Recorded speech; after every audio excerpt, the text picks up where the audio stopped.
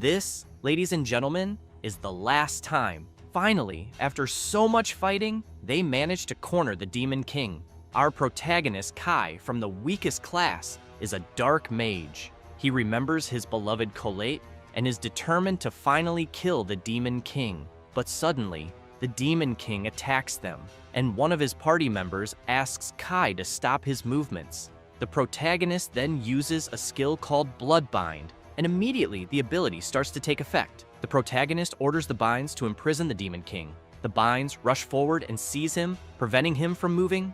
Kai then yells for Ares to finish the blow. Ares smiles and advances, brandishing his sword. Out of nowhere, he plunges his sword into Kai, his older brother, making him vomit blood. With the strike, he manages to pierce both his brother and the Demon King. Kai, stunned, asks why his brother did that.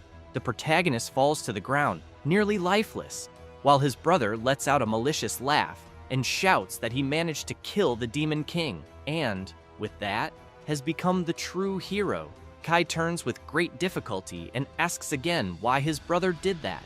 Ares, a stronger class hero, retorts, asking why Kai is surprised. He continues to smile uncontrollably and says that having a shitty dark mage for an older brother was disgraceful, emphasizing that Kai was too presumptuous to try to steal his glory. Johann, a high-class saint, also comments that having an evil dark mage as a companion in the best classes, even if it was a trial sent by God, was still too absurd. Kai, fallen and unable to do anything, asks what they're talking about and emphasizes that he always used his dark magic to help them. The redhead, hearing this, laughs uncontrollably. Her name is Elsa, an arcane swordswoman of ultra-rare class. She points out that Kai was really damn presumptuous and that his class is horrendous. Kai, disappointed, thinks he worked hard for the past 5 years to get there, and now he was just one step away. He begins to remember the past. When they turned 15, everyone receives a special ability from God called a class. That day, Kai received the Dark Mage class, a class specialized in dark magic, hated for having more affinity with demons than with humans, being the weakest among all dark attribute classes. It is known by everyone as a failed class. Elsa, stepping on the protagonist's head, says that despite everything, they would still treat trash with that class as human, but his share would decrease if he came back alive, so it would be better for him to die already. Ares holds the sword, still stuck in his brother, and cruelly twists it, saying that with that, sweet Colette will be his. The protagonist screams with all the pain and hatred he was feeling. He remembers the past again, when his beloved Colette's father told them that the Dark Mage and Saint classes don't match, so the engagement would be broken off. Colette screamed, saying no, that was an exaggeration, and that she loved Kai. Her father ignored her and ordered her to say goodbye to him, as that would be the last day he would allow them to have contact. She, speechless, passed by the guards, disappointed, and began to remove her bracelet. She gave the bracelet to Kai and asked him to keep it. The two looked at each other, filled with sadness, and still holding Kai's hand, she said her final farewell. Kai felt shattered by it. Colette turned around and said that one day they would meet again, and that was a promise. Returning to the present, Ares continued laughing compulsively. He approached the protagonist and said she asked him to kill him, and so did their father. Their father was the strongest knight of the Sacred Kingdom and trained several fearless heroes. He is the head of the prestigious Austin family. Kai remembered his father saying they didn't need a filthy dark mage in the family, but if he participated in the subjugation of the Demon King, he would allow him to return to the Austin family. Kai, confused, asks about subjugating the Demon King. His father also said he would ensure that Kai rekindled the engagement with his childhood friend, Colette. Shortly after that, Colette was confined to a room in the royal palace and used to cast a large barrier to protect the sacred city. If Kai defeated the Demon King, she would be freed and they would marry, living a happy and peaceful life together. Kai remembers all the effort he put in to restore his father's trust and win Colette back. killing monsters and overcoming all challenges until he finally reached conjuring level 999. And yet, back to the present, his brother sarcastically says it's a shame. The older brother was killed by the Demon King, and the younger brother survived because he was unbeatable. As life fades from his body, Kai concludes that he was just a pawn in the hands of Ares and their father. He curses, unable to accept it all. Ares, holding the sword, says that finally, Kai won't be a bother anymore. He tells his brother to rest easy, as he will take good care of Colette so he can die in peace. The protagonist, trembling, reflects that if he had known this would happen, he would have run away with his beloved far away, without caring about others or common sense. He would have just pursued happiness. Suddenly, he remembers the bracelet and hears his beloved's voice asking him not to die. Kai laments everything, wishing he could have seen Colette one last time. On a sunny day, birds are singing at the window, and a voice appears. Kai, how long are you going to sleep? Suddenly, the protagonist wakes up. He gets up, astonished, wondering what the hell happened. He feels short of breath and starts sweating cold. Noticing that Colette is there, he becomes confused, thinking she should be imprisoned, and wonders what she is doing there. Colette asks what happened, as he looks startled and covered in sweat. The protagonist doesn't answer. He only tries to understand why he is there, and without any injuries. Suddenly, he screams, asking what is going on, and the young woman, with a sweet expression, simply replies, "Good morning, Kai." Completely confused and still sweating cold, Kai looks at his beloved, thinking that something is strange, as she should be in her 20s now, but she looks younger. Colette, with a concerned expression, comments that he's still half asleep and reminds him that today is an important day for them. She asks if he's okay. The protagonist, covering up, apologizes and says he's still a little drowsy. Suddenly, seeing his reflection in the mirror, he is shocked to realize that he too looks younger. The young woman asks him to wake up once and for all, saying with all the excitement that today is the day of the class revelation ceremony, and she's looking forward to it. While Kai remains completely astonished, he asks if the ceremony is really today. Grabbing her shoulders, he asks what year it is, leaving her startled. Getting very close to her, he desperately asks if he is not yet a dark mage, leaving the young woman speechless. The protagonist wonders if this is a dream when suddenly, Colette pushes him back and awkwardly says he was too close. Kai apologizes for that and continues pondering if this is a dream or if he has gone back in time. The protagonist raises his arm and is shocked to realize that he still has the heraldry. Colette is also astonished and asks if that is a heraldry and why he already has a class. Kai reflects that if he really went back to the past, he shouldn't have a heraldry yet, as it's only received after the class revelation ceremony. Out of nowhere, Kai asks to display status, and the status screens open, indicating class, Dark Mage, level 999, skills, none. Kai concludes that his status remained the same as before his death. Suddenly, he notices the message, status locked, second entry. He is left speechless by that. The protagonist thinks that crazy things have been happening one after the other, and that there is only one thing he understands so far. At this very moment, he is in the past. He wonders if this is some kind of magic, but quickly changes his mind, as it's beyond any existing type of magic, and no one could do something like this, not even the Demon King. However, he remembers hearing Colette's voice before losing consciousness. Suddenly, Colette calls him back to reality, asking if he's okay since he seemed lost in thought. She asks again about the heraldry. Suddenly, the bracelet starts to slip off the bed, falling to the floor with a noise. Colette notices and quickly picks it up, saying she thought she had lost it, but it was there the whole time. Kai remembers the bracelet and Colette's words when she gave him the jewel. "I promise we will meet again." Suddenly, Kai gets up, thinking that he finally understands. Looking at his beloved, he deduces that her bracelet held the power of the saint she possesses. He starts laughing to himself, leaving the young woman confused. Out of nowhere, he hugs her, saying it was all her. that now he knows what will happen and he can change the future. Colette, still confused, asks if he is a dark mage. The protagonist doesn't respond, only thinking that he can prevent Colette's imprisonment and her death. Still hugging her, he says that he will never let anyone take her from him again. The young woman widens her eyes, surprised, and asks what he is talking about.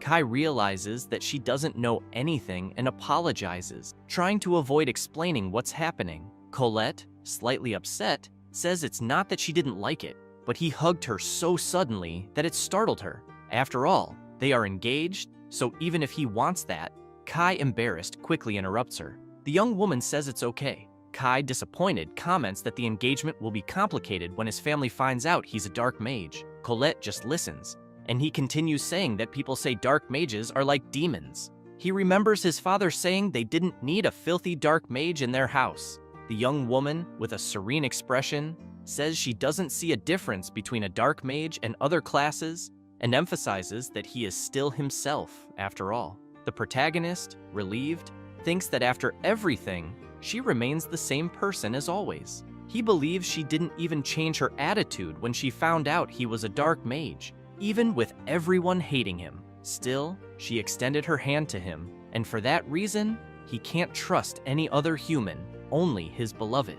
The protagonist begins to approach her, telling her not to be scared by what he's going to say. Colette, concerned, asks what happened. Kai shows his hand, explaining that he came back 5 years from the future, and now, the man before her is a level 999 dark mage. In shock, she replies, questioning him about being from the future and about that absurd level. He turns and says he will show her proof. The protagonist begins to use magic on his finger, which soon envelops the whole room, and he proclaims for the archdemon to rise from the depths. Suddenly, a giant demon appears with a terrifying roar. Colette almost faints upon seeing it and asks how that's possible. The demon continues with a frightening aura, making a horrible noise. Kai, still casting the spell, explains that level 999 dark mages can make pacts with high-level demons like archdemons. He remembers that the pact he made for the first time is still active, which shows that he will be able to use all the dark magic he learned without difficulty. The most important thing, this proves his theory was correct. Looking at Colette, he thinks they dreamed of meeting again, and the dream came true. However, he needs to hurry because there's no more time, as the class revelation ceremony is today, and the Demon King is born today. The giant demon kneels before the protagonist, leaving the young woman terrified. The demon asks Kai please to give him an order, and Kai, with his power, gives a slight smile. The protagonist, with magic at his fingertips, turns around and apologizes for scaring Colette, explaining that it was proof that he really is a level 999 dark mage. With a smile, she replies that yes, she believes him, and that she never doubted him, since he's not one to lie, but she admits that it scared her. Suddenly, Kai calls her, and taking her hands, he says that he's heard that not even 10 holy knights could defeat an archdemon. He also mentions that dark mages can't learn skills, but in return, they can master all types of magic and use many powerful spells. Colette finds it all incredible. The protagonist loses some of his excitement, and remembering his beloved in prison, he says she needs to listen carefully to what he has to say. She looks at him attentively. Kai explains that today she will receive the class of Saint, and Ares will receive the class of Hero. Excited, she says that another hero will be born in the Austin family, but the protagonist quickly interrupts, saying that this is a bad thing because if Ares becomes a hero, suddenly someone appears at the door. It's Ares himself, asking if his brother called him. The protagonist looks suspiciously at him, and both are shocked. Ares, curious, asks where the archdemon is. Kai and Colette are nervous about the situation, and as Ares approaches, the protagonist quietly asks if the archdemon has already left. He looks at the ground and notices that it's gone, while Colette remains tense. Ares asks what archdemon his brother is talking about, and questions if his brother was talking behind his back. He comments that it's pathetic for a hero candidate to talk about others. Colette, irritated, responds that Kai wasn't talking behind his back. Aries approaches her and whispers in her ear, asking why, instead of staying with Kai, she doesn't stay with him. The protagonist immediately pushes him away from her, shoving him back, and with a serious look, tells him to leave. Aries immediately starts drawing his sword, asking what will happen if he doesn't want to leave. The protagonist doesn't back down and steps forward. He gets close to the portal through which the demon is summoned, and his hand begins trembling, eager to summon it. His brother notices the trembling hand, but unable to see that he is wielding power, comments that he's trembling in fear. The two glare at each other with hatred, while Colette grows nervous about the situation. But suddenly, someone arrives asking for permission to speak. It's a servant, informing Aries that the Duke is calling him. Aries quickly turns around and, sheathing his sword, says he's on his way. The protagonist feels relieved, and Colette remains scared. Kai calls her to leave as well, and the two depart, leaving Aries alone. In another place, they feel calmer, and the young woman smiles, relieved. Meanwhile, Aries remains filled with anger. Walking through the city streets, the protagonist comments that going out into the city and seeing so many people makes him feel nostalgic. Colette responds that it must have been a long time for him. Suddenly, someone calls him Kaisama, and he, confused, remembers that in the past, people used to respectfully address him that way. A cheerful merchant thanks him for dealing with Gorotsuki the other day. Walking through the market, Kai realizes that no one here knows he's a dark mage yet. Continuing their walk, the young woman tells him that everyone here likes him because he's always worked hard. She looks at him with admiration. Upon arriving at a park, the protagonist says they need to continue their conversation, and she quickly agrees. He continues by saying that later, at the ceremony, Aries will receive the class of hero, but soon after, he will make a mistake, as all heroes do. And because of Aries, the Demon King Griselda will be born, and in just 3 days, the Sacred Kingdom will fall. Colette can't believe what she's hearing, and the protagonist emphasizes that, to be precise, the kingdom will remain, but half of the people will die, and to protect what remains of the sacred city, a great barrier will be conjured. But to maintain the protection, she will be imprisoned in the royal palace. And on top of all that, he will receive the class of Dark Mage, which will lead to his exile from the Austin family, resulting in their separation. Colette, desperate, says she doesn't want that, emphasizing that she wants to stay with him forever. The protagonist is astonished to hear that, and with a smile on his face, asks if she accepts to go with him, saying they will live together. Colette turns red as a beet, and with a trembling voice, asks if that was a marriage proposal. She runs to hug him, saying she is very happy and that they will be together forever. While embracing her, the protagonist thinks that in his first life, he was very foolish, as he should have done this from the start. With a regretful look, he realizes that he should have given her that hug a long time ago. Sometime later, Colette is already mounted on a horse, and the protagonist asks her to hide in the village of Lacus for a while, as the chaos of the war won't reach there. She must arrive at the village within 3 days. Worried, she asks if he won't go with her. The protagonist bites his lips and says he needs to stop his brother Aries and prevent the birth of the Demon King. Colette says she understands because that's what is expected of her fiancé, always doing his best to protect others. She then departs, waving her hand and saying she'll be waiting for him. Kai, smiling, says he will resolve everything there and soon meet her, and closing his eyes, he says it's a promise. But he thinks that, in truth, his fiancé is wrong because he isn't doing it for the good of everyone, but for his own good. He will save Griselda from his brother Aries before she becomes the Demon King, and start a relationship with the demons, as their help will be essential to face his future pursuers. After all, he discovered that, in reality, the battle wasn't against the Demon King. He remembers Griselda, the Demon King, furious after finally finding the enemy of her friend Sasha, while the confused hero didn't even know what he had done, leaving Griselda even more enraged. The protagonist reflects that no one would have imagined that the bringer of peace, the hero, would cause the destruction of humanity, and If he manages to save Sasha, Griselda's friend, maybe he can prevent her from becoming the Demon King. With frightening and fully concentrated power, Kai says that now his rebellion against fate will begin. Sometime later, descending a dark staircase, Ares holds a whip in his hand, saying this is the last time he will ask. With her hands chained, a woman spits blood, which was already spreading across the floor. It was Griselda, completely wounded by Ares, who commands her, kill Kai. He looks directly into her eyes and orders again that she kill Kai. The young woman, even in that situation, doesn't back down and insults him, saying she doesn't take orders from filthy scum like him. Ares then whips her once more, saying that apparently she still hasn't learned what happens when she disobeys his orders. Griselda endures the blows firmly, and noticing her shackles, realizes they are for magical restraint. She says that if it weren't for them, Ares would already be dead.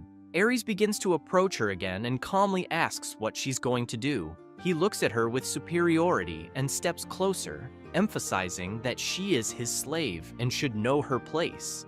Extremely irritated, he orders her once again to kill Kai at that moment, emphasizing that the prophecy says the hero will arise that day, and it will probably be his bastard brother. Ares remembers Khalit and Kai together, and comments that if Kai truly becomes a hero, Khalit will definitely marry him. Angry, he shouts that it would be absurd, and that he will not allow it, leaving the young woman frightened. He continues, saying that Khalit and the hero class must belong to him. Ares starts explaining that a hero possesses overwhelming fighting power, a light attribute chosen as the strongest by God, and being special is a hero's privilege. He can enter others' homes without permission, steal, break property, and everything classified as a hero's privilege is allowed by law. Enthralled by the idea, he asks if that isn't amazing, emphasizing that no one can oppose the only existence capable of defeating the Demon King. Excited, he continues commenting that if he becomes a hero, he can take any woman he wants. Imagining the women, he salivates, saying he really wants to be the hero. He remembers his brother and shouts that if he kills Kai, he will surely receive the hero class, and that was his last chance. Griselda listens to everything and responds that there is no honor in that, and calls him filthy for only thinking about the women he could get.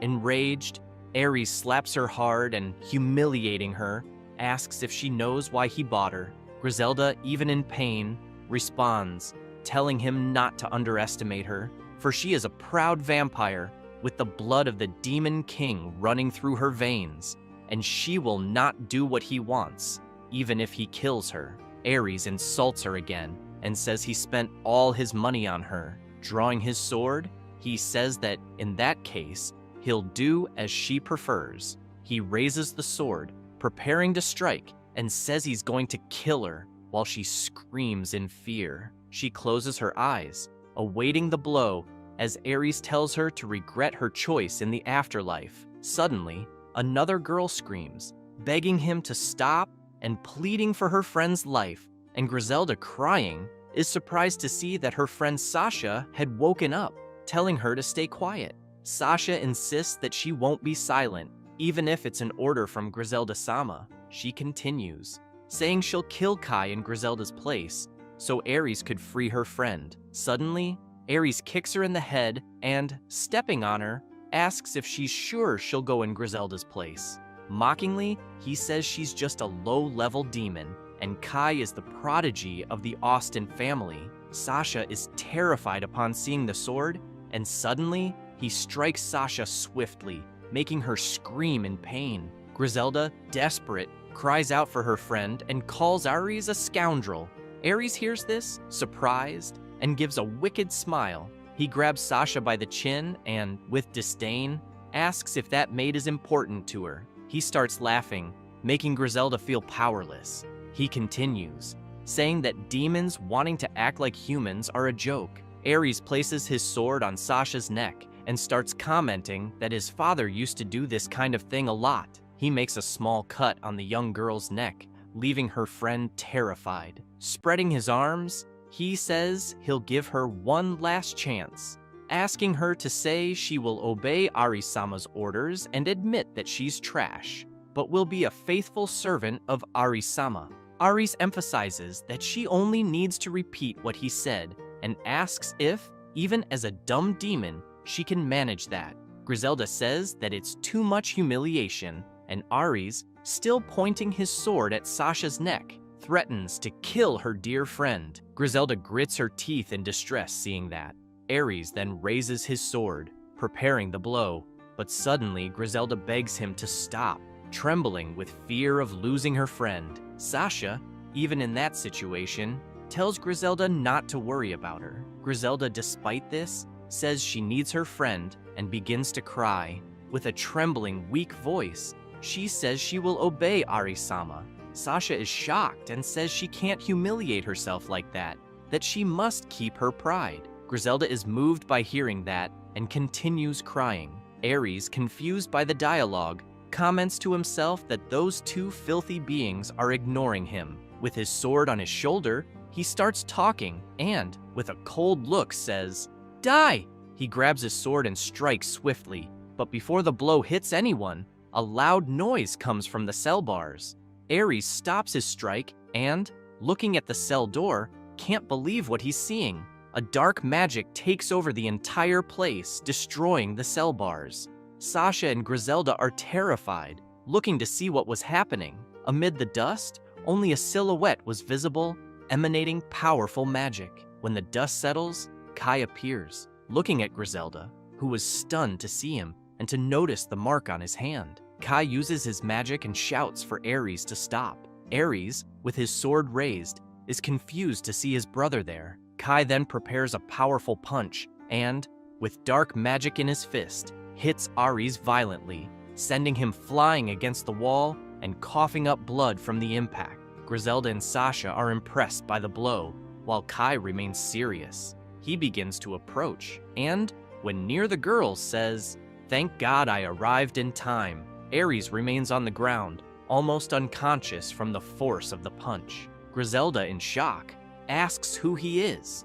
Kai notices her pointed ears and says that she's probably Griselda, asking if a little girl like her would really become the Demon King. Griselda, confused, wonders about this Demon King and asks what he's talking about. Looking at the other young woman, Kai asks if she, then, is Sasha. The young woman, nearly fainting, calls out for Griselda. The protagonist, seeing that, wonders how his brother could have done such a disgusting act. Griselda, still not understanding anything, asks Kai how he knows their names, but Kai immediately asks her to wait a bit. He raises his hand and proclaims a black healing magic. He casts the magic on Sasha, who immediately begins to heal. She closes her eyes, feeling the relief of the healing in her wounds. Griselda, in shock, exclaims that he healed all her wounds at once, and Kai, focused, says that he will also heal her wounds.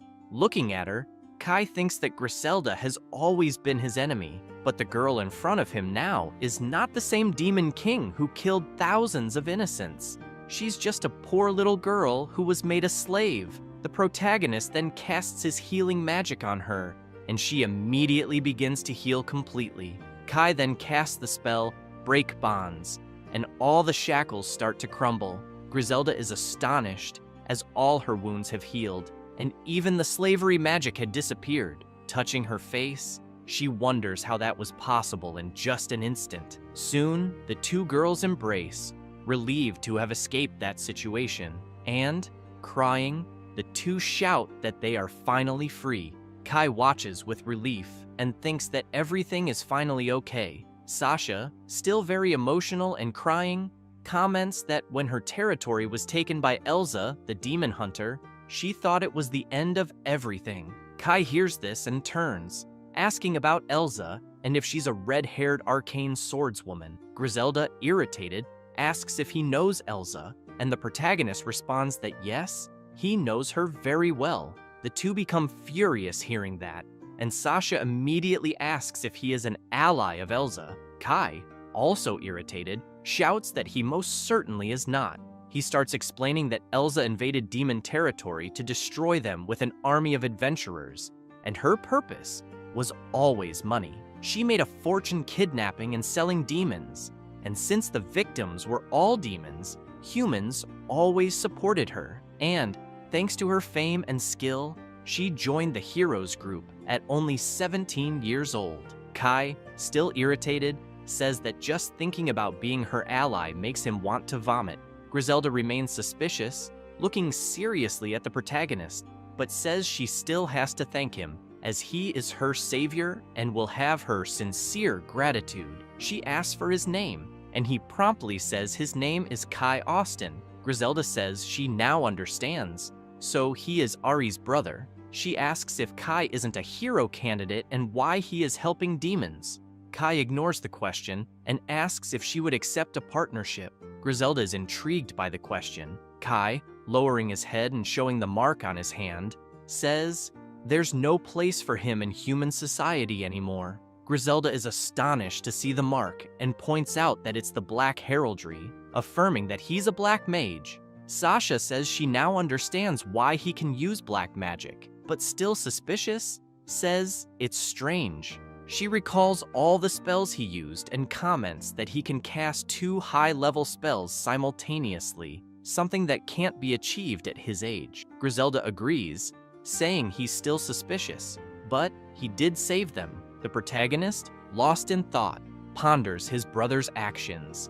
Sasha, with a suspicious look, calls her friend. Griselda, determined, says it doesn't matter, she trusts him. Sasha then starts telling the protagonist that Ares wanted to kill him to get the hero class. Kai is shocked to hear that, and, looking at Ares, who was still battered from the punch, wonders why he's been trying to kill him all this time. Griselda proudly says that obviously she refused to obey Ares' orders, as true demons wouldn't participate in such filthy acts, and her friend Sasha applauds her for her beautiful words. She laughs, proud of her friend, who gets embarrassed. Griselda continues, saying that if Kai hadn't shown up, she would have lost a very important friend. Kai remembers the Demon King and thinks he'll never forgive his brother and that he has finally found Sasha's enemy. He looks to the side and sees the cheerful girls. Kai realizes he finally understands everything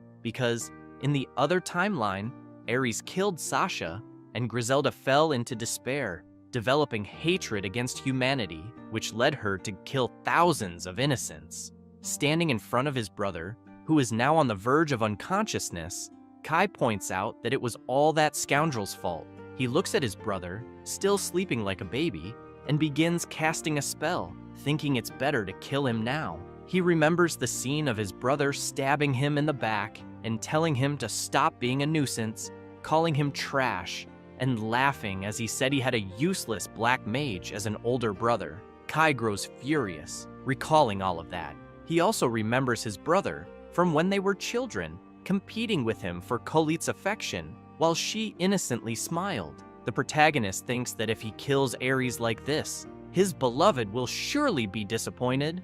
Suddenly, Griselda calls out to him, asking what he's doing. Kai closes his eyes and starts analyzing the situation, leaving Griselda intrigued. The three stand there in front of Ares, and suddenly the protagonist hits his own forehead, invoking a spell which confuses Griselda. Suddenly, a creature forms on the protagonist's forehead, and the creature starts moving, and out of nowhere enters Ares' mouth. Griselda and Sasha are astonished by this, and Sasha screams that the thing went into his mouth. Griselda asks if it was a curse, and the protagonist replies that she hit the nail on the head. Soon, the curse begins to take over Ares, and his face starts changing color. Griselda, curious, asks what kind of curse Kai used. Kai just watches his brother, who remains still, and says it's a curse that will turn his life into a living hell. Sasha asks about turning Ares' life into hell, and the protagonist quickly replies that she'll understand soon enough. The curse continues to take over Ares, and Griselda approaches him to get a closer look. She is impressed by the curse and says it is splendid. Sasha, a bit nervous, comments that not even demons have mastered that kind of dark magic, and that this Kai is becoming more and more suspicious. Kai feels a bit awkward and starts sweating, unable to explain himself. Suddenly, he begins to notice the girls, and when he sees Griselda's short dress and the low neckline of Sasha's large chest, he blushes and says they need some clothes. Both of them get embarrassed and start turning red as well. Kai then proclaims a dark magic called Wallach's wardrobe, and a sort of portal appears. Kai puts his hand inside and says there should be something for them to wear. He then pulls out some clothes and, showing them to the girls, says it would be better if they changed somewhere else. The two then start going upstairs. Once in a room, Griselda, with her arms raised, tells Sasha she can dress herself, and Sasha asks Kai to please wait in another room. The protagonist feels embarrassed and tells them to relax, as he won't look at anything. He turns his back and starts thinking that it's almost noon, and soon his brother will receive the hero class, and all the damage he's taken will be completely healed thanks to the hero class, except for the curse he cast. Kai begins to walk, thinking that the real problem will actually be the sacred sword. Soon, Griselda calls him, and he promptly looks. She is delighted with the dress and feels great wearing it. Gratefully, she says it's the first time she's worn something like that, and Kai, smiling, responds that she looks beautiful. She immediately blushes and shyly thanks him for the compliment. Sasha soon appears and, disappointed, says she can't believe Kai made Griselda wear a maid's outfit. Griselda, on the other hand, excited, says that Sasha looks beautiful in the dress too, and Sasha thanks her. The protagonist interrupts the two, asking if they could give him a moment of their attention. They both promptly look at him attentively, and he says he has something he needs to explain to them. They sit down, and after the protagonist explains everything, Griselda is shocked and asks if it's true, all that he said about coming from 5 years in the future, and that she was the Demon King. Kai explains that it wasn't just that, and continues saying that he was killed by his brother in the future and betrayed by the hero's group. Completely nervous as he recalls it, the protagonist says that's why he doesn't trust the hero or any humans anymore. Sasha, remembering the healing magic she received, says that now she understands why he has those magical abilities. With a serious expression, she continues, saying that the fact that Griselda turned into the Demon King is quite credible. Griselda turns to her, surprised to hear that. With a confident smile, Griselda says that if Kai were trying to trap them, he probably would have come up with a better lie, and besides, he saved them in the first place. Kai feels embarrassed by this, and Griselda continues, asking what he's going to do now. With determination in his eyes, Kai says that now he will destroy Elsa. Griselda is astonished to hear this, and quickly asks if it's true.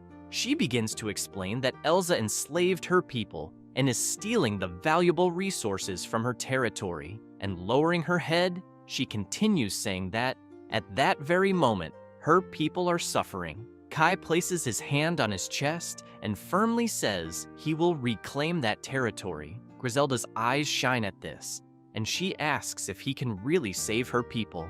Kai simply nods in agreement. She starts crying with relief and, barely able to speak, says she's so happy because she will be able to honor her late father. Sasha, also crying, agrees with her friend. Kai, with clenched fists, asks if, in return, they can allow him and Khalid to live there, explaining that Khalid is his fiancé. Griselda appears somewhat disappointed and comments that now she understands what he meant when he asked for a partnership, adding that if it's just that, they can live there peacefully. Kai mentions that Khalid will receive the Saint class today. Griselda can't believe what she hears and responds that if he runs off with the Saint, the Sacred Kingdom will send an army after him. Kai retorts that he will handle it alone, and, in the future, if the Sacred Kingdom attacks them, he will...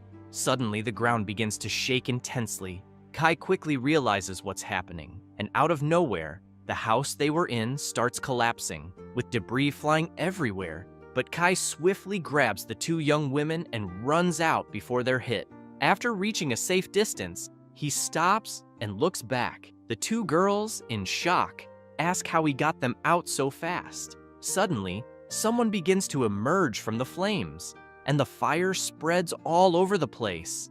Kai says the time has come and asks them to stay behind him. Griselda is terrified by the situation, while Sasha holds her, trying to calm her down. Griselda, scared, asks if he was really that fast. The house quickly becomes just a pile of burning rubble, and from the midst of the flames, someone emerges with a horrifying smile. It's Ares, laughing uncontrollably, asking how Kai is doing. Kai remains serious, determined, and as he starts to prepare his magic, he greets his brother. Ares, still smiling, says his brother seems angry, but suddenly he notices the heraldry on Kai's hand and is stunned. Looking closely at the mark, he asks if he really is a black mage, and showing his own heraldry to Kai, says it's a shame. The hero candidate Kai ended up with the worst class possible, and, proudly displaying his heraldry, Ares says he received the hero class. The protagonist begins to think that this heraldry and the vital resurrection ability completely healed Ares. Ares, grinning, says he's beaten his brother, and now it's his time to shine. Griselda, outraged, says that it's unacceptable for trash like Ares to be the hero. Ares, the messenger of chaos, comments that his brother knocked him down earlier, and now he's going to return the favor. Displaying his heraldry again, he says he didn't expect to receive it. Ares then proclaims, summoning the sacred sword Durandal, and a giant lightning bolt appears in the sky, striking right on him. Ares then reveals his sword, which is enormous and powerful. He says that it is the hero's sword, proof of his worthiness. The protagonist just watches silently. The girls are in shock at the sight of the sword, and Sasha comments that she can feel an overwhelming amount of magic emanating from it, while Griselda says that perhaps even Kai isn't a match for that sacred sword. The protagonist is furious upon realizing that the sword, Durandal, is the same sacred sword that killed him in his previous life. Ares, still laughing, says that Kai can start crying and begging for forgiveness, but Kai, calmly, points out that his brother is pointing a sword at him. Ares asks if he still hasn't realized the difference between them, a black mage and a hero, and, pointing his sword, he says that no one can defeat the all-powerful sacred sword. He tells Kai to repent for challenging the absolute representative of justice, the hero. The protagonist then begins to walk toward him, telling Ares to stop the nonsense and get ready for a fight. With a fiery look in his eyes, he exclaims that he's going to show Ares what hell really is. Ares is astonished to hear that from a mere dark mage. Kai then looks at him and nods, calling his brother to the fight.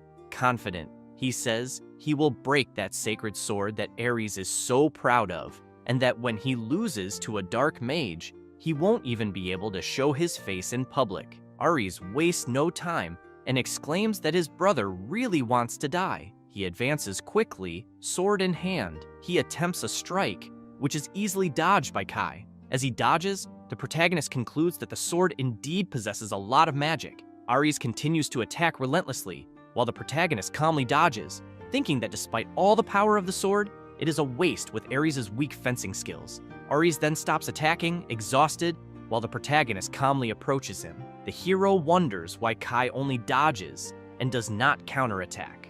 While reflecting, the protagonist realizes that even though his brother is the hero, in the end, he is still at level 1. Suddenly, the protagonist hears a notification sound, and while dodging another attack, a notification alerts him that he received a hidden class in his past life called Black Star. Kai is dumbfounded by this and wonders what that hidden class is. Suddenly, Ares comes flying to attack Kai, who is distracted reading about his hidden class. The notification says that this is a special class available only to those who mastered the Dark Mage class in a life, and the Black Star class allows him to learn all dark attribute skills. Kai continues to read calmly, while his brother persistently tries to strike. The system says that if Ares commits evil acts, he will earn evil points to exchange for skills. The protagonist then realizes that he needs to be evil to get the skills. Suddenly, another notification appears, congratulating him, which surprises Kai. The system says he committed a wonderful evil act and will receive 1,000 evil points. Kai doesn't understand why he received the points, as he doesn't remember doing anything malicious. The system explains that he helped demons and turned against the hero. Dodging another blow, Kai understands why he received the points and says he's okay with that. The system then announces that it will show the currently available skills to compare. In the skill menu, summoning the demonic sword costs 1,000 points, Deathbearer costs 500, Shadow Clone 300, Dark Mind 100, Wave of Darkness 100 points, Blood Violence also costs 100, and Life Absorption also 100. Kai is amazed at the options and doesn't think twice. He uses the summoning of the demonic sword. The system alerts him that he spent 1,000 points to acquire the skill. Throughout all this, Ares was still trying to hit Kai, and annoyed, he asked the protagonist to look at him. Kai replies that he is too slow, and thus it will be difficult to hit him. Ares, even more irritated, calls him cursed. Suddenly, the mark on Kai's hand begins to emit a dark energy, and he summons the demonic sword, Tilfing, causing the ground to tremble and begin to open. Out of nowhere, a sword emerges from the crack in the ground with an absurd dark energy, leaving Ares in shock. The protagonist picks up the sword and reflects that now he understands why that sword is the favorite of the Demon King Griselda. He remembers that that sword scales the user's attack based on his dark magic, being the perfect weapon for him, who is a dark mage at level 999. Ares, frightened by all that power in front of him, with a trembling voice, asks what evil sword that was. Kai lifts his sword and looks at it closely, realizing it is absorbing his magic. The sword begins to emit a terrifying magic, and the protagonist concludes that this sword is indeed greedy. Griselda and Sasha are in shock watching this, and Griselda says that it is certainly the demonic sword of her father. Ares, scared out of his wits, wonders about that demonic sword. Kai then moves his sword from side to side quickly, leaving Ares even more confused. He, smiling, asks what the protagonist is trying to attack. With just that movement, Kai cut absolutely everything in the path of his sword, and Ares, turning around, notices that everything behind him has been destroyed. Kai, looking at the sword, says he still doesn't know how to control all its strength. Ares, astonished by all that power, begins to scream, asking what that was and what ability it was. The protagonist, looking attentively at the sword, thinks that, in fact, the sword is converting his magic into destructive power. Out of nowhere, Ares, who is scared, begins to laugh, and chuckling, says that Kai had scared him for a moment. He asks if Kai had forgotten the strength of the attributes. He explains that the attribute of the sacred sword is light, and of the demonic sword is darkness. And when a light attribute fights against darkness, its power doubles. Ares then prepares for combat and, pointing his sword, says that there is the proof as the light attribute of his sword, Durandal, is becoming increasingly intense. Kai thinks that the sacred sword is really very powerful. Ares, confident, says he will show his brother the true power of the sacred sword. The sacred sword emits a thunderous energy, shining intensely. Kai is not intimidated and calls his brother to the fight. Ares, furious, yells for his brother to die and launches the attack using the final cut skill. Suddenly, a huge energy begins to move towards the protagonist. Sasha covers her eyes with the intensity of the glow, while Griselda is astonished by the gigantic amount of magical power and asks Kai to dodge it. The energy comes inches from Kai, and only a huge explosion is seen. When the dust settles, only the damage on the ground is seen, leaving Sasha and Griselda apprehensive about Kai. Ares sighs in relief and starts to laugh, saying that not even a piece of his brother remains to tell the story. He continues saying that from today on, this will be his era and everything will be his. Money, status, honor, and everything else. Licking his lips, he says that the women will also be his, including the wonderful Colette. Griselda falls to her knees, shaken, saying that Kai cannot have died like that. Ares looks at her and says that, by the way, they should be running at that moment. Sasha also kneels and hugs her friend, while Aries says that now it's their turn. Suddenly, Kai appears out of nowhere, thinking he was waiting for that moment. With blood in his eyes, he asks if his brother really thought he had already won. Aries almost has a heart attack, unable to believe what he is seeing.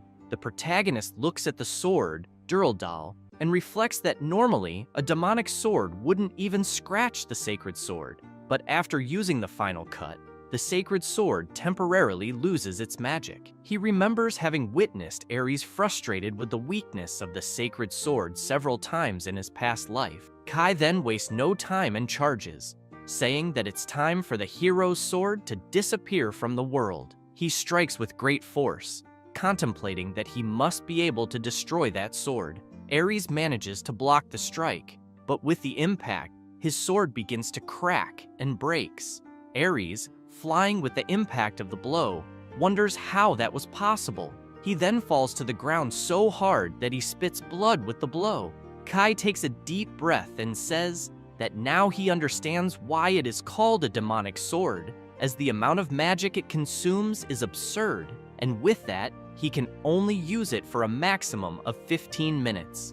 The protagonist reflects that if he had used it at level 1, he would have killed himself instantly. He realizes that the hidden class Black Star he gained in this second life will be quite problematic. Suddenly, a notification sounds, and the system congratulates him for having destroyed the sacred sword and defeated the hero. The system alerts that he will receive 3,000 evil points. The two girls feel relieved with Kai's victory. Griselda screams happily that he is alive and has managed to defeat that guy. The protagonist looks at them and smiles, picking up his sword. The three go to where Ares, who remains motionless lying on the ground, and Kai comments that he is still breathing. Griselda looks confused at the hero and asks if he will not wake up anytime soon. She thinks they don't need to worry, as his vital revitalization can only be used once a day. Suddenly, the curse that Kai had placed on his brother begins to activate. Griselda, excited, screams, warning the others. The curse starts to approach the hero's mark, and the protagonist explains that every time Ares tries to hurt someone, the curse will transform the heraldry of light into heraldry of darkness. As the curse transforms the mark, Kai continues explaining that the heraldry of light is proof of a hero, and it requires honor and glory, the opposite of the heraldry of darkness. In that scene of destruction, the protagonist says that from now on, Ares will be known as a false hero, and this will also be the ruin of the Austen family's reputation. He emphasizes that this is his revenge against Ares and his father, and also against those who took his life. And with that curse and the destruction of the sacred sword, the hero Ares dies there. The day begins to dawn, and Kai comments that soon that place will become busy. Out of nowhere, Griselda approaches him, calling him Kai-sama. The protagonist is confused about the sama, and Griselda says that now that he has destroyed the sacred sword and defeated the hero, no one can deny it. With a determined look, she says that Kai-sama is the hero of the demons, the new demon king, leaving the protagonist startled by those words. At the same time, in a calm field, Colette's horse stops to drink water, while she wonders what Kai must be doing. A small demon responds, saying that she doesn't need to worry, as he must be preventing the birth of the demon king. Colette says she just hopes he doesn't get hurt, and the demon emphasizes that no one in this world is a match for Kai-sama. With the demon in her lap, she calls him Archdemon San, and says he's right. She comments that she was surprised when she saw that he could get so tiny. The small demon begins to fly, and explains that that form is just a disguise, and he can definitely protect her fully. Colette, enchanted, says that his wings are very cute. San suddenly notices people coming down the road, and says that they are the holy knights from the capital, so they must hide. Colette asks why, and the demon explains that upon noticing that the most powerful saint has disappeared, they must have sent knights to look for her. Concerned, she says she understands. Colette lowers her head, asking in her thoughts for Kai to hurry. Meanwhile, Griselda was calling Kai the Demon King, which leaves him speechless. Astonished, Kai asks if he is the Demon King, which she promptly confirms. The protagonist pushes the young woman away, asking her to calm down, and explains that just because he can use the demonic sword doesn't mean he is the new Demon King. Griselda asks what he was talking about, and with eyes shining fascinated, she says that the invocation of the demonic sword is a skill reserved only for those with the class of Demon King, and that was proof that cannot be denied.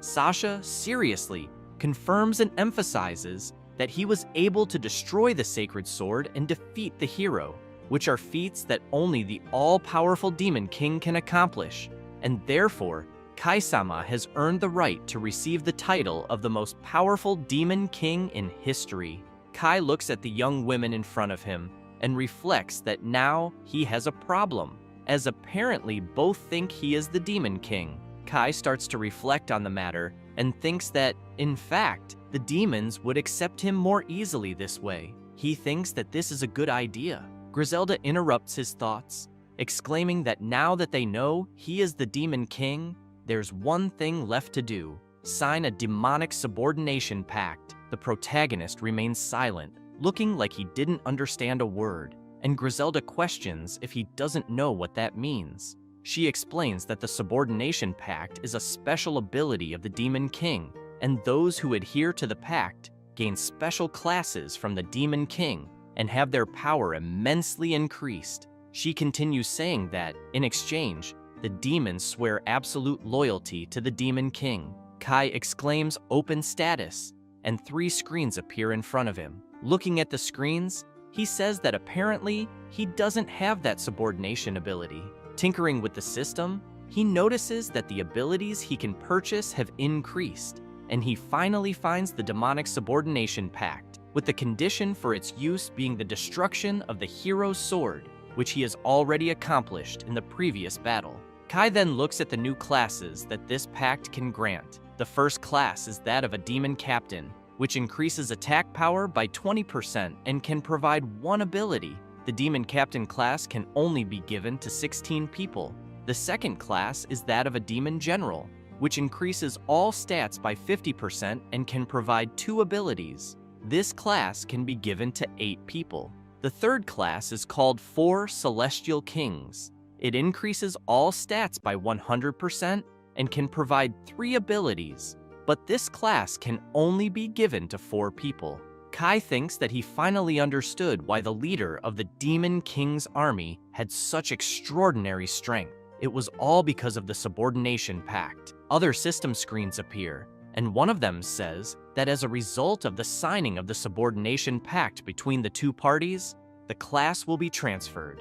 The class can also be removed if the pact is destroyed. The system also makes a note that death will come to those who rebel against the Demon King.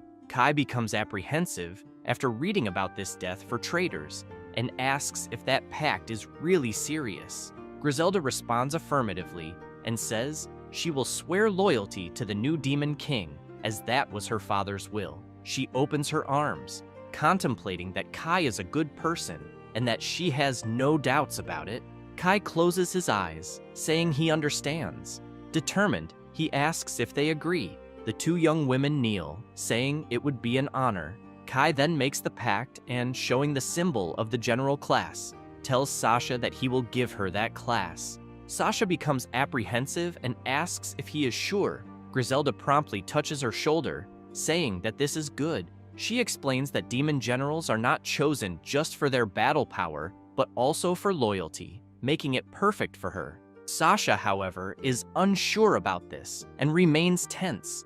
The protagonist then asks if she accepts. She closes her eyes and, firmly, pleads for Kai-sama to grant her the glory of being a demon general, and she will give him her absolute loyalty.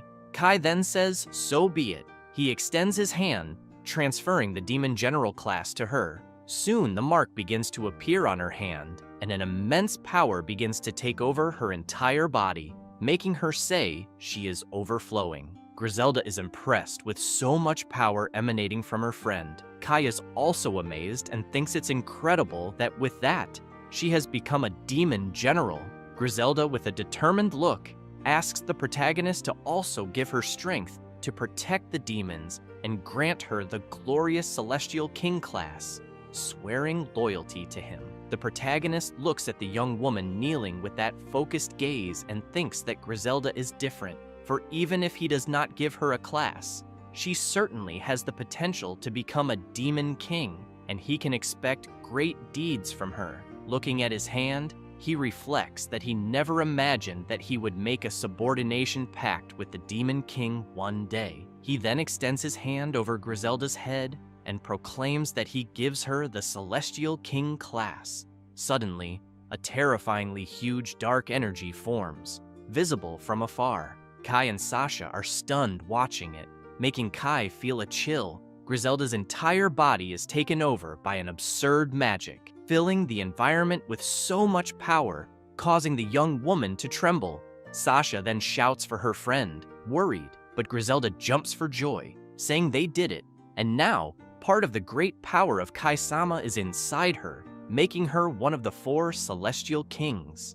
The protagonist just observes admiringly, thinking that this is expected of the Demon King Griselda. Sasha gets excited and congratulates her friend, who responds proudly that they managed to escape the hero and even became servants of Kai-sama. Sasha seems a bit upset and comments that she also hopes to be useful. Griselda promptly shouts that yes, and stresses that they will become even more powerful and will build a new world of demons with the protagonist.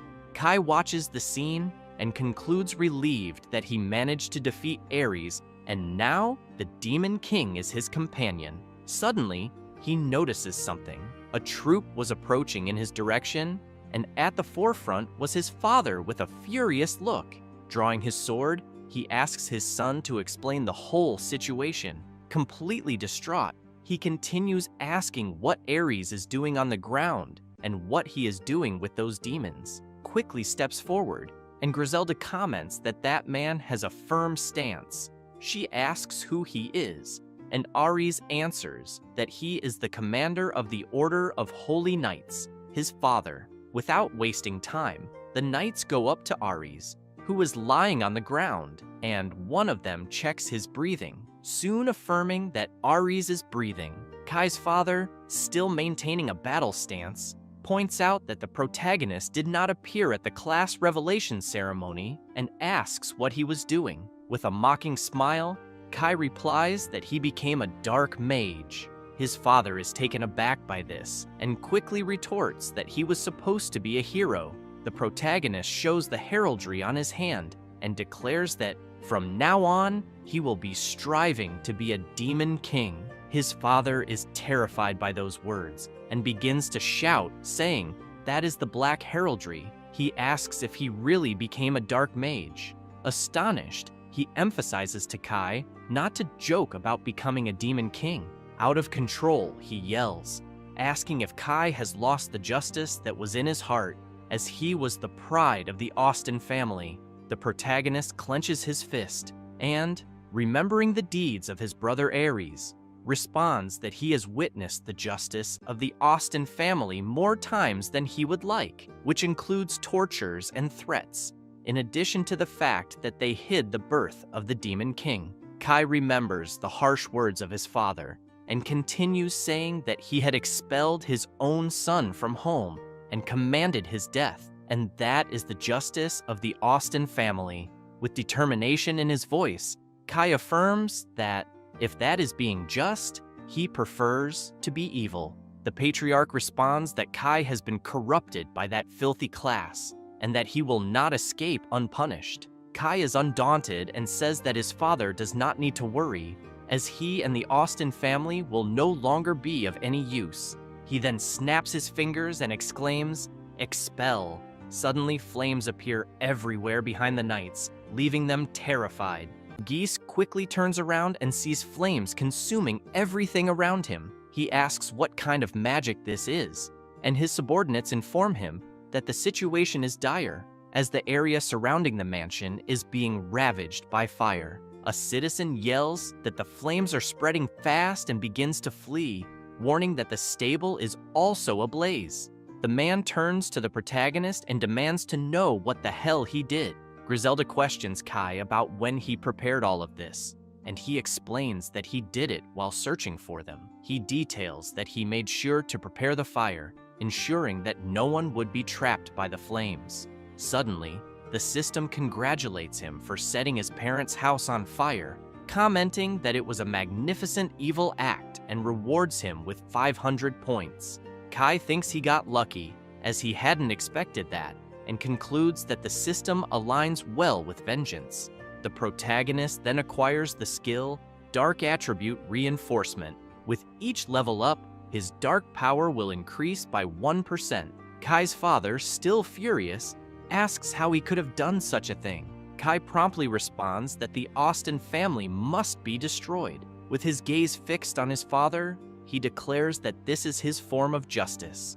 Enraged, Geese calls him a bastard and orders his subordinates to kill Kai, saying that this monster is no longer his son. The soldiers, armed with spears, quickly surround Kai. They start attacking the protagonist, who cuts through them as if they were nothing, leaving only a trail behind. He looks back and orders the soldiers to sleep. Suddenly, his father charges at him with hatred in his eyes and sword in hand. He shouts at Kai not to get cocky, as those were just disposable pawns. Kai quickly summons his sword, Thilfing, and challenges his father to a fight. The sword materializes in the protagonist's hand, and the two clash their blades, bravely testing their strength. Geese is astonished by the power of his son's sword, while Kai remains steadfast. Suddenly, his father pulls his sword back, but as he prepares a new strike, he realizes Kai is already poised for another attack. Kai strikes fiercely with his sword, brutally severing his father's arm. The man, in disbelief, screams as he sees his arm fall to the ground. He collapses, while one of his knights runs to him, concerned, holding the commander's sword.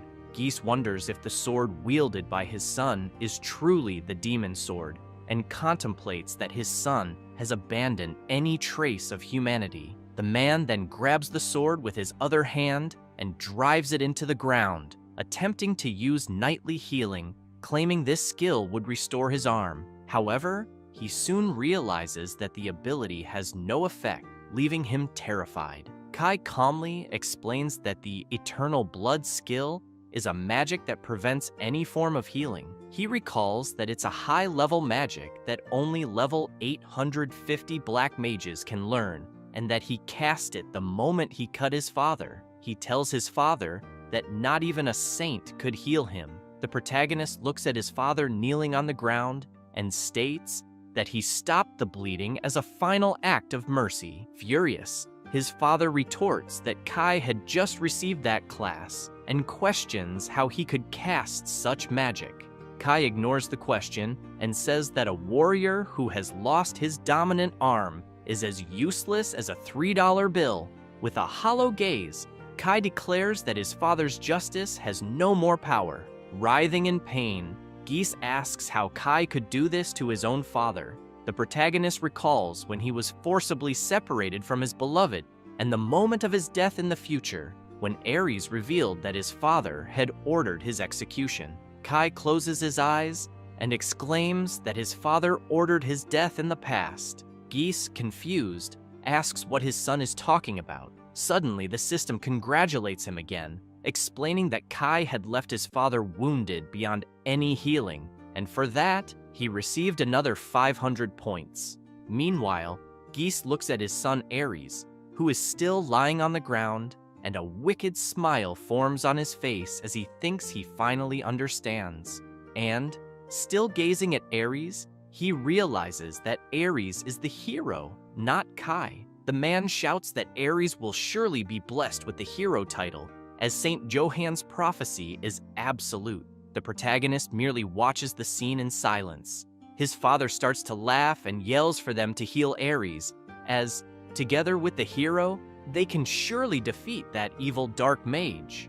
A soldier approaches Ares, but, terrified, points to his body. Geese turns around, asking what's wrong, and is completely paralyzed upon noticing that Ares also bears a dark heraldry. He cannot comprehend how this is possible since Johann's prophecy was supposed to be infallible. The protagonist, observing this, thinks that his father is partially correct, and that Saint Johann's prophecy indeed did not fail, for Ares received the hero class. However, due to the curse Kai cast on his brother, the light heraldry is being masked by the Dark One. The Prota then reflects that Johann is the greatest threat to his plan. He remembers the prophet saying that having an evil dark mage among the best classes, even if it was a trial sent by God, was still an absurdity.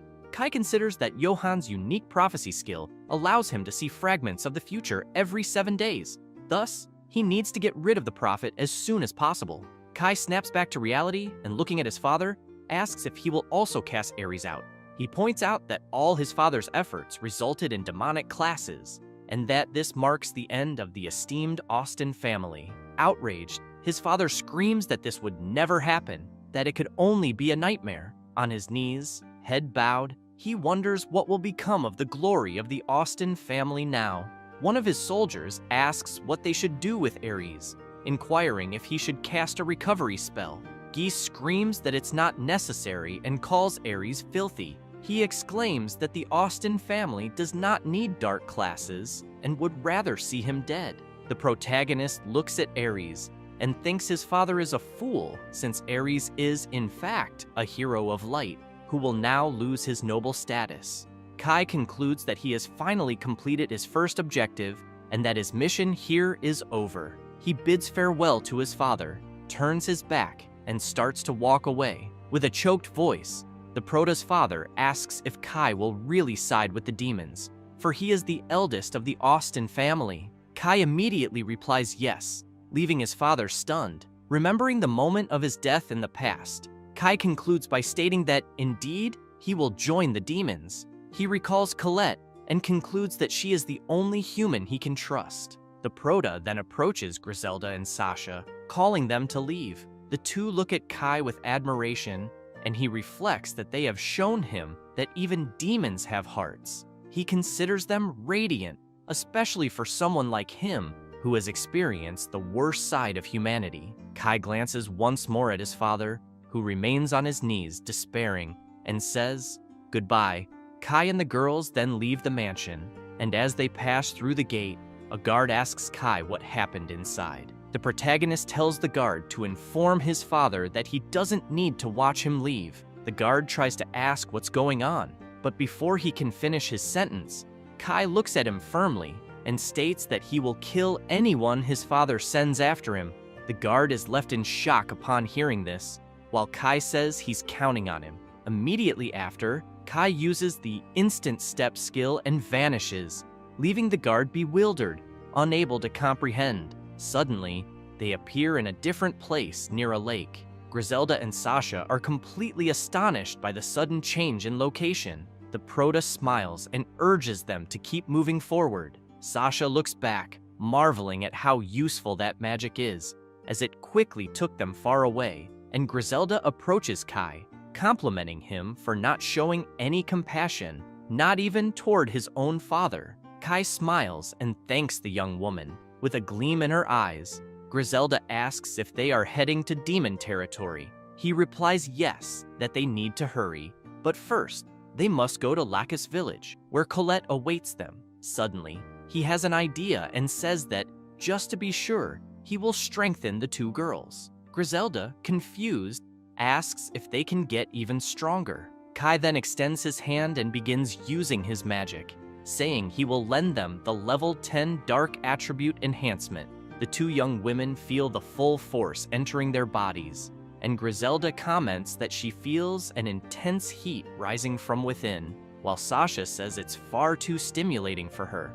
Looking at Griselda, Kai reflects that this is one of the abilities of the Subordination Pact, which allows him to lend abilities to his subordinates. He observes Sasha, who is absorbing the power, and concludes that the abilities he lends do not disappear from his list. Rather, they are being shared. Sasha then collapses to her knees, exhausted, and thanks the Prota, while Griselda can barely stand. Seeing this, Kai apologizes and suggests that they should rest a bit. The two young women were worn out. They sit on fallen tree trunks to catch their breath. Putting his hand in his pocket, Kai wonders if Colette is okay. He then takes out the bracelet and, looking at it, thinks that although this gift is broken, it still emanates powerful magic. Suddenly, he remembers the item analysis skill, which allows the user to see attributes and use any item. This skill costs 500 evil points. He uses the skill on the bracelet, and the information revealed is Time Bracelet, a bracelet that responds to the prayers of those who wish to see their loved ones again. It contains the magic of the Saint of Time. This item has already lost its time control magic, increases the wearer's magical defense by 5%. Kai then understands that, just as he suspected, it was thanks to the bracelet's power that he was granted a second chance. He remembers when Colette gave him the bracelet, and with tears in her eyes, she said they would meet again. The Prota grips the object tightly and thinks that the Austen family and everyone who separated them have been destroyed, and now the future will change. Kai then ponders about the Saint of Time and wonders if Colette has a hidden class, just like him, for she was not just a saint. Regardless, he needs to reunite with Colette as soon as possible. Suddenly, Griselda interrupts his thoughts, asking if there's a problem. Kai responds that everything is fine and that they can move forward cautiously. With determination, he silently asks Colette to wait for him. Elsewhere, a servant reveals information to his superior. The mysterious man thanks him for the information and praises him for his good work. This man is Prophet Johann, who with a wicked smile declares that he has finally found the Saint of Time. Sometime later, in a small village, several people are tied up while the prophet's subordinates interrogate them. Soon, several of them approach a bound man, and seeing a sword approaching, the poor man begins to tremble with fear. Then, Johann says that he has already triangulated the location of the Saint Colette, so there will be no need to interrogate them any further. He thanks everyone in the town for their cooperation. Johann then asks one of his subordinates to use the forgetting magic on them before releasing them, which he promptly agrees to, while the bound men become scared, asking about the forgetting magic. One of them, screaming, says that this magic is dangerous. As he heard, it drives people insane. Johann, losing patience, says that the man is quite stubborn, and if he insists on resisting so much, he will make an exception for him. He then orders his subordinates to obliterate the man and asks if anyone else wishes to oppose the forgetting magic, causing all the other men to fall silent. After no one objects, the prophet smiles and says that it's a good thing it was only one person. Moments later, only screams can be heard, scaring the birds in the area. Meanwhile, Colette runs through the forest, fleeing from the prophet's men, and despite being exhausted, she continues without looking back. At the same time, Johann, raising his arm, says that this is the will of the Pope and welcomes the saint, for by receiving her, they will be saved. However, the only thing on his mind is his own salvation, as he doesn't care about demons or the demon king, only desiring the power of the second loop of the saint, reflecting that the time of the saint is the only thing that makes this possible, and she should not think she will escape the prophecy. Meanwhile, she keeps running tirelessly. Then, one of the church warriors asks the prophet why the saint is fleeing from them, and he replies that this is strange, and since it is already night, she may have confused them with thieves. However, he knows that she probably sensed something with the power of the time of the saint. After a while, Colette stops, and looking back, says she won't be able to escape. She quickly sees the warriors approaching, and the archdemon laments not having noticed earlier. Realizing there is no other way out, Colette says it's fine, and she is sure he will understand if they talk. Not long after, the prophet approaches. Reverently, he says, "It's a pleasure to meet her." He then looks closely and notices the mark on the saint's hand, concluding that it is indeed true. The time of the saint is real. She then asks why he prepared such an extravagant reception, and he replies that, to be honest, a prophecy informed them that the demon king will be born, and they need to protect her because only she will be able to protect the royal capital with the barrier she has. Colette is stunned to hear this, and before she can say anything, Johann says that this is her duty. Still with her fist clenched, she says he shouldn't worry about it, because the birth of the Demon King was prevented by the true hero, Kai. Upon hearing this, Johann is shocked. She continues, asking if it wasn't prophesied that the Demon King would be born today and half the population would be killed, arguing that since this hasn't happened yet, it must have been Kai who prevented it. Hearing all this, Johann is intrigued and asks how she knows about his prophecy. The saint then responds that Kai told her, and even though the prophet doesn't believe it, Kai returned from 5 years in the future, and on that day, he saved countless lives, so he is the true hero. Johann is even more surprised by these words and bursts into laughter, asking what happened and saying that now he understands, affirming that he is witnessing living proof of the second loop. With a malicious look, he asks if the Kai she is talking about is the son of the Austen family, which she confirms.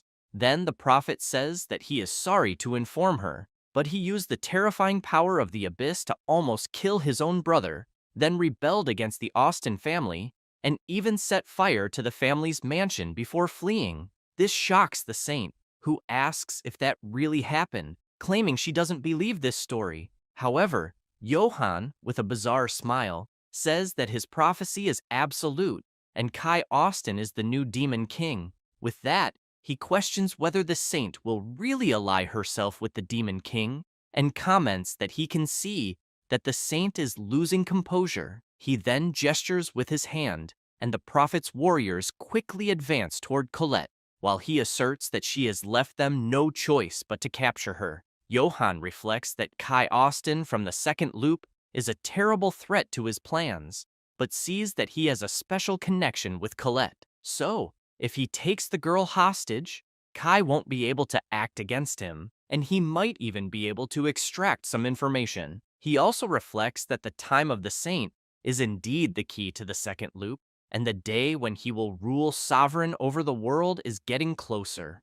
But suddenly, the archdemon, who was previously in acute form, returns to its original form in a terrifying way, making all the warriors stop immediately. Terrified, they watch the beast, and even the prophet is shocked to see that huge demon. Without hesitation, the archdemon charges at the warriors, attacking one of them ferociously. Soon, one of the men sees Johann fall to the ground in terror and calls for him, but Colette, with the archdemon behind her, says that she had thought they could resolve this by talking, but now she realizes that everything Kai said was true. The prophet then calls her foolish and says that this is an archdemon. The saint, in a serious tone, tells him that he is the source of corruption and orders him to repent immediately. Seeing there was no escape, Johann says that he is sorry and that she is right, and from that moment on, he will be at her command. But the archdemon, furious, asks if he really thinks he can get away with such a shallow lie,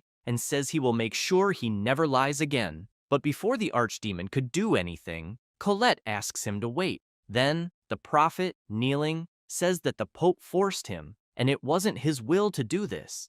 But if no Demon King was born, he now realizes that he has little reason to go after the saint. Colette, hearing all of this, becomes suspicious and asks if he is really telling the truth, and the archdemon, hearing that, tells her to stop. However, she ignores him and listens to the prophet, who swears by God that he is telling the truth. With that, she asks everyone to drop their weapons and surrender, and Johann agrees, but says he has one request first. He claims that her demon injured his men, which she agrees with, saying she will heal them. However, Johann says that she doesn't need to worry because it was their fault. Hearing this, the archdemon remains extremely suspicious, while the saint just watches and says it's fine. Johann then takes a potion and places it in the mouth of one of his subordinates, claiming it's a healing potion. He quickly makes the warrior drink it, and with a smile,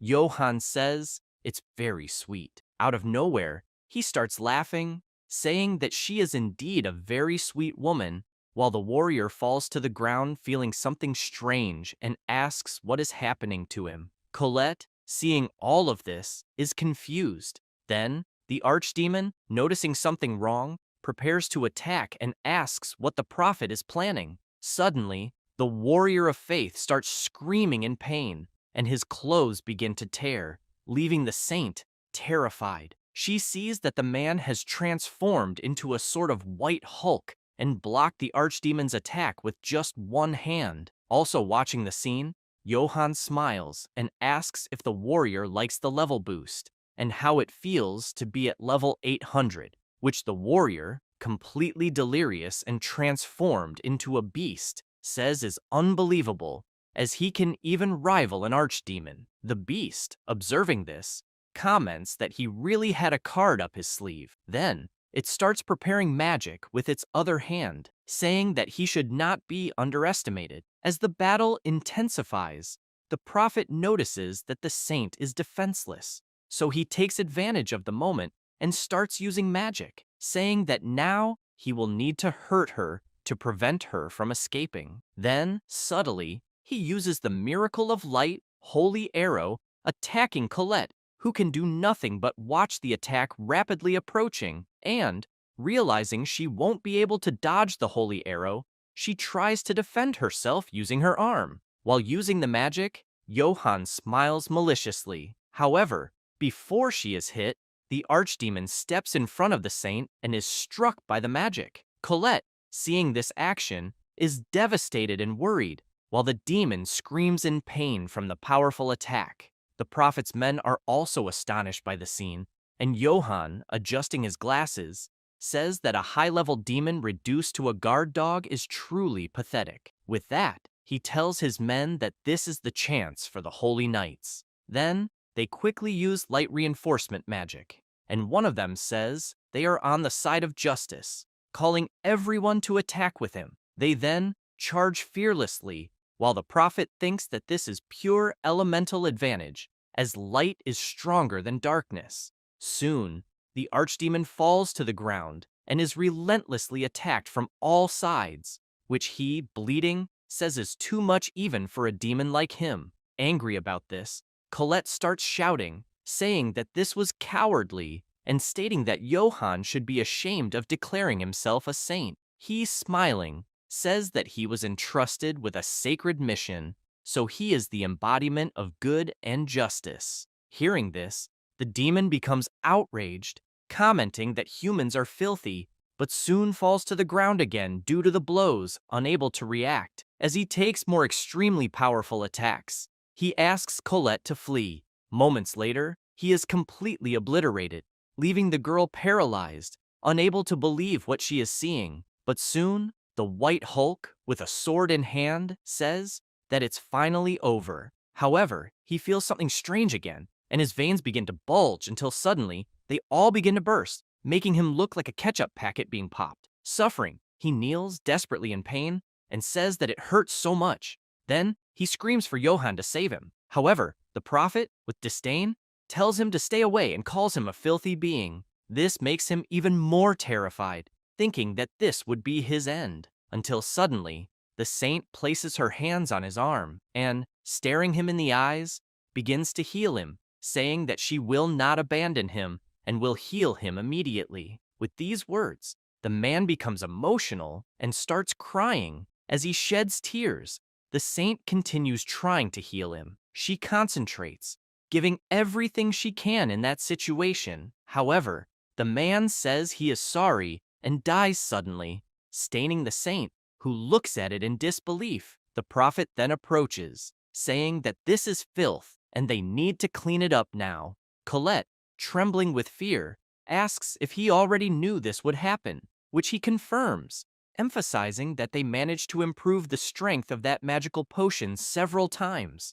But Colette interrupts him, crying uncontrollably, and on her knees says that, despite Johann calling Kai the Demon King, the true Demon King is actually him, acting against humanity. However, Johann simply closes the book, saying that it's a pity, and approaching the saint, says that he thought this would be fun for her as well. Hearing these words, Colette cries even more, outraged and furious with everything happening, while the prophet turns and tells his men that there is an emergency, explaining that Colette had a subordinate of the Demon King as a bodyguard, and her mind has undoubtedly been corrupted. He then looks back with a bizarre smile and uses the holy bonds, sacred chains to bind the girl, saying that she should listen well, because the demon king Kai is their true enemy, and from now on, she is forbidden from acting for his benefit.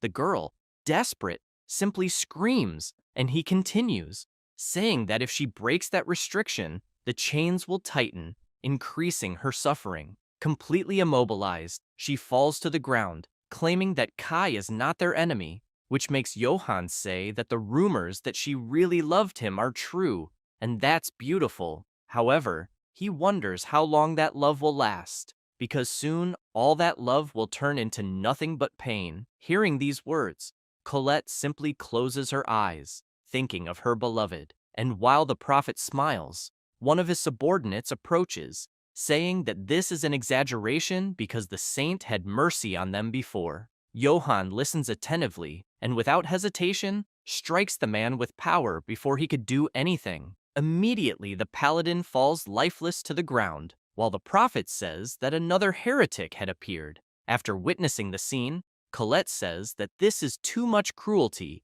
and emphasizes that God is watching this evil behavior, and at some point, he will be punished. He responds by saying that it was God who gave him the title of saint, and he is justice, and asserts that she will be judged by the heavens. Colette, completely surrendered, says that this couldn't have happened, and that's why she is sorry, and this makes the chains tighten even more. Johann laughs upon hearing that, and says that with the saint in his power, even the second demon king will not be a problem. Meanwhile, elsewhere, Kai wonders if his beloved has made it to the village safely. Watching the village still distant, he continues carrying firewood until he finally reaches a cabin. Upon entering, he is informed that dinner is ready, and while the girls serve the food, he says that this is amazing. With a smile, he comments that it looks delicious, and after using so much of the shadow step, he's starving. But suddenly, he feels something, and the heraldry on his hand begins emitting powerful energy, making him drop the firewood he was carrying. This leaves Griselda worried, and she asks if he is okay. Kai observes his hand and notices that this is actually the magic he had allocated for the archdemon, which has now returned. This makes him worried, wondering if the demon had been defeated. He then concentrates and telepathically calls for the archdemon, who soon responds, saying that he is there. Kai asks what happened to Colette, and to his surprise, the archdemon says he is sorry and informs him that she has been captured.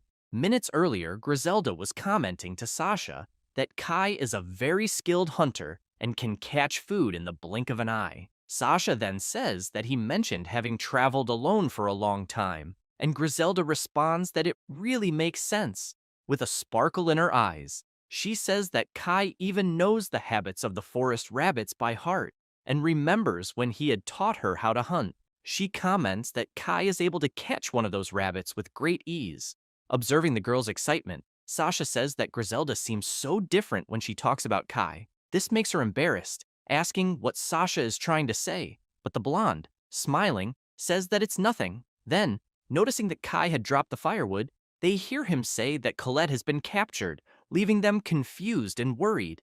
Immediately, Griselda asks if something happened, and he responds that the archdemon who was protecting her has been defeated, which the girl doubts, as he was a high-level demon and would only be defeated by an army. Intrigued by all this, Kai reflects that when a summon is defeated, it can only be summoned again after 24 hours, and that means his beloved is completely alone at that moment. He recalls the powerful demon apologizing and saying that it was the Saint Johann and his knights who attacked them and captured Colette, which intrigued the protagonist and made him question why Johann was after Colette. But the archdemon only said that the prophet had called Kai the traveler of the second loop. Remembering the entire conversation, the protagonist becomes even more confused, wondering how Johann knows about the second cycle, until Kai remembers that, in fact, Johann possesses the ability of prophecy. And if that's the case, then he was already after Colette in the first cycle, and with that, he wonders what the prophet's goal is. Maybe to go back to the past or something like that.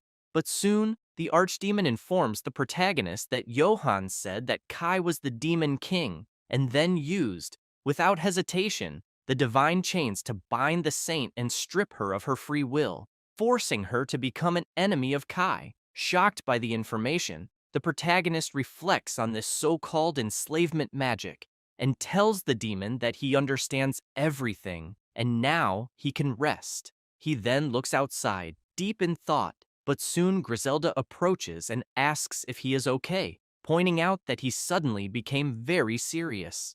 Meanwhile, trembling with rage, he says to himself that he will never forgive Johann or the damn church for all of that, and that he will make them all pay a price worse than death. He affirms to himself, determined, that he will take his revenge. Until, suddenly, someone starts using magic and hits Kai in the back, surprising him. But when he turns around, he sees that it is Griselda, and he asks what the hell she is doing. With a smug smile, she asks if it hurt and says that she is strong too. Hearing that, Kai is completely lost, not understanding what she is trying to say. Then, visibly irritated, she says that he is carrying too much weight on his shoulders and shouldn't forget that she and Sasha are here too, questioning if they are his precious companions or not. The protagonist, still a bit shocked, listens to her saying that the three of them will rescue Colette as a team, and this makes him reflect that in the first cycle, the two were his enemies, Griselda with her army, and Ares, who was supposed to be his ally, and even his whole family, all enemies, and now he has come to understand everything. Kai then, with a smile, thanks the two of them, who immediately smile back, while he wonders if he has finally gained true allies. The protagonist then thinks for a moment and says that soon a powerful barrier will cover the royal capital, and this is a powerful magic that will prevent anyone without permission from passing through. So crossing it will be nearly impossible. Even Griselda, the strongest demon of the future, failed miserably multiple times, which shocks the girl, who says that that is impossible. She then asks what they could do, and the protagonist, in a serious tone, says that they will infiltrate an informant into the capital, leaving both of them even more incredulous. Kai then explains that the barrier is strengthened by sacred artifacts inside the castle, so if they destroy them, the barrier should weaken, and he will take care of that. Sasha then says that they will have to find an informant and asks if anyone will agree to help them, to which Kai doesn't respond, just flashing a smile, leaving Griselda excited, asking if he already has a plan in mind. He confirms and emphasizes that even if they get past the barrier, the three of them still won't be enough. So, first, they will reclaim Griselda's territory, which leaves the girl even more surprised. She then asks about Colette, and the protagonist says that although he doesn't like the idea of leaving her with them, he needs to make sure they have the strength to save her, and with that, they will certainly have the necessary help. Thoughtfully, Kai tells himself that Johann made the worst mistake of his life because he just created a much worse demon king than Griselda, so the prophet better be prepared. Suddenly, something starts heading toward Kai at high speed, and with incredible reflexes, he manages to dodge a dagger that would have hit him squarely in the head. After dodging, he becomes irritated upon realizing that the prophet had already sent hunters. It doesn't take long before the man who threw the dagger enters the cabin, and, in a sinister tone, the hooded hunter asks if he is the demon king Kai Austin. Soon, more eyes start appearing, saying they are the church's sword, the purifiers, and they order Kai to repent for his sins. They quickly charge at him, making the girls jump in fear, and Griselda asks who those people are. The protagonist, dodging an attack, says they are from the hidden side of the church and eliminate anyone who gets in their way. In a quick movement, one of the hunters throws several daggers at the protagonist, who immediately realizes he won't be able to dodge, until Sasha heroically jumps in front of Kai and, with a plate, manages to block the attack. Slightly, Griselda also charges forward, showing excitement and motivation as they are members of the church. In the blink of an eye, she kicks them out of the cabin with precise strikes, and one of the hunters, looking back and seeing his fallen comrade writhing in pain on the ground, finds himself surrounded by hunters outside the cabin. Griselda and the others remain undaunted, and she says that even though they are outnumbered, Kai doesn't need to worry because he is not alone.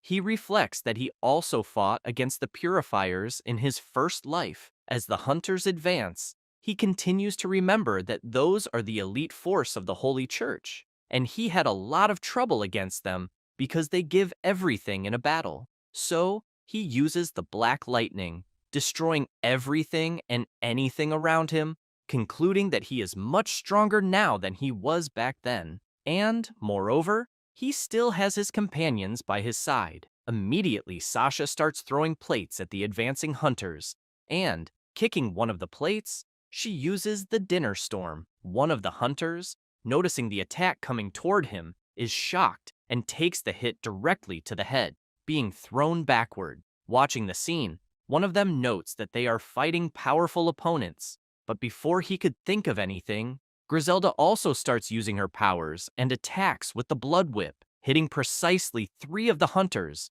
who didn't even have time to think of a reaction. After the attack, she asks if that's all they can do and points out that she is just getting started. Observing the effect of Griselda's attacks, Kai is surprised that the church members aren't even able to react, and with that, he tells her not to let her guard down and comments that they are like forest rabbits. Hearing that, she gets confused and wonders about them being like rabbits, but soon remembers that days before, Kai had explained to her that when rabbits are cornered, they hide and usually use shadows to conceal themselves. After seeing that really happen, she understood what the protagonist meant. Returning to the present, with a smile, she stays alert with her powers ready, while the church knights hiding behind bushes don't realize that she is still on alert and wonder if she has run out of energy. They then prepare to ambush her. At the same time, Griselda lowers her head and, concentrating, manages to feel that their enemies are behind the trees. It doesn't take long before the hunters charge at high speed, but as they pass through an energy hole in the ground, one of them is surprised, and before they could do anything, all of them are caught by traps that cruelly impale them like meat skewers. Watching the scene, Griselda smiles, proud of her work, while Sasha congratulates Kai for his teachings and his companion for the execution. Then, Griselda affirms that it's all thanks to the Pact of the Celestial Kings, which Sasha agrees with, also saying she feels much more capable than before. After all the hunters are completely obliterated without much difficulty, Kai tells himself that it helped a little and is surprised that they have come this far, as he apparently underestimated the potential of the girls. Sasha then approaches with one of the warriors and informs that they captured him, asking what they should do with him. The protagonist says that this is perfect. He tells the man that he was waiting for them to come after him, but didn't expect them to arrive so quickly, and the man, trembling, questions if Kai was already expecting them. The protagonist ignores the question and orders the man to make a pact with him, the new Demon King, and become his familiar. This leaves Griselda completely confused, remembering when Kai made the pact with Sasha. She then asks why Kai would make a pact with someone like him. The protagonist then makes a simple gesture for her to stop and tells the church member that he is not in a position to refuse. But he, reluctant, says he would never do that, asking why a devotee who has lived his whole life for the church would make a pact with the Demon King. The protagonist then turns to Griselda and asks her to transform the poor man into a zombie using her vampiric powers.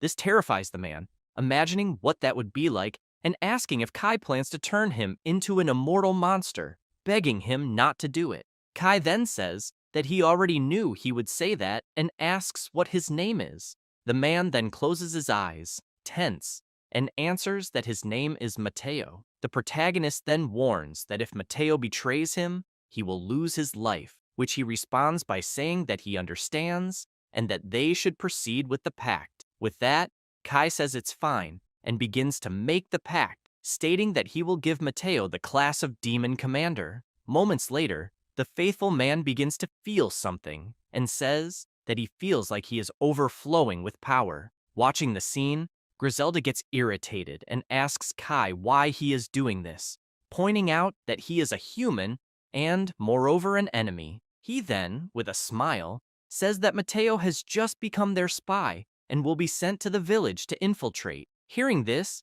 Griselda becomes extremely excited, affirming that this plan is brilliant and asking why he didn't explain it earlier. The protagonist then calls for Mateo and says that he will take the following message to Johann. The Demon King has an item that is the key to the second loop, and the Demon King went to the south.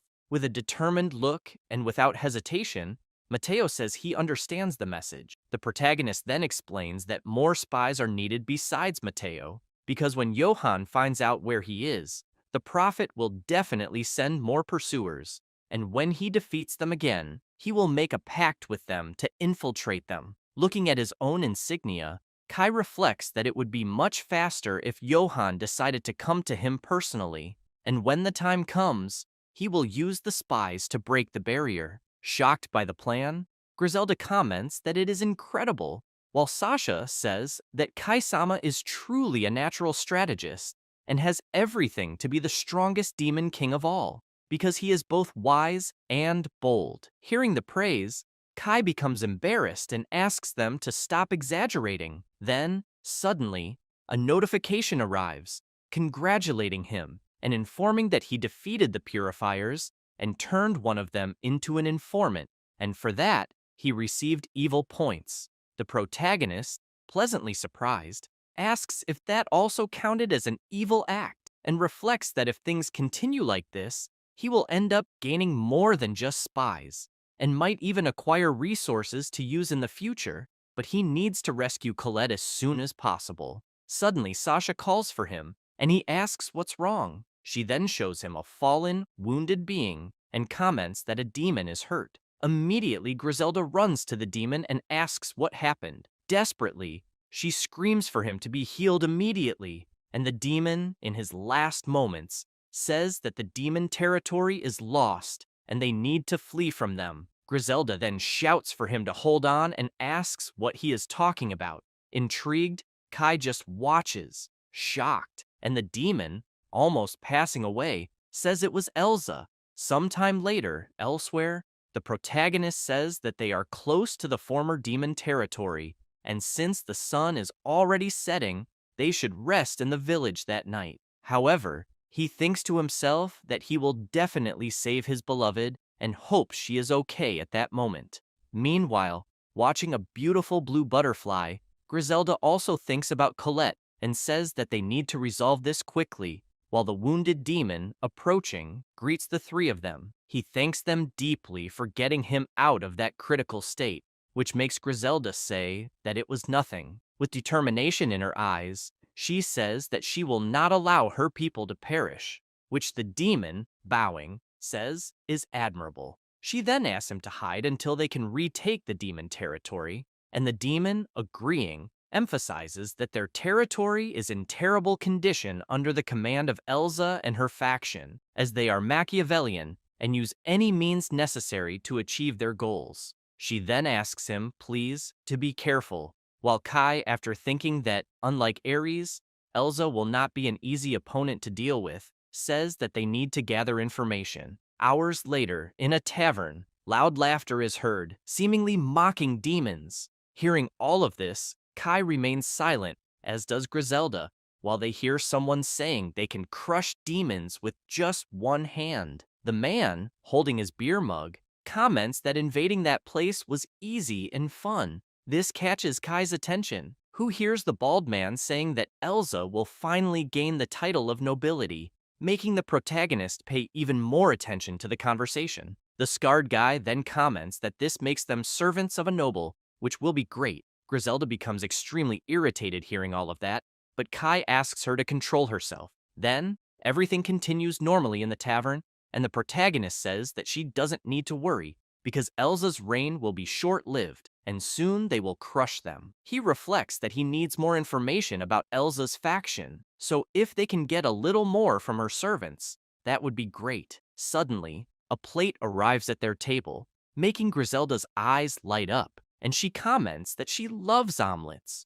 This makes Kai smile and comment that anything pleases her. Sasha promptly starts serving a glass of wine for Kai, which he thanks her for. Observing that, Elsa's servants comment that he must be a noble and begin to laugh. Observing the clothes of his companions, the protagonist comments that it's time for the two of them to find new outfits. He says that he wouldn't like to say it, but the two of them are standing out quite a lot in that environment. It doesn't take long before one of the men approaches, greeting Sasha and asking her to serve him as well. She asks what he is talking about and says she refuses to do that.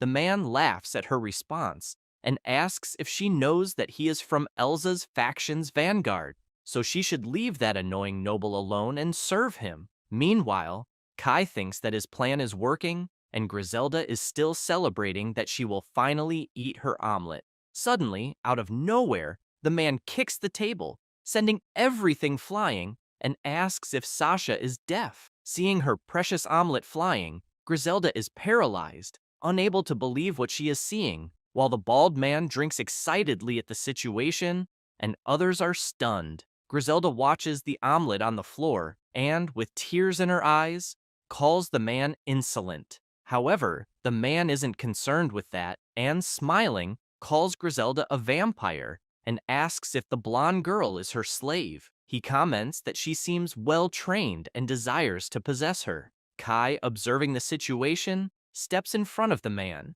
saying that that's enough. Promptly, the bully observes the protagonist's insignia carefully, raises his bottle, and calls Kai a brat, saying that he is very brave for being just a C-rank black mage. He turns around and comments that it's the class he hates the most, asking if he should eliminate him right there. The protagonist, unfazed, says that he should first pay for the omelet, leaving the man even more surprised, as he was showing his hand to Kai, trying to intimidate him. He comments again that Kai is very brave for not running away after seeing the dragon gauntlets, but the protagonist remains on alert, thinking that this guy is from the warrior class and seems quite confident. He then says that he has a few questions for the man, and the bully responds that, unfortunately, the questions will go unanswered, as that conversation will be very short. Immediately he charges at Kai, preparing to attack with the gauntlets, and saying that he will just eliminate that brat and take the two girls.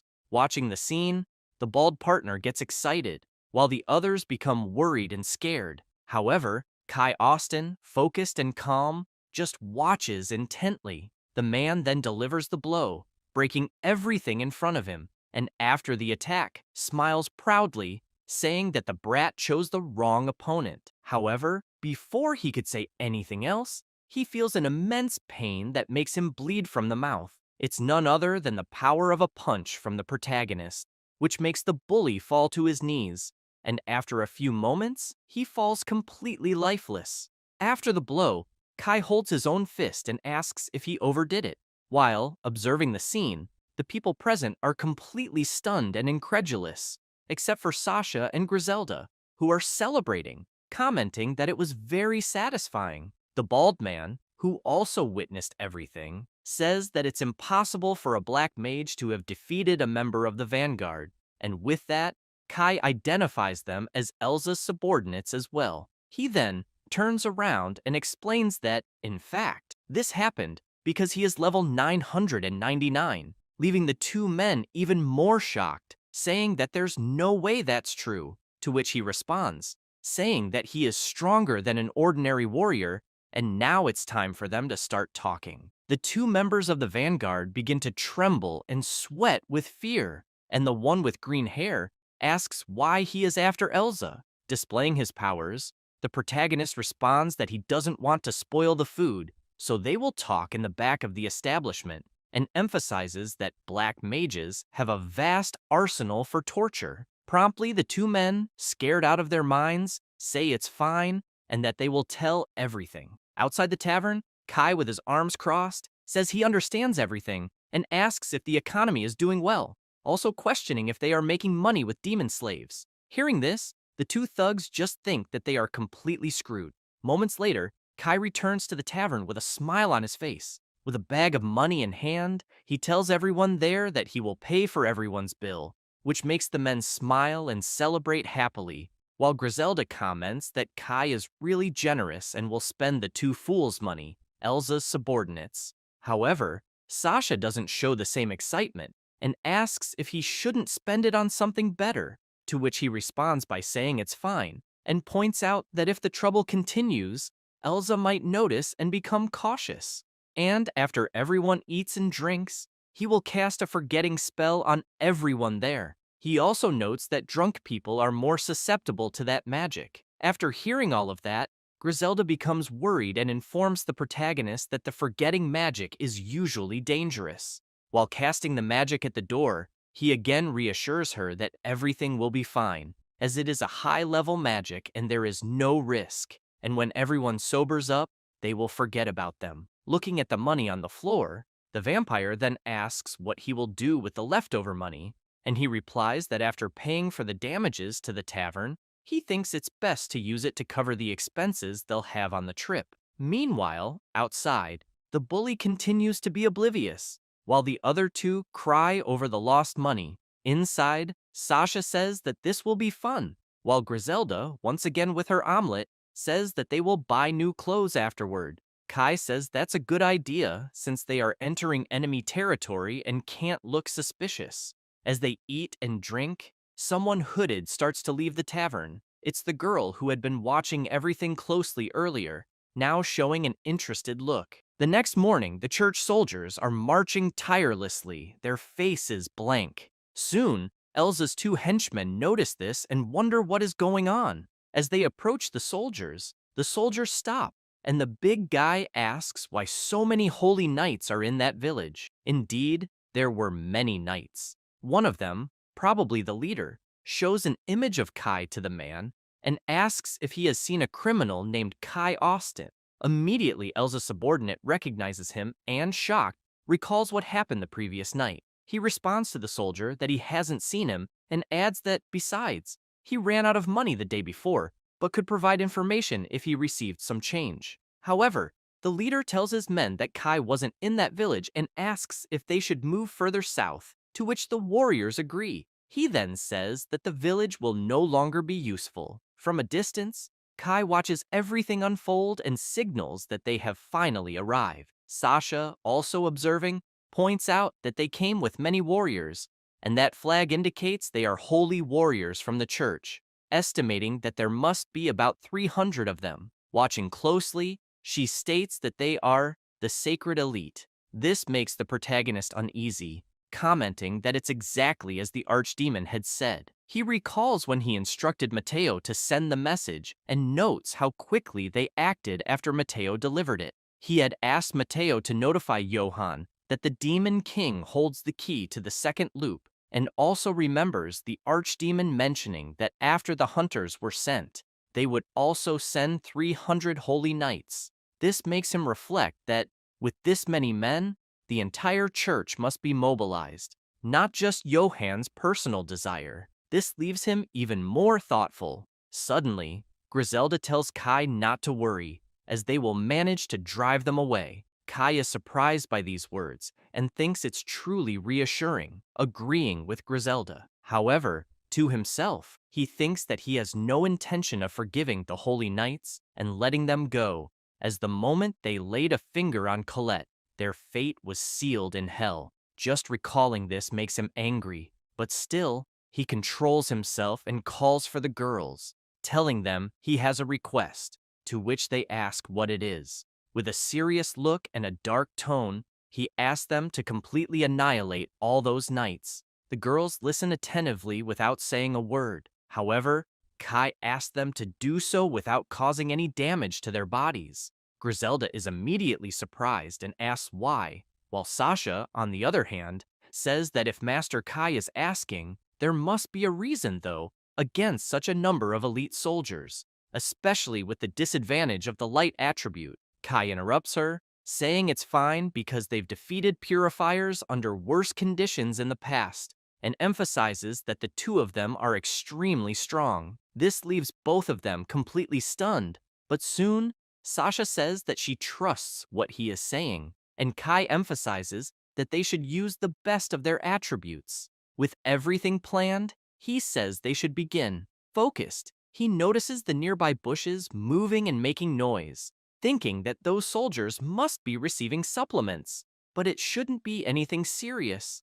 After some time, not far from there, the paladin leader comments that the two guys they found really didn't have a scent, and he hadn't thought that chasing the Demon King would be so difficult. However, if they consider the fools to be heretics of God, they can loot at will, which is a great deal. After looking at the two idiots on the ground, the leader notices something ahead, the silhouette of a man. Upon closer inspection, he recognizes Kai Austin. Promptly, he draws his sword and asks if Kai has stopped fleeing, saying that appearing like this in front of them is quite an arrogant gesture. The protagonist ignores him and simply asks if Colette is okay, which infuriates the old man, who starts to say that it's none of his business, and that Colette will live and die for the Holy Church. Hearing these words, Kai says that the old man is done for and that it's enough. Immediately, the church warriors are brutally attacked, many of them at once.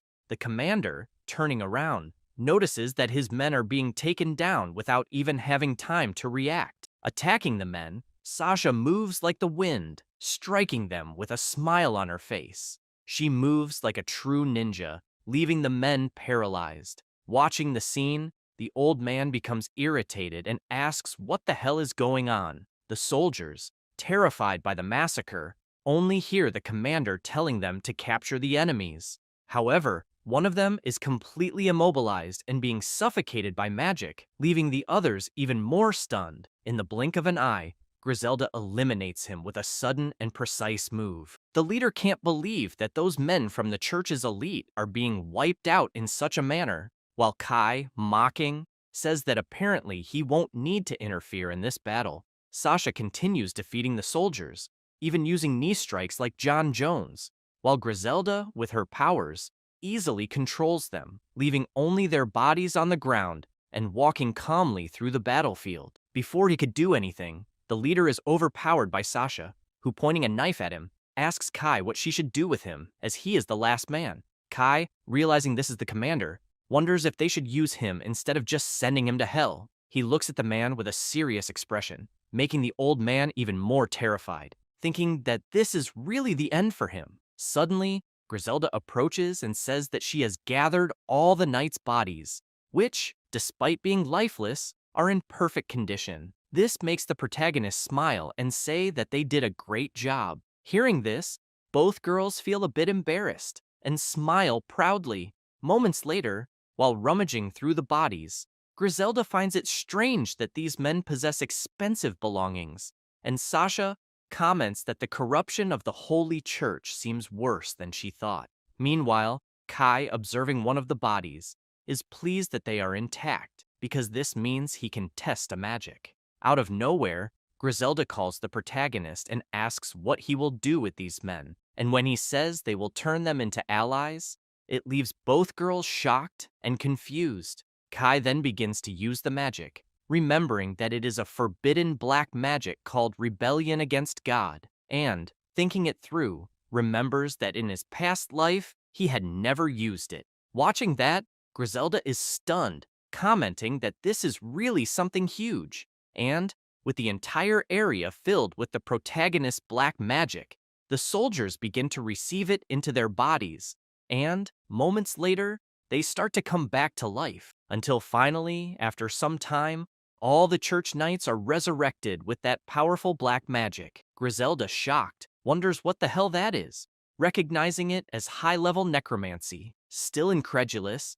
she says that Kai managed to use it on such an absurd scale, and now understands why the protagonist asked them not to damage the bodies. Among the soldiers, the commander, also present, is in shock. Then, Kai explains that they have perfectly synchronized command, with courage and bravery in battles, and with the original bodies of elite knights, equipped with high-level heavy armor, they form an unmatched battalion, a true zombie army. Shocked by all of this, the commander says that Kai will never be forgiven by God, which makes Kai reflect for a moment and ask if he is really referring to God, because remembering his beloved, who is trapped in the capital, he says that if God exists, there should be salvation, and if he chose not to extend his hand to a saint, then it is he who cannot be forgiven. These words leave the old man even more shocked, and Kai reflects that to rescue Colette, he will do whatever it takes. He then asks the commander his name, and the man, trembling with fear, can barely speak, prompting Kai to offer him two options. The first is to become a subordinate of the Demon King, and the second is to be a zombie. Suddenly, the system congratulates the protagonist again, informing him that he defeated 300 holy knights and made their commander surrender, earning him 1,200 points. Immediately, the archdemon appears and informs that he has taken care of the enemies who fled and ensured Johann will not hear of them. Surprised by the appearance, Griselda asks what that creature is, and Kai explains that it is an archdemon, leaving the girl even more confused and asking if that is what she heard in the rumors. Meanwhile, the little devil asks Kai about the other matter they should take care of, and Kai, somewhat suspicious, says that they will handle that as well.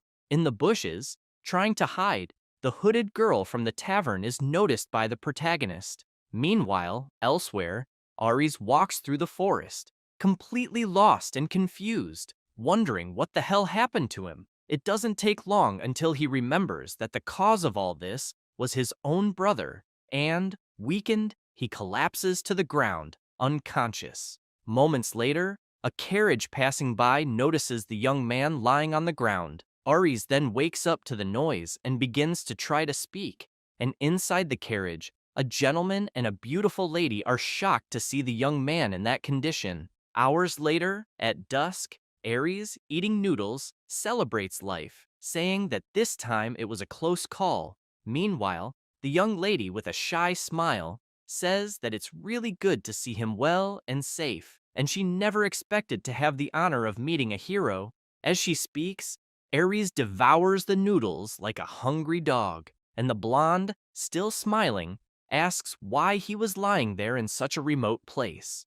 Upon hearing this question, Ares quickly becomes irritated. 3 days earlier, in front of the Austen family estate, Ares had tried to convince the guards that he was the second son of the family and begged them to let him in. Showing his heraldry, he asked them to take a good look, as the emblem of light meant that he was the hero. One of the guards then replied that this proved nothing, but if he showed the holy sword, they would inform his father. This irritated Ares, who, shouting, said that the holy sword had been broken, which made the guard retort, saying that this was impossible. Ares, even more enraged, attempted to punch the guard, but the guard, with extreme ease, blocked the punch using only one hand. However, it was at this moment that the guard noticed something and promptly said that Ares had now revealed who he truly was, claiming that he was from a dark class with attributes of darkness. This confused the young man, but as he noticed the heraldry on his own hand, he was shocked, wondering why the hell that symbol had changed.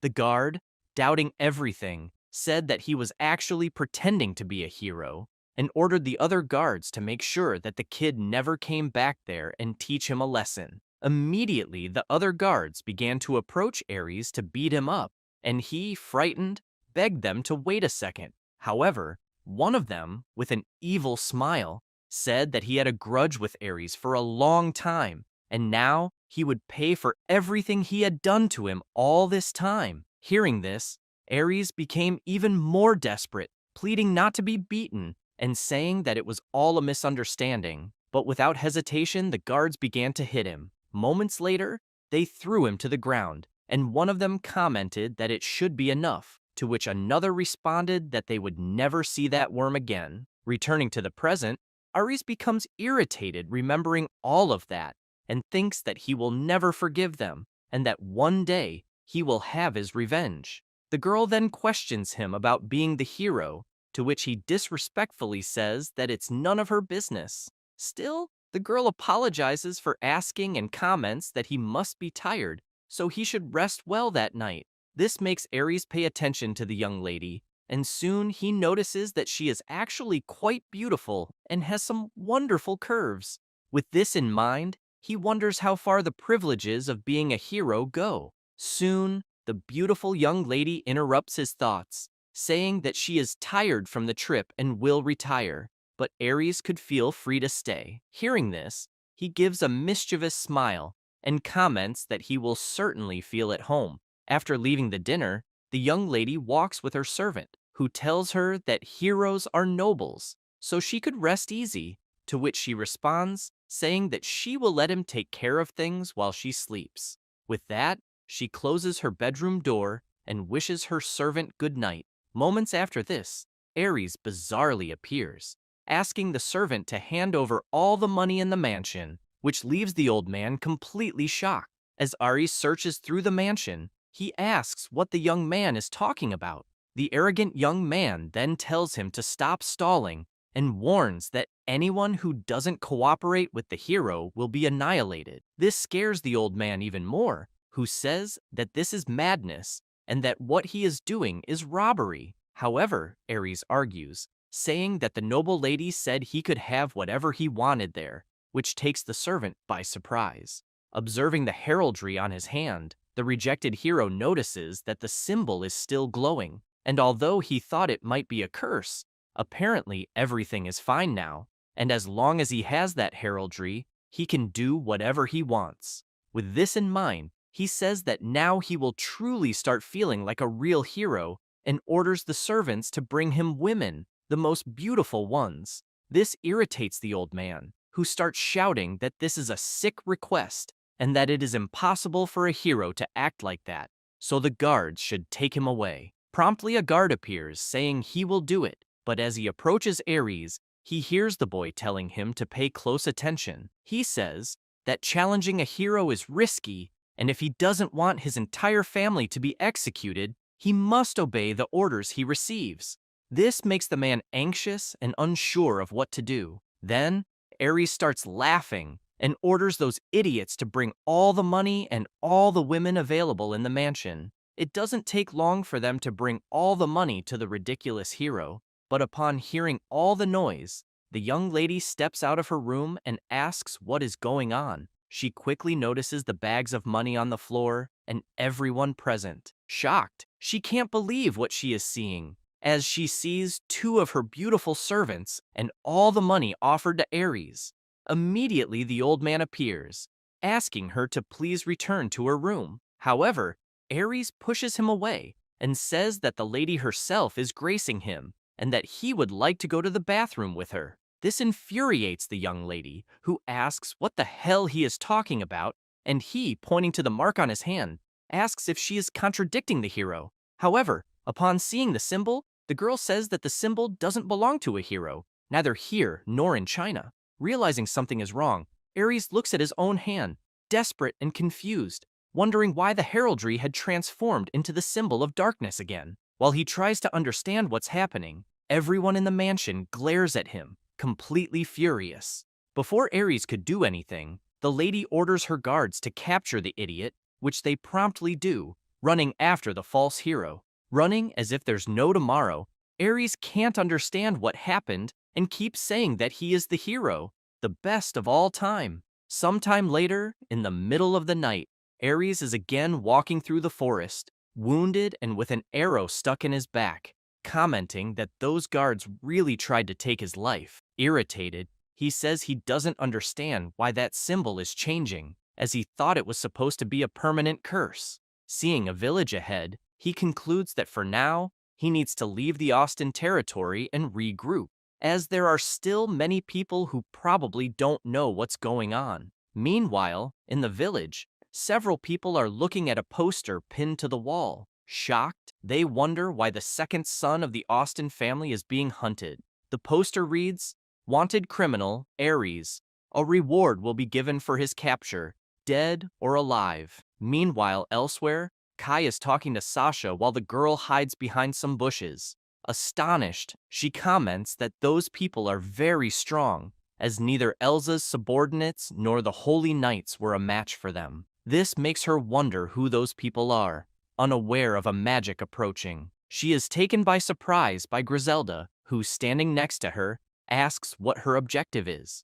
Seeing the threatening magic close to her eye, the girl becomes even more frightened, and Griselda asks if she is an agent of the Holy Church, warning her to think carefully about what she will answer. The girl, completely terrified, just closes her eyes and begs Griselda to stop. Then, Kai also asks the vampire to stop, which makes her question him as to why. Kai then explains that apparently this girl has no ill intentions and that he had been observing her for some time. This leaves the young girl even more shocked, asking if he really noticed her nearby. The protagonist confirms again, saying he saw her leaving the tavern. He also claims to know that she is a demon. With this, the young girl removes her hood, revealing her rabbit ears, and still says she is shocked that Kai noticed all of that. Griselda is stunned by the whole situation, apologizes for scaring the girl, and takes the opportunity to ask why she was doing that.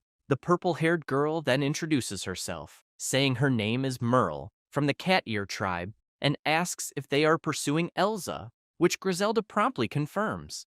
Merle then lowers her head, and tears begin to fall. She says that she needs to ask them a favor, and Griselda asks what it is. Merle hesitates for a moment, but soon says that her sister and everyone else were captured by Elsa, and she would like them to save them. Kai listens silently as Griselda, intrigued, asks her to explain what happened. Sometime later, walking in a dark place, in the mithril mine on the territory of the former Demon King, several demons are working, while men beat them to make them work more and more. Watching the scene, Griselda is upset to see so many demons being enslaved, and says that this is unforgivable. Kai then asks Merle if she was also a slave there, which she confirms, but points out that she was lucky. She explains that when the mine collapsed, many demons were buried, but she survived the incident, and with that, escaped from Edgar. Listening to the story attentively, Kai asks who Edgar is, and Merle informs him that he is the supervisor there. The protagonist is surprised that there is a supervisor there, and imagines that he must be one of Elsa's high-level subordinates, which makes this Edgar a rather formidable guy. Then he asks if Merle knows anything about him, maybe his fighting style or characteristics of this Edgar. The girl, a little hesitant, informs him that his class is Supreme Mage. This makes Kai nervous, as he knows that it could be a problem, just like Griselda, who also becomes anxious and asks if she really said Supreme Mage, because that will definitely be a problem. Merle just nods in confirmation. With that, Kai reflects that Griselda is right, as a Supreme Mage is one of the strongest of all mages, and underestimating him would be very dangerous, so they need to come up with a plan. Suddenly, Sasha calls out to Kai and informs him that she has returned from the patrol she was doing, and upon seeing her, the protagonist asks if something is wrong, as she looks pale. Indeed, Sasha, whiter than a palm tree, says that she was seen by the enemies and had to use magical energy to fight. The protagonist becomes even more worried upon hearing this, but says that at least she is safe, and remembers that he asked her to patrol because she knows that area well, but consecutive battles would drain anyone's magical power. He then starts interacting with the system, reflecting that he isn't carrying recovery potions because he trusts his own energy reserves too much, and wonders if he had an appropriate skill, it could help. Soon, he finds a skill in the system called Drain Magical Power, which steals energy from others, and with that, he smiles, concluding that this skill will be useful. He acquires the skill and immediately starts using it on Sasha. After the procedure, he explains that he shared one of his skills with her, and she asks what kind of skill it was. Kai then says that it's called Magic Power Drain, and with it, he can transfer magical energy to her. This leaves her shocked, upset that he is giving his power to her, but he explains that with this skill, she could drain magical energy, but it can also be used carefully on allies to only share a little, so they will use it to recover and use strategically, stressing that he trusts her to do this. However, to himself, he thinks there's another purpose behind this decision too. Sasha then takes a deep breath and soon starts draining the protagonist's energy. Quickly, she says that her magical energy is returning to normal and that she already feels completely recovered. While her energy is being drained, the protagonist notices that, at his level, it barely affects him and tells her that everything is fine now. He then asks how her patrol went. This grabs the attention of Griselda and Merle, who listen attentively as Sasha says that she found a caravan on the road near the mine. and in the caravan, there were many demons in cages. She says it seemed like they were being transported to be sold as slaves. Hearing this, Griselda becomes furious, saying that they need to rescue them immediately. But suddenly, Merle shouts for them to wait. She informs them that the caravan Sasha mentioned must be from Edgar, and taking action without a plan would be very risky. The vampire then places her hands on Merle's shoulders and calmly says that she doesn't need to worry because Kai is someone she can truly trust. And as a former demon lord, she guarantees that she will save her sister and everyone else.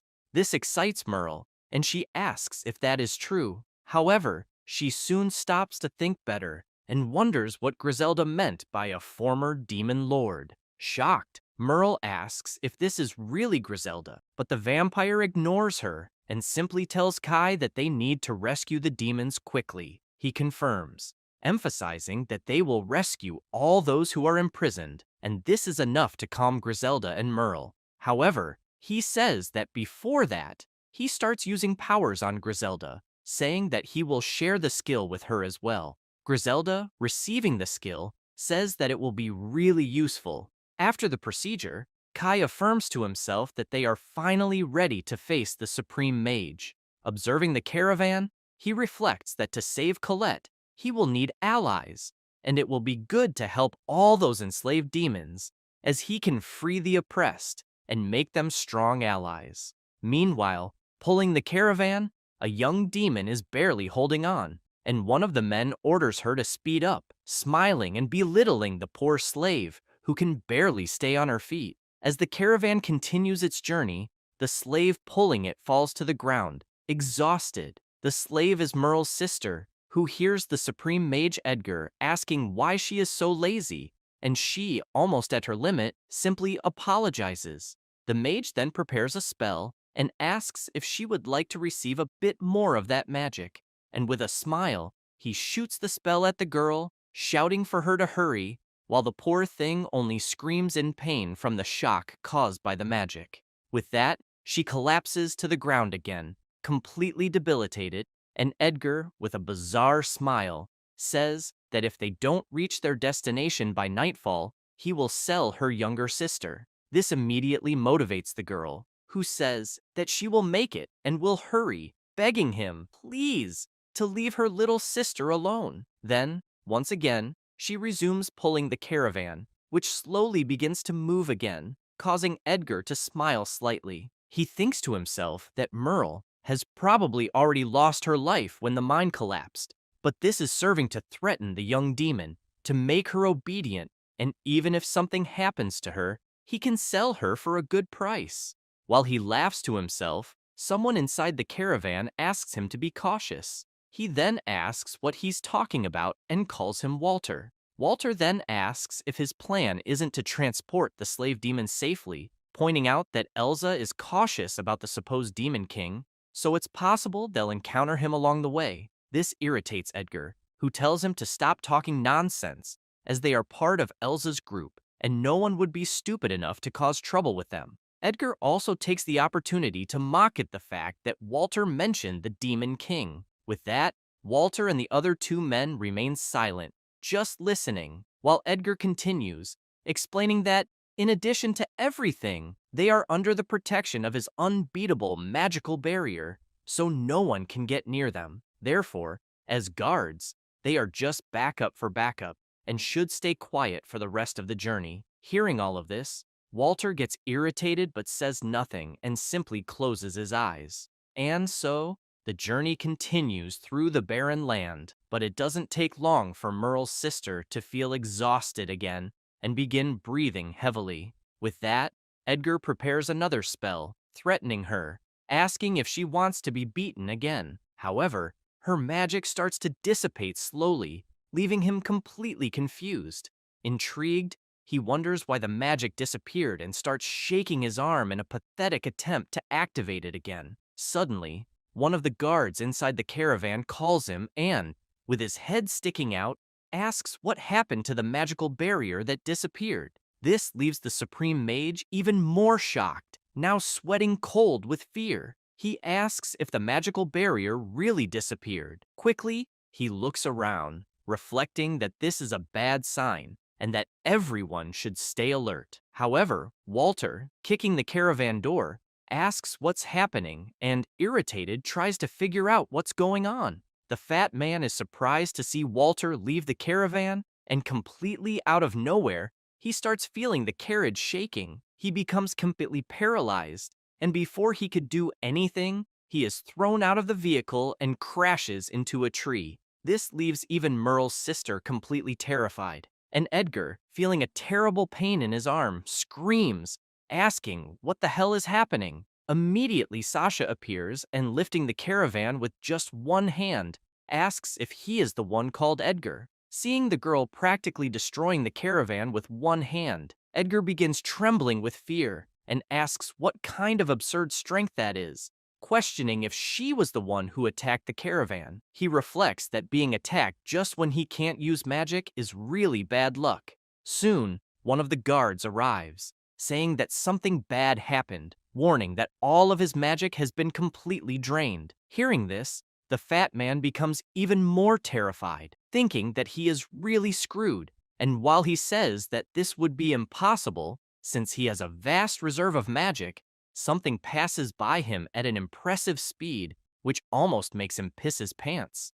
It's none other than Griselda, who passed by him carrying Merle's sister in her arms. With a smile, she says that apparently everything worked as planned. Seeing the entire scene, the poor demoness is speechless, while Edgar, irritated, wonders what else is coming and why the hell they are taking the slaves. Soon, Kai appears, and in a calm tone says that now they just need to finish this and leave. Meanwhile, Griselda tells Merle's sister that she is safe now. Not understanding any of this, Edgar is surprised to see a young man there as well, and tells the guards to stop them, as he hired them specifically for this. However, one of the guards hesitates and says that despite him saying that, Edgar is incapable of using magic, which makes the mage think that the only one who can fight without using magic is Walter. And so, it doesn't take long for Walter to begin approaching Sasha with a massive sword in hand. He then apologizes and says he will do this just for business. Immediately, he moves and attempts a surprise attack against Sasha, who skillfully manages to dodge. But even so, she acknowledges that this man is indeed very fast. And, looking at him, she notices that, even though he's so fast, he attacks with a lot of force.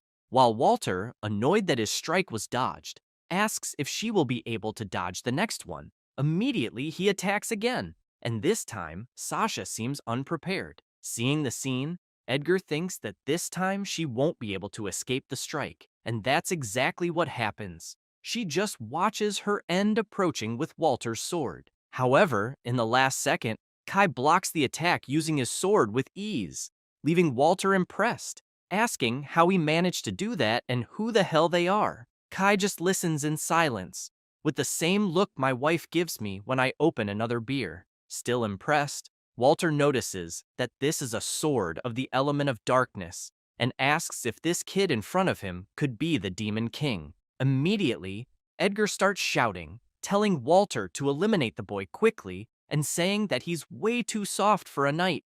But before he could finish, he is pulled by Griselda's magic. She then tells him that it's over and that he should pay. With that, he orders Walter to surrender, which he promptly does, dropping his sword. Kai then turns to Edgar and says that now he will. But before he could finish the sentence, Edgar, desperate, asks him to wait and questions what he wants. He says that Kai can take the slaves if that's what he wants, and that he will do anything Kai asks, begging to be spared. The protagonist then agrees and comments that he has no personal issue with him. However, he will let the slaves decide what to do with Edgar, asking if Edgar is with him or not. The slaves hear everything, silently and with worried expressions. Shocked, he looks at the slaves, saying he's sure they are grateful to him. After all, he took very good care of them. With a wicked smile, he comments that he took very good care of them every night and asks if everything he did to them wasn't good. Griselda observes the slave's reaction closely and they quickly decide they want the fat man's death, with one of them highlighting how incredulous she was at his words. Hearing this, Edgar is completely stunned, speechless, while the protagonist says that, therefore, his fate is sealed. The fat man lowers his head, reflecting that this will indeed be his end, and thinking that there were still many things he wanted to do, including never being able to be with the cat ear tribe. Suddenly, a sinister hand touches his shoulder, and a terrifying demon appears, holding him by the shoulders. Moments later, only the lifeless body of the fat man falls to the ground, and with that, the skull demon begins to disappear slowly. While the protagonist watches everything, he comments that watching Ares gave him a bad feeling. Moments later, Griselda, excited, calls for him and, with a smile, says that the plan was a huge success. Kai then responds, saying that it was all thanks to her and Sasha. Sometime before, after using one of his abilities, Kai asks if the skill sharing worked, which she confirms, pointing out that now she is able to drain magical power. The protagonist then says that they will proceed immediately with the plan, and, considering that the enemy is of the Supreme Mage class, confronting him head-on in a state of alert would be too risky, so they will use the power draining. Immediately, Griselda gets excited, saying that they will steal their magical power and pointing out that a Supreme Mage without magic is just an ordinary human. However, Sasha shows concern, explaining that Supreme Mages have vast amounts of magic and questioning if it wouldn't take too long to drain all their power and if they wouldn't realize they were being drained. Kai, with a smile, says that Sasha is right, but they should trust him. It isn't long before they notice Edgar passing by with his caravan full of slaves, and with that, they immediately start using the magical power stealing skill all at once. They focused and worked as a team to drain everything quickly, and when Edgar noticed he was completely powerless, he was horrified. Back in the present, Griselda laughs, commenting that Edgar's face was hilarious, and that they drained everything in the blink of an eye. Remembering when Edgar realized the magical barrier was gone, Sasha comments that the idiot mage wouldn't be able to do that without the barrier, and that the other guards, except for one, also didn't seem capable. Kai says that with the two of them, he feels it would be impossible to lose to anyone, which Griselda confirms, while Sasha says that, actually, she's not even close to his level. He then starts thinking to himself and reflects that those two girls are indeed strong, but Johann must already be expecting this, knowing the power of the second loop, and that to defeat him and save Colette, he will need even more strength. Then he looks at the caravan and says that now they can free those demons. With that, they begin to free them, and after some time, all are free, though visibly weakened. Griselda then asks Sasha if everyone was really freed, and Sasha confirms. Observing the slaves' expressions, she comments that they all look exhausted and asks what she should do. Suddenly, one of the tied-up guards asks about the weapons, and the other responds that they took everything, taking the opportunity to ask if his partner couldn't use his thief skills to get them out of those restraints, which he denies, saying he doubts they can escape this situation. This irritates his companion, who says that this means, sooner or later, the two of them will end up eating grass from the roots. Suddenly, Merle appears, asking if it's safe there, and commenting that Kai asked her to stay hidden. And seeing the young demoness, the bandit smiles, thinking he can get something out of that little brat.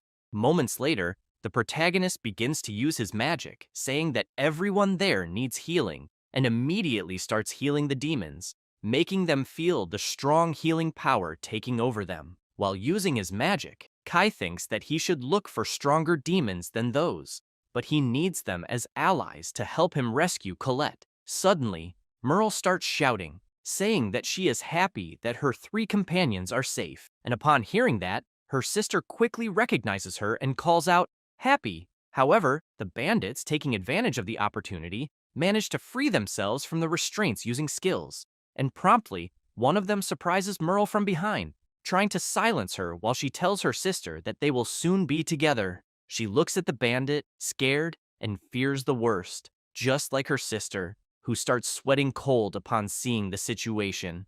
Immediately, Griselda and Sasha also shout for Merle, upset. Meanwhile, the bandit smiles and says that with a hostage, they have an ace up their sleeve. However, Kai, with his powers already prepared, asks if the bandit is sure of what he is saying. He ignores the question and simply tells the protagonist that if he cares about the life of that young woman, he should let them escape. Meanwhile, the young woman's sister, irritated by that, quickly rushes at the bandit, hitting him and making ketchup spurt from the bully, leaving Griselda proud, celebrating and highlighting that Merle's sister managed to catch them easily. After observing the scene, Kai is also impressed with the swift movements and recognizes that there is more to her than meets the eye. Sasha watches everything in silence, while the bandit reflects on that dormant power, noting that one should never underestimate the cat ear tribe. And Merle, seeing that her sister saved her, sighs in relief and runs to hug her, apologizing and explaining that she came there to save her. But in the end, it was her who saved her. But the young woman says, it's okay, as long as she's safe. Kai then smiles and says that he is happy they could reunite. Then, the one with pointy ears tells the protagonist that she doesn't know how to thank him, and her sister adds, also thanking him from the bottom of her heart. However, Kai says that they should be grateful to Griselda, and she, confused, asks what he means, pointing out that now it's time to show everyone the new Demon King. Hearing this, Kai is shocked for a moment, but quickly says that she's right. The protagonist then asks for everyone's attention and says that according to the teachings of the Holy Church, beings and demons with dark attributes are considered evil, treated as monsters without love. Immediately upon hearing this, everyone is surprised, wondering if it's really true. Then, Kai, opening his arms, continues saying that those who have hearts and who love, in truth, are the ones here. Merle and her sister are also impressed by his words, and he goes on, saying that he will create an ideal nation in the demon realm. The bandit is confused about this nation talk. However, Kai says that this will be where beings with dark attributes and demons can live without discrimination, and that there, he will be the Demon King. Completely shocked, the man asks what the hell he's talking about, while Griselda gets excited. He then concludes, saying that the next step will be to recover the mithril mine. Everyone present starts to get anxious, while Kai says that those who can fight should prepare because they will liberate the demons and recover the nation. Not believing what he's hearing, the bandit starts shaking, shocked, while Sasha says that this is a beautiful prophecy from Kai, and Griselda, absolutely emotional, tells Sasha that she is truly happy. Then, the protagonist looks to the side and tells Walter that it's time to punish him. He then takes a deep breath and says that he won't beg for his life, so Kai can take it quickly, which makes the protagonist say that he is really direct and that it's already decided. Until suddenly, Merle's sister appears, placing herself between Kai and Walter, asking him to wait a little. Then, with a serious look, she asks if Kai could spare that man's life. Surprised, he asks if Melty is really defending Walter, to which she angrily confirms, explaining that he helped them. Melty says that Walter secretly gave food to those who were hungry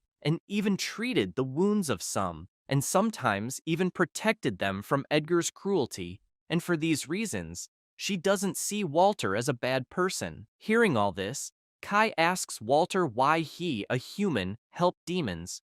Walter then starts reflecting on this, and says that all of this is a pity, leaving the protagonist confused. He then says that it's a pity that demons, just by being born, are discriminated against. Melty gets emotional with these words, still in front of the protagonist, and Walter continues saying that it's ridiculous because no one chooses how they're born, which is disgusting. Shocked, Kai then asks if his class is Black Knight, and he says that a darkness attribute is despised. For someone like him, who was expected to rise in the ranks of the Sacred Knights, it was the worst class. And because of this class chosen by God, someone precious to him, Kai begins to get emotional upon hearing the entire story. Walter continues, telling that once a visibly powerful man asked him if he really thought he could become a perfect knight just with skill, even possessing the darkness attribute, commenting that it was very presumptuous. Laughing mockingly, he said that if Walter just stayed quiet, that woman wouldn't need to die. Walter became extremely furious hearing this, and the bald man continues, asking if the blame for that death didn't fall on him, which made the knight even angrier. Back in the present, the protagonist asks who that woman was that he mentioned, and he, with his head lowered, answers that she was his fiancée. With that, Kai immediately remembers Colette and now understands that Walter is exactly like him. He then asks if Walter would like to serve him, to which he, suspicious, questions if Kai is asking him to betray Elsa. However, the protagonist says that, in fact, he's asking him to betray the Holy Kingdom. Immediately, Walter begins to remember the protagonist's speech, saying that he would build an ideal nation in the demon realm, where those with darkness attributes and demons could live without discrimination. And, with that, he thinks that if such a place exists, it will be wonderful. Then, he accepts the proposal, and immediately the protagonist cuts the ropes binding him. Sticking his sword in the ground, Walter says that he, a knight of darkness, swears loyalty to the Demon King. This makes Melty happy, saying that this is great because Walter will definitely be a strong ally for Kai. But the protagonist just says that he will also grant Melty the class of Demon General, surprising the young woman. He then explains that, to recover the Mithril Mine, he will need significant forces, and she will be part of that force. Observing the scene, Sasha begins to get excited, and the protagonist concludes by saying that he will use the subordinate demon contract to amplify Melty's strength. To himself, he thinks that, with the help of those people, the battles in the mine will be more favorable, and since he's already secured his trump card, everything is prepared. Meanwhile, a legion of warriors from the king's church begins to appear, and Melty, excited, says that for those who were rescued and to repay Kai's generosity, she will prove her worth. Kai then notices something that catches his attention, and after promoting Melty and Walter, he asks if they are both ready. Immediately, Melty says that for the lives he saved, they are ready, while Walter, with determination in his eyes, says that a soldier loses his life for those who recognize him, and that his sword belongs to the Demon King. With that, Kai concludes by saying that the contract is made. Sometime later, at the Mithril Mine stronghold, the knights, archers, and spearmen are on alert, and soon a carriage begins to approach the stronghold's gates. Pulling the carriage, Melty is visibly tired, while Walter asks the guards to open the gates because something terrible has happened. Immediately, one of the guards asks someone to open the gates, while another asks Walter what happened. Two of the guards observe attentively, and the one with a mustache orders the gates to be opened. With that, the gates begin to open. Walter and Melty observe carefully, and then begin to enter the stronghold until the head of the guards notices something, and, after observing the caravan carefully, asks them to stop immediately. With that, Kai and Griselda quickly go on high alert, and the head, suspicious, asks where Edgar is. However, Walter does not answer, and just closes his eyes and sighs. The head then says that this is rather suspicious, and asks the guards to look inside the carriage. Immediately, one of them offers to do this, and, somewhat afraid, begins to open the door slowly, commenting that everyone there is part of Elsa's faction, and, at this point, no one would dare mess with them. However, upon opening the door, he notices the three of them, which shocks him, and Kai, with a fixed gaze, says that the operation begins now. Immediately, the guard is thrown away by one of them, and as he passes by, spitting blood at the head, it leaves him incredulous. He quickly starts shouting, saying that Walter betrayed them and asks the troops to join forces and stabilize the barriers at key points. Thus, immediately the troops begin to approach, with spearmen and archers ready for battle, and the head, without thinking twice, orders them to eliminate all the traitors. However,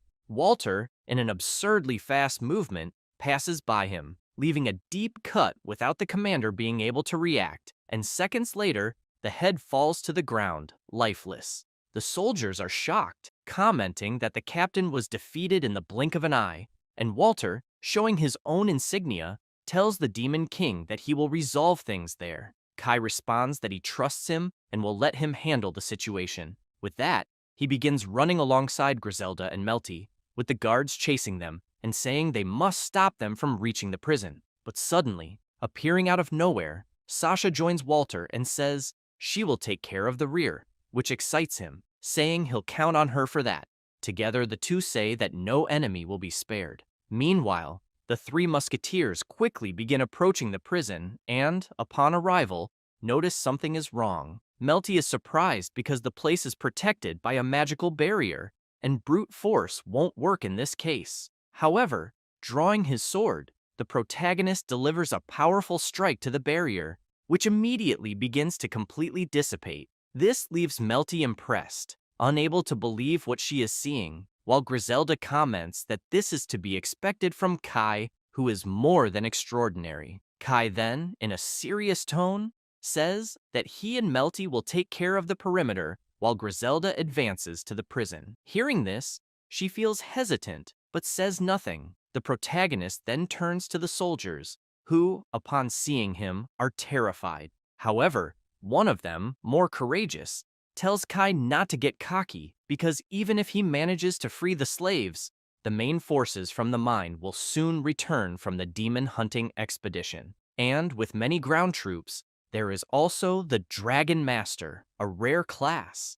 After saying this, he starts smiling and says they will arrive soon, as the main forces have over 1,000 men in the troop, and soon Kai will be exterminated. This makes Kai conclude that they must already be preparing. Meanwhile, elsewhere, the troops notice that a fire signal for reinforcements was sent from the mine, so they need to move faster and prepare for combat, and since the Dragon Master is already ahead, they must follow him. Meanwhile, Kai, recalling what was planned, already anticipated the main forces from the mine, so they shouldn't have any problems. Suddenly, the sacred knights that Kai had converted appear, and he remembers positioning 300 zombie soldiers with heavy armor onto the route to the mine. It doesn't take long before one of the soldiers notices something wrong and immediately starts shouting, telling the others that it's an ambush, while another wonders where it came from. Observing one of the zombie soldiers, they realize that those were from the sacred church's elite forces, and that these bodies have mastered combat techniques they learned in life, and now, as zombies, that combat power is immeasurable. While thinking about this, he is quickly attacked with no chance to defend himself, and eliminated by one of the zombies, whose red eyes show no mercy. Thus, an intense battle begins. One of the soldiers, defending himself, hears another commanding them not to face them directly, as each of them is strong. He then turns and says that it's fine, as they are outnumbered and if they cut off the zombie's limbs. However, he cannot finish the sentence, as he immediately receives a fatal blow that makes him fall lifeless to the ground. Shocked by the scene, another soldier asks if that comrade lost his life with a simple cut. This happened because Kai, before releasing them, made sure that this zombie army acquired the skill Grim Reaper's Touch, which gives each strike a 5% chance of causing instant death. Back to the battle, the soldiers start running desperately, commenting that they have no chance here and need to retreat. Back at the stronghold, Kai, unaware of a dragon approaching, reflects that at this point, the reinforcements must be on the verge of collapse, and now it's time to deal with the Dragon Master. Then he turns and sees that the dragon has already arrived, while Walter, in the shadow of the beast, notices that it is heading straight for the prison, so he hurries and goes back to defeat the enemies.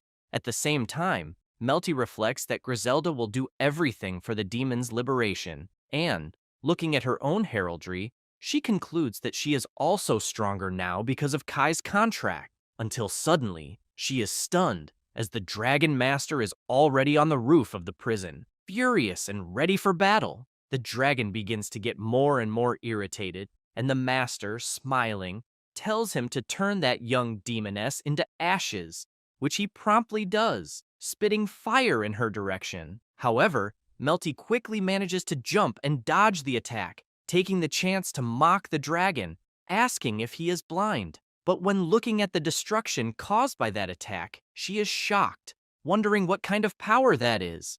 While the Dragon Master, smiling, says that slaves should know their place and stay quiet, he continues attacking, launching fireballs in all directions, and Melty, running, tries to dodge the attacks. Fearfully, she says that it's impossible to deal with that flying creature that spits fire. Then the protagonist calmly says, "Abyss of the endless depths, swallow my enemies." And with that, a black hole begins to form. Soon, another hole forms as Melty continues to flee from the attacks. Then she stops and looks back, startled, noticing that the black hole is swallowing the dragon's attacks. Also observing that, the master is shocked, trying to understand what is happening. Meanwhile, the protagonist continues to create an even bigger black hole, which makes the master quickly realize that it is Kai who is doing this. So, he promptly starts descending towards the protagonist, saying that he will exterminate him once and for all. Melty then calls out to Kai, saying that the dragon is very dangerous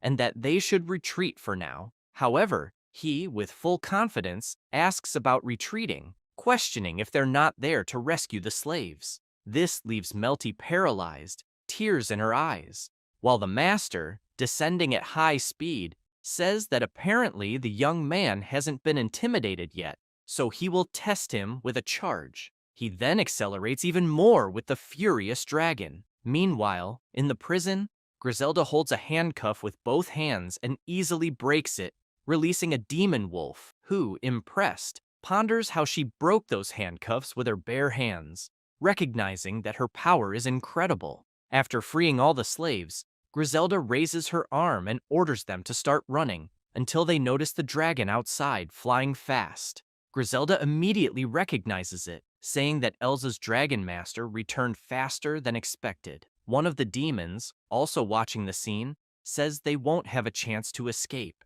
to which the others agree, saying they're doomed. However, Griselda demands silence, irritated, and says that they're there to reclaim the demon nation, leaving all the demons there completely shocked. She continues, saying that the time for submission is over, and it's time to reclaim the freedom that is rightfully theirs.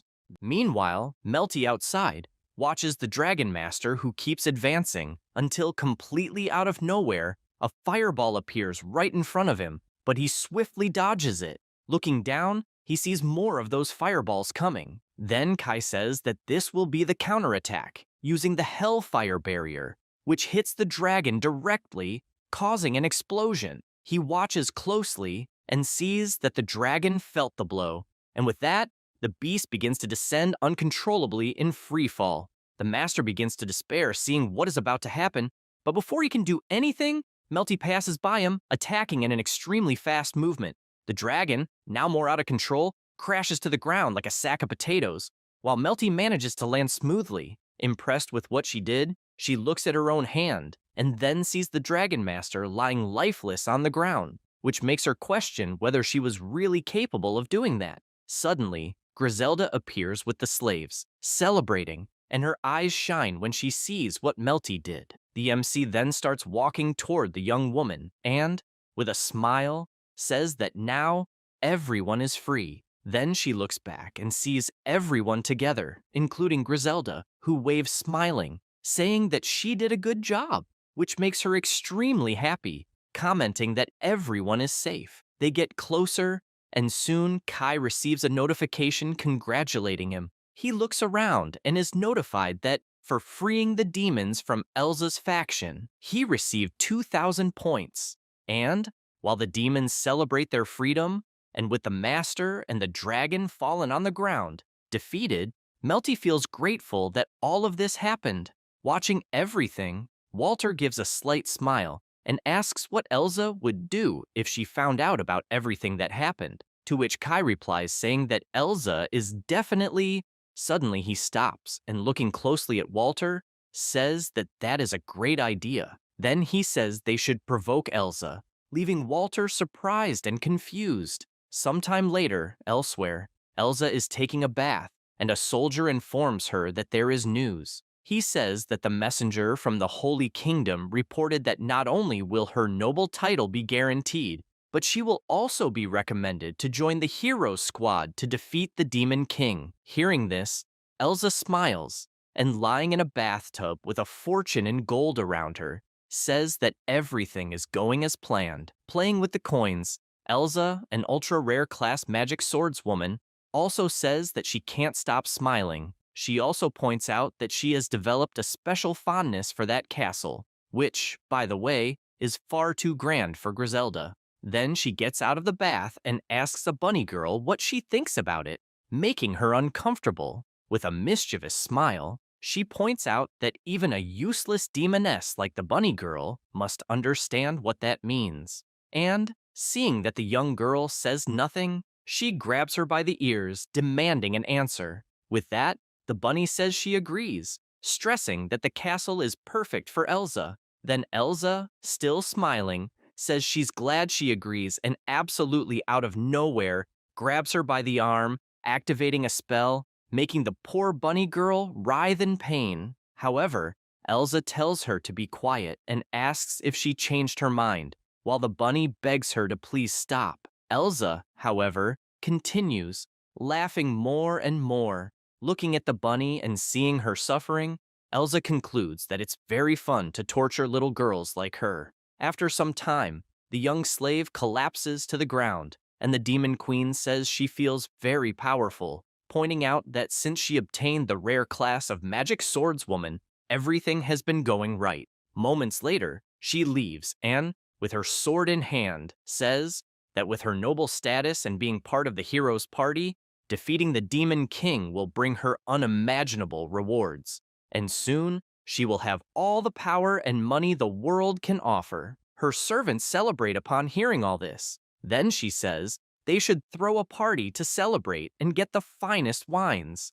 After grabbing one of the bottles, she says that a glass of that wine costs more than the salary of any of those animals she calls servants, so they should be grateful just for being able to look at it. Suddenly, a loud noise catches them by surprise, causing concern, leaving Elsa puzzled, asking what that is, until a guard appears saying they have a problem. Desperate, he says there are monsters there, but before he can do anything, something bursts through the castle wall, throwing the servants away. Immediately, Elsa grabs her sword, wondering what kind of monster it could be, until a colossal dragon appears in the hole left in the wall. This shocks Elsa, who wonders if that is really a zombie dragon, as she didn't know such a monster existed in that region. Then the dragon starts talking, introducing himself as Kai, the Demon King, and informing them that he has conquered the mithril mine. Hearing this, Elsa begins to panic, and Kai continues, saying the dragon, now without a master, serves him. At that, one of the servants promptly recognizes the dragon, while another, in shock, asks if the dragon rider master has been exterminated. Kai, controlling the dragon, doesn't respond, and simply says that Elsa stole his life and, moreover, the woman he loves, and for that reason, he will take everything she has. She then replies that she doesn't know what he is talking about, and irritated, claims that she loves taking things from others, but despises when something is taken from her, and she can't wait to see what will happen. Gripping her sword even tighter, she says Kai will regret making her angry. Immediately, Kai begins to use an ability that emanates from the dragon's mouth, saying he can't wait for this. Then, he attacks using a dark power, stating that Elsa will suffer endless pain. Quickly, the Cursed Breath ability heads toward Elsa, who, realizing the attack, notices she won't be able to dodge or defend, because if the attack hits her, she'll be cursed. With that in mind, she grabs one of the servants, who instantly panics, and cruelly uses him as a human shield. Taking advantage of the dragon still attacking, she flanks and, increasing her sword's power, uses the Crimson Flame Slash, delivering an attack that destroys and burns everything in its path. With the dragon in flames, she watches closely and wonders if the Dragon Master and the mine really were taken. Remembering that the dragon said he was the Demon King, she decides she won't wait to join the hero's party because she'll eliminate him herself. Meanwhile, the servant who was attacked, lying on the ground, says it hurts a lot and asks why Elsa used him as a human shield, but she just tells him to shut up, saying he should be grateful to still be alive. Confident, she starts walking and orders all troops to be gathered. The men promptly start grabbing weapons from the arsenal, hearing Elsa say they will head to the mine immediately because they can't let the enemies prepare, as the Demon King is certainly celebrating victory. And looking at the man on the ground, she also comments that Kai must be thinking he cursed her. Outside the castle, they notice that during the dragon's attack, all the wines that were there were stolen, and she, thinking about it, starts trembling with rage, commenting that that bastard is taking everything that belongs to her, and for that reason, she will never forgive him. Sometime later, galloping at high speed, Elsa keeps saying to herself that she will not forgive that. With her subordinates, she advances quickly, passing by the bodies of her fallen servants on the ground. She continues until she reaches the gate of the mine. Furious, she rears the horse, wondering how that bastard dares to take the mine from her hands. She thinks she will annihilate that so-called Demon King, Kai Austin. Suddenly, a noise is heard coming from inside the gates, and one of the subordinates, startled, asks what that noise is. He turns to Elsa and asks if they are really having a party in there. That makes Elsa even angrier, questioning how long those idiots will keep mocking her. Then, she draws her sword engulfed in flames and orders her troops to exterminate everyone inside. Immediately, they break down the gates. Advancing to attack, she orders them to spare neither women nor children and to make those wretches pay with blood. However, to her surprise, only 2 young demons are there, playing instruments. That leaves her paralyzed for a moment, not understanding anything. Before she could say anything, the demons start running desperately, leaving the instruments behind, which confuses Elsa even more, until out of nowhere, Walter attempts a surprise attack, jumping with his sword and commenting that Elsa really had the guts to come there. While he was still in the air, inches from landing the attack, Elsa realizes it's a trap and manages to defend herself effortlessly. Intrigued, she turns to see who attacked her and quickly recognizes Walter, while he, smiling, says he already expected her to defend the attack. With a quick movement, she throws Walter back, catching him by surprise. With several skills activated, she reflects that she is always underestimated and, with a harsh look, asks how much the Demon King paid him to do that. However, Walter does not answer, as he is astonished by all the skills Elsa possesses. The swordswoman then wastes no time and, using her skills, disappears from where she was in the blink of an eye, quickly appearing behind Walter. With a wicked smile, she says he already knows what happens to traitors, leaving him in shock. She activates the crimson flame on the sword to attack. However, when she turns, she comes face to face with several zombie knights.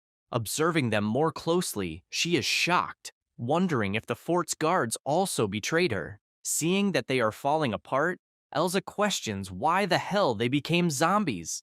Soon, she and her subordinates are forced to defend against the attacks. Suddenly, more soldiers begin to approach, and the redhead servants, seeing that, inform her that a large army has prepared a trap. Also observing the zombies, Elsa's subordinates quickly recognize them as former allies. While Walter, on his knees, hears Elsa comment that he exterminated almost all her subordinates, she concludes with a smile that, nevertheless, he shouldn't think for even a second that those crippled zombies would be able to stop her. However, suddenly, a magic circle appears on the ground, pulling her arm. She soon realizes she is trapped in a skill called Poisonous Swamp. Surprised, she looks to the side and notices that her men also fell into the trap. She hears the screams of soldiers warning everyone to stay alert, because if they are not careful, they will sink into it. Soon, they start to become even more terrified upon noticing that the zombie soldiers don't care about it and keep advancing. One of them,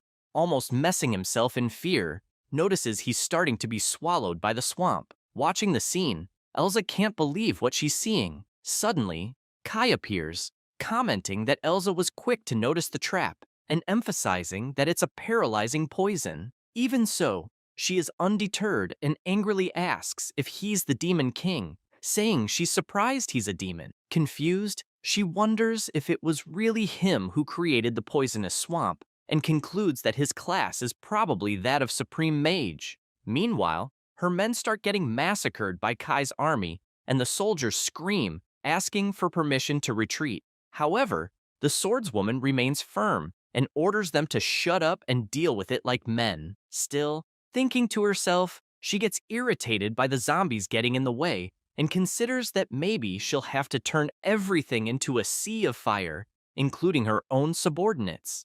Determined, she tries to use her powers but quickly realizes that nothing happens, which makes her even more irritated, wondering why she can't use magic. Shocked, she ponders if it's because of the poisonous swamp, but soon changes her mind and thinks it must be something else. Then, she manages to see Sasha using a skill, and even from afar, she understands that the blonde is draining the magic points from the entire area. More and more nervous, Elsa comments that one problem after another keeps coming up, but she will end everything all at once. Then, noticing the soldiers being massacred and sinking in the poisonous swamp, she realizes she'll have another problem, because now, all the zombie soldiers are heading toward her. Even so, she grips her sword tightly, and her heraldry begins to shine.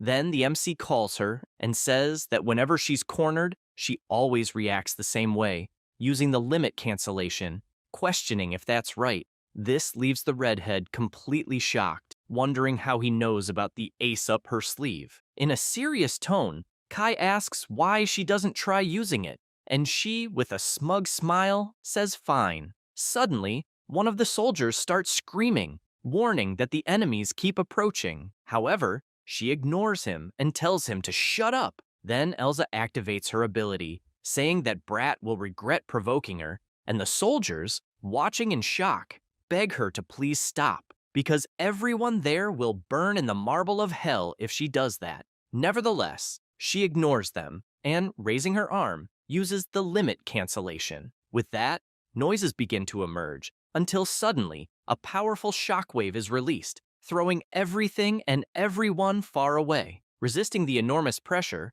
Walter asks what the hell is happening, and Elsa, with a determined look, faces Kai and continues to emanate an increasingly strong power. Kai watches the scene closely and notes that Elsa's highest level enhancement skill triples all attributes for 5 minutes, and, with that, she soon starts moving quickly, saying she will show the difference between her level and Kai's. She stands face to face with the zombies, staring them down, while her subordinates scream for her to stop, because they'll be screwed too if she continues. Even so, she coldly says she doesn't care, and with a single sword strike begins cutting everything in her path, including her own servants, without mercy. Even from afar, it's possible to see the powerful blow delivered by the redhead, and the MC, analyzing the scene, concludes that the new magic attack was completed. He fixes his eyes on that powerful attack, impressed and paralyzed, until an explosion hits the place where he is, leaving Walter and Sasha worried, shouting for him. It doesn't take long for the dust to begin to settle, and to their surprise, Kai remains intact even after the attack. This leaves Elsa equally impressed, wondering how he was able to remain standing after that powerful blow. But the MC just looks at her as if nothing had happened. Incredulous at it all, Walter asks Elsa if she really landed that strike, and Kai, still with his hand extended after defending himself, comments that apparently the redhead is still in her growth phase. Meanwhile, sinking into the poisonous swamp, one of the soldiers, soiling himself in fear, says he's witnessing a battle between real monsters. Looking at his own hand, Kai reflects that even 5 years from now, even with all his power, he might not be able to stop Elsa. However, he knows what her weakness is. He remembers that, in his past life, he had asked if she was okay, thinking that since her limit cancellation had ended, all her stats would be halved for 24 hours. However, she simply told him to shut up and stay away, calling him trash. Back in the present, Kai crouches down, unconcerned, and asks if she shouldn't hurry, as a minute had already passed, and she, still determined, retorts by questioning how far he can go. But completely out of nowhere, one of the soldiers calls for the Demon King and, together with his companions, trembling with fear, announces that he is surrendering, emphasizing that they can't go on with that crazy woman, and immediately his companions begin to say the same. This makes Elsa angry, calling them ungrateful bastards. And the MC, seeing that, says it's fine, but warns that they will have to prove whose side they are really on, which they promptly agree to without hesitation. With that, the swordswoman notices another problem has arisen, and before she can say anything, the soldiers charge at her to attack together, but she manages to dodge. Elsa then grabs her sword firmly and, irritated, asks if they really think she will allow them to join that scumbag. However, surprisingly, one of the soldiers grabs her by the neck as she can no longer move due to the swamp's poison. With that, Kai approaches, commenting that apparently she managed to resist it with her poison resistance skill, but now, finally, the swamp is taking effect. Fearing what might happen, Elsa begins to feel afraid upon hearing Kai say that now she is no longer a threat. Then, promptly, he orders the soldier to release her, and thus, the redhead falls face first into the poisonous swamp without showing any reaction. Seeing that scene, the MC reflects that this poisonous swamp might also be useful in real combat, and says he never imagined he'd see Elsa crawling so pathetically. He remembers when she humiliated him and stepped on his head, and continues watching her slowly agonize under the swamp's effect. Suddenly, she lifts her head and looks at the MC completely possessed by rage, and, supporting herself on the ground, she gets up already grabbing the sword, saying she still has some magic left. This catches the MC by surprise and makes him reflect that the redhead is really hard to take down. Then, she raises the sword to attack, and without thinking twice, delivers the blow with multiple movements toward Kai. Irritated, she claims to be the strongest, and, not only that, also a super rare class chosen by the gods. Completely consumed by fury, she screams, emphasizing that she is a spellblade. However, Kai simply raises his arm, showing the heraldry to her, and, using a magic circle, says she probably never imagined she would be defeated by a mere dark mage. Elsa is completely shocked when faced with that, and, with no time to react, is attacked from all sides by the Hellfire skill that Kai used. And, as a result, Elsa has her body completely pierced, looking like a sieve. Gravely wounded, she starts coughing up blood and writhing in pain, but still trying to hold on, she places her hands on the ground, still feeling sick and in disbelief, asks what the hell Kai really is and what his problem is with her. He simply replies that he made a promise, and Elsa, smiling, says she has no idea what he's talking about. Even trembling, she manages to stand up, almost exhausted, and says that despite all of this, one thing has become clear, the fact that she cannot defeat him. This leaves the MC confused, not understanding what she is trying to do, and the redhead, after wiping her bloodied mouth, throws a piece of clothing to the ground. She begins to walk toward Kai like a model, and with all the charm in the world and a seductive look, Elsa asks Kai to make her the woman of his life. Hearing those words, the MC is paralyzed, unable to react, while Walter and Sasha, visibly irritated, comment that that woman is truly shameless. Even her former subordinates are surprised by that attitude. Kai remains unresponsive, silent, and Elsa continues, claiming to be strong and beautiful, and that for that reason, the Demon King should take her. However, something starts to appear beside her, and soon a small explosion hits the warehouse behind Elsa. She turns, startled, to understand what's happening, and the MC, after creating that explosion using his abilities, tells the redhead that it's better if she doesn't mess with him, because next time she will be the target. Moments later, Griselda begins to approach, telling Elsa that for a moment she thought Kai would exterminate her, but it was he who decided to keep her alive for now. Immediately, Elsa recognizes Griselda, and she, with her arms crossed, says she's surprised Elsa remembered her, because she thought it would be easy to forget the face of a slave. However, the swordswoman smiles, saying she remembers Griselda because she was sold for a good price, and, provoking, asks if she's there to be sold again. But Griselda just stands with her arms crossed beside Kai, and with that, Elsa is shocked, asking why she is there, and if she is really working with the Demon King. Griselda says nothing, and just watches coldly. Then the redhead gets even more irritated, saying that now she realizes that it was Griselda who planned everything. Immediately, she grips her sword tightly, preparing herself, and charges at Griselda, saying she will annihilate that slave. Watching the scene, Walter and Sasha become worried, shouting for Griselda and asking how that demoness is still able to move. Also watching the dust rise from their fight, Kai reflects that even wounded Elsa in limit cancellation mode is a formidable opponent, but Griselda is no longer the same as when she was captured by her. After all, now she is one of his 4 celestial queens. The redhead is completely astonished by Griselda's current powers, and soon hears her saying that normally she would like to take Elsa's life with her own hands.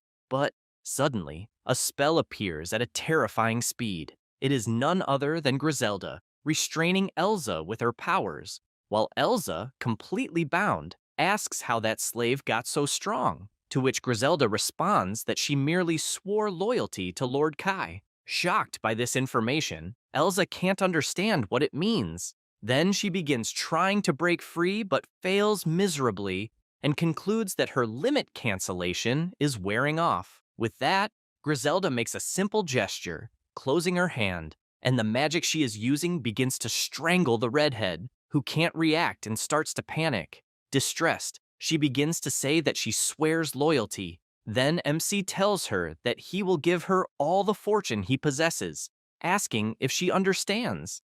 And she, being strangled and angry at the same time, surrenders and says it's fine. A few hours later, that same night, Griselda celebrates by shouting, saying they really made it. With a glass of wine in her hand and sitting on the throne next to Sasha, who is crying with emotion, she says she never imagined she would sit on that throne again. Walter then approaches and asks if it's really right for someone so short to act like the Demon King, which makes Griselda irritated, and she asks him to repeat what he said. Sasha, also drinking wine, says it's okay because if Griselda is there, she will serve as Lord Kai's representative splendidly. Meanwhile, a little farther away, Elsa arrives startling Merle and, calling her Kitty, asks her to explain what needs to be done to break the contract she made with the Demon King. However, to her despair, Merle only replies that she doesn't know. Then Kai approaches, asking the redhead where she thinks betrayal begins. This catches her by surprise and frightens her. Then MC extends his hand over her head and seals the pact, saying he grants Elsa the rank of one of the 4 celestial kings and queens. With that, the heraldry on her hand changes, but even so, she smiles and says that Kai should enjoy it while he can, because someday she will tear his head off. This irritates MC, so he says he will make it very clear, stating that this is a contract of servitude, and if she betrays him, she will die. This leaves Elsa absolutely shocked, nearly having a heart attack. Frustrated, she throws herself on the ground grumbling, leaving Merle and Melty watching, intrigued. With that, the Demon King begins to walk away, tired of it all, and, remembering Colette, he reflects that to rescue her, and unfortunately, he will need Elsa's limit cancellation. He also recalls the nearly impenetrable magic barrier of the capital of the Holy Kingdom. Even Griselda, as a demon queen, won't be able to break it, and if she manages to destroy just that, he can handle the rest himself. Shedding a tear of longing, Kai thinks to himself that the time is almost near. Suddenly, Griselda appears, interrupting his thoughts, informing him that the envoys from the Red Scorpion's mercenary group have just arrived. This surprises MC, who says he didn't expect it to be so soon, and, commenting that it's a negotiation with demons, takes the opportunity to ask if she would also like to join. Griselda is moved by the invitation and says it would be an honor if he doesn't mind, but asks if, once the talks are concluded, he will leave immediately, which he confirms without hesitation, pointing out that he must depart as quickly as possible. This moves her even more and makes her comment that he must really care a lot about Colette. MC is surprised by that comment, but covers it with a smile, saying yes. Griselda then turns dramatically and, anguished, says she will proceed with the plan and wait for him. As she walks away with her head down, Elsa comes running, agitated, calling for the Demon King. And, as they talk on the castle balcony, a man watches from below. He is a member of the Holy Church, who says he is in disbelief witnessing all of it. Observing the conversation between Elsa and Kai, he wonders if the red head was really defeated by the Demon King, and concludes that he needs to report it to Lord Johann immediately. But suddenly, the creepy dragon starts descending toward the man, and, approaching him, asks if that man is one of Johann's subordinates, commenting that by order of Lord Kai, he will also help them as an informant. Then the dragon extends its claws toward the man, who is shocked, asking if that is a high-rank demon, but unable to react, he is easily captured by the frightening demon. Meanwhile, elsewhere, observing a dress, Johann tells Colette that she is very well dressed, and looking the beautiful young woman up and down, he calls her Lady Colette, the saint. Observing the mark on Colette's neck, Johann smiles. A few days earlier, in the capital of the Celestial King, two maids present clothing to Colette, and soon one of them, finishing dressing the saint, says she looks wonderful. However, Colette, shaken by being trapped there, just lowers her head and says nothing. She remembers when she was captured by Johann and said she would not return to the capital because she was with Kai, which made Johann, mocking, say that in fact she was referring to the Demon King and pointing out that she would never see him again, left her worried.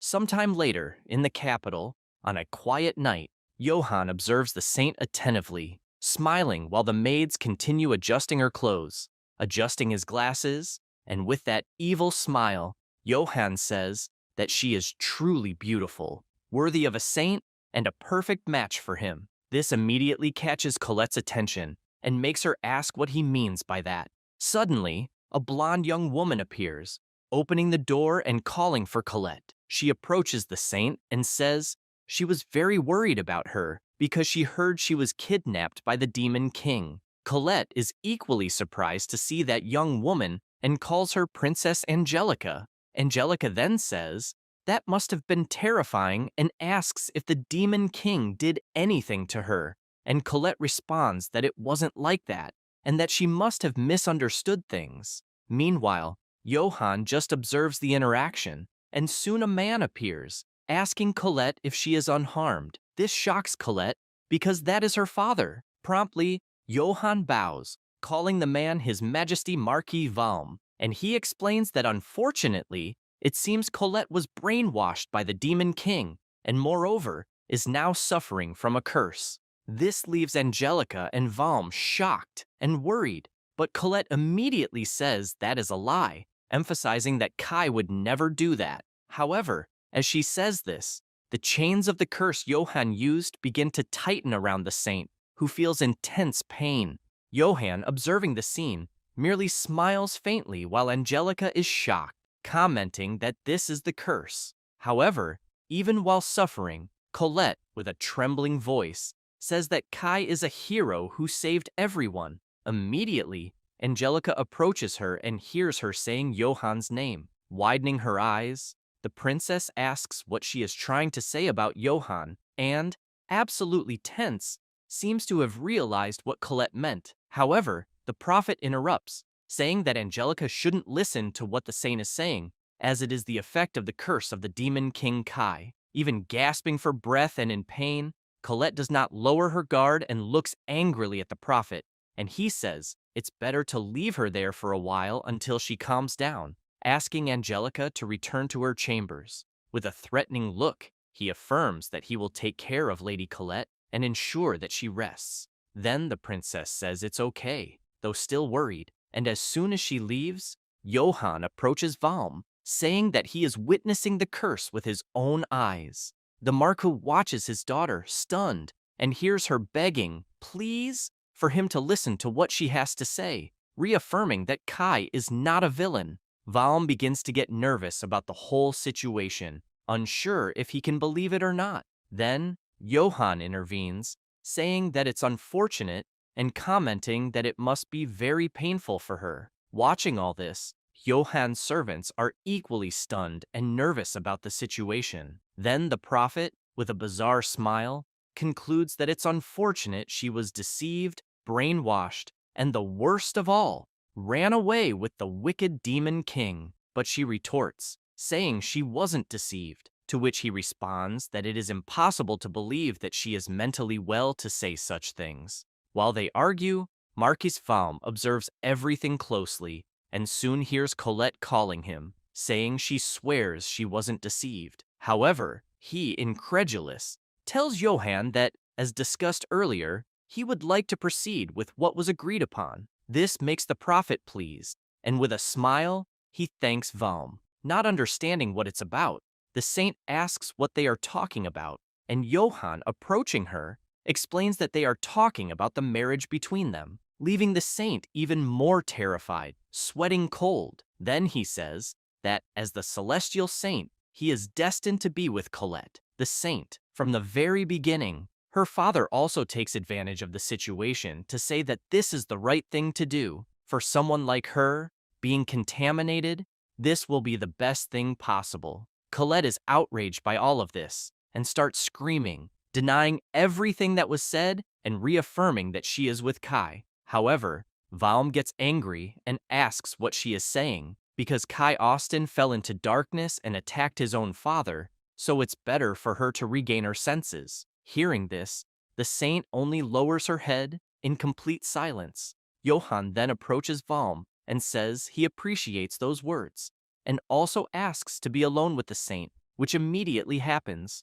Then the prophet tells Colette that he has authority over the entire church, and that if she is thinking of helping the demon king, she better be careful with what she plans. Colette then asks if a saint is resorting to threats, and he responds saying that if it is necessary for justice, threatening is natural, and that, thanks to her arrival, he was able to set up the Grand Barrier. Johann explains that this prayer room works only with a saint and a holy relic, and so he would greatly appreciate her cooperation. Observing her kneeling on the floor, he also takes the opportunity to say that she is truly beautiful, and that living life with her by his side will not be so bad. But anyway, he wants everything she can offer, and obviously, that includes her power as the Saint of Time. With a bizarre smile, Johann tells her not to worry, because even in the next loop, she will continue to belong to him. Hearing all this,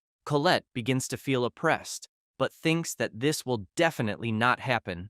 With tears in her eyes, she thinks that she just wants to be with Kai. She looks fixedly at Johann and loudly says that she would rather die than be with him, leaving the foolish saint shocked. She remains firm, saying that if Johann forces her to obey any command, she will choose to take her own life. The prophet says that this is ridiculous, and grabbing her by the dress, says that if she does that, the demon king, however, she interrupts him, saying that Kai will never lose to a farm chicken like him. Even irritated, Johann tries to control himself and simply says fine, because he has all the time in the world. Suddenly, Matteo appears at the door, and approaching the prophet, says that he needs to report something urgent. Angry for being interrupted, Johann asks what it's about, and Matteo, seeing that the saint is there, says it's better to talk in another place, leaving Johann even more irritated. Even so, he begins to leave the room while Matteo takes the opportunity to approach Colette with a book in hand,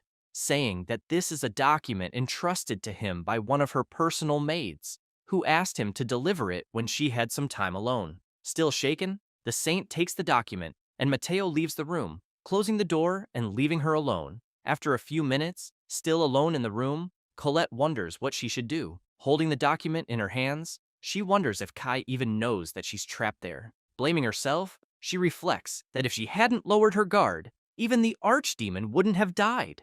Then she decides to read the document and soon finds a note between the pages.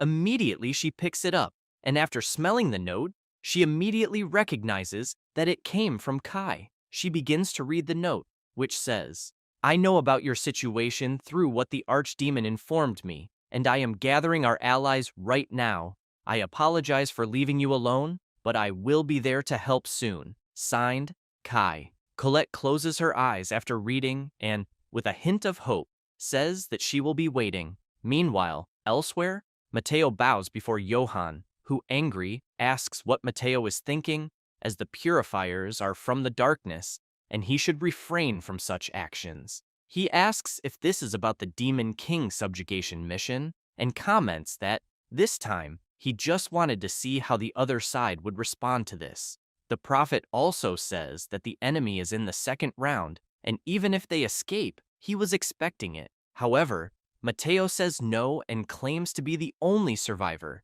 stating that the mission was a complete massacre. Hearing this, Johann is absolutely shocked, wondering if those purifiers were defeated, which makes him think that this so-called Demon King will truly not be an easy enemy to face. With this in mind, he asks Mateo to increase the alert level and reorganize the purifiers, which Mateo promptly acknowledges. Thus, Johann leaves the room and heads to another place. In a sacred temple with several men apparently important to the church, the man seated on the throne tells the prophet that he did well in reporting all that.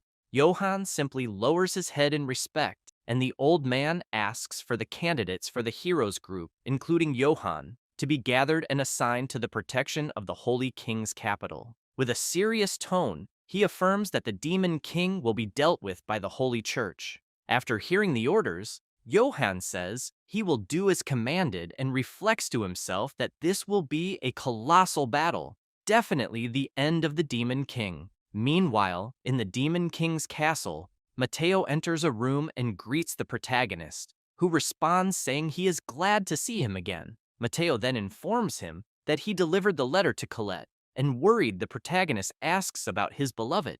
Mateo responds that she is safe, but with the tight security she is under, escaping will be impossible. Kai replies that he had imagined this, and thanks Mateo for his work. Clenching his fist, he thinks that he needs to hurry up. Then Mateo shows him some documents, asking Kai to take a look. He explains that these are good pieces of information about the defense of the capital. Surprised by this, the protagonist says that, apparently, besides the barrier, there are also powerful magical weapons, which makes him wonder if they also have equipment that forcibly drains magical power, which is bizarre. Observing the weapons drawing, he notices that they've placed it around the entire capital wall. Kai reflects that, just as they managed to create this tactic to drain magical power, the enemies also succeeded, and even if they break the barrier, they will be forced into a fight without magical power. Pondering the matter, Kai deduces that this will definitely be a problem. He then tells Mateo that he can go back and continue with the preparations, and returns to thinking about what he could do, but quickly has an idea. Meanwhile, elsewhere, an axe nearly hits Elsa, who, holding a bottle of wine, asks what the hell that is among the smoke. A colossal figure appears, asking if she is Elsa. He places the axe on the ground, which immediately starts to break, and Elsa, shocked, looks to the side and realizes that the tower behind her is also splitting in half. Moments later, the tower begins to collapse. Watching the scene, the redhead comments that this power is truly incredible, and while the tower falls, the giant says that he is there to take the Demon King's territory. Elsa then leans on her sword and, rising, smiles, and informs him that the territory has already been taken. The giant is shocked by the information and asks if it was the demons who were responsible for it. The redhead, incredulous about that question, replies that in fact it was the humans. This enrages the being, shouting that now he realizes nothing has changed, and he will first exterminate that idiot and then deal with those humans. However, Elsa, with a smile, simply says that he is a very big guy. Suddenly, Walter appears, accompanied by Sasha and Griselda, asking if that is an enemy attack and if that is a demon. The giant then looks back, and Griselda is astonished by the scene in front of her. She sees Elsa using her full skill improvement and asking why the monster is looking away, stating that she will charge forward. Her sword starts to catch fire, and she quickly attacks using the flame slash.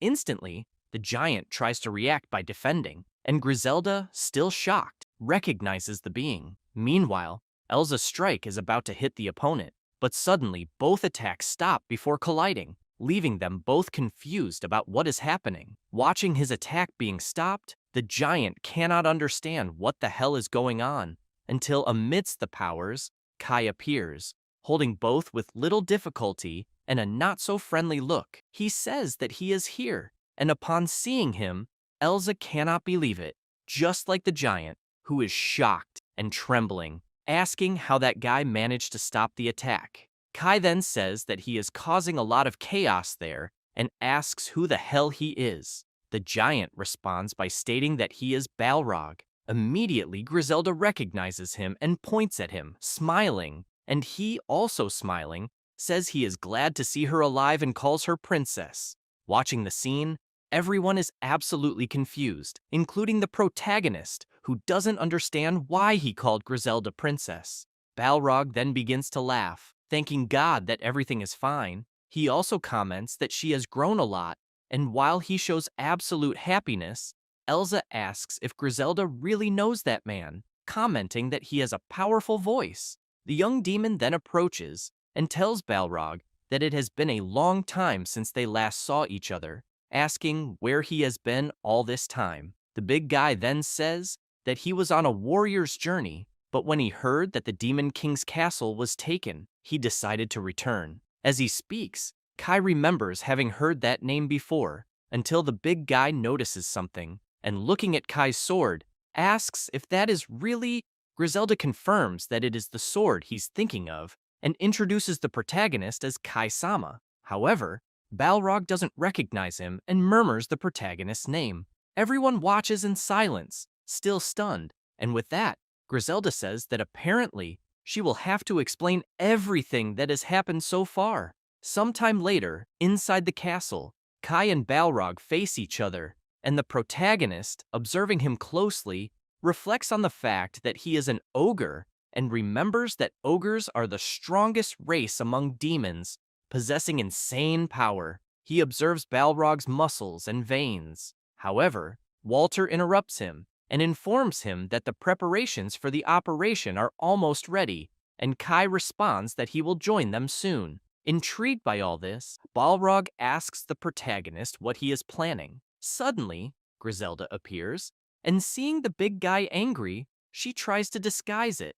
telling the protagonist that she will introduce the strong man again. She explains that he was one of the 4 sacred kings, according to the prophecy of the former demon king, who was her father. This information immediately surprises Kai, who remembers meeting him in his past life, and that man was very strong, and even now, 5 years later, he remains a strong opponent. Balrog then comments that he doesn't understand what is happening, and asks if humans and demons are joining forces. However, everyone remains silent, not saying a word. Then, Balrog lowers himself, calling for the protagonist, and asks why he has that sword, which belongs to the Demon King. The protagonist then remains silent for a brief moment, and soon affirms that it is because he himself is the Demon King, leaving the big guy absolutely shocked and asking him to repeat what he just said. At that moment, the protagonist reflects that it's natural that Balrog doesn't accept this, as it's hard for him to understand that a mere human is suddenly declaring himself as the Demon King. Griselda then calls the big guy's attention, asking him to stay calm, as they owe their lives to Kai, who saved them, and Sasha adds that not only that, but he also fought for the liberation of the demons, and they all swore their loyalty to Kai-sama from the bottom of their hearts. Balrog then looks at everyone present, still suspicious, asking if they are really loyal to a human. With just one hand, he crushes one of the castle's pillars, and with a vacant look, he asks Sasha if she has forgotten the Demon King's last words. The blonde gets uneasy at that, and Balrog concludes, telling everyone there to pay attention because he doesn't know any of the nonsense they are talking about. And now that the Demon King is gone, his daughter, Princess Griselda, needs to exercise her right to the throne. She only hears all of that, and the big guy continues, saying that a human being the Demon King is impossible. However, Griselda intervenes, saying that she understands what he is saying, but Kai has the qualities and strength of a true Demon King. Still irritated, Balrog grits his teeth in anger. Then the protagonist calls him and says that they are about to launch an attack on the Holy King's capital, so Balrog can decide whether to recognize him as the Demon King or not.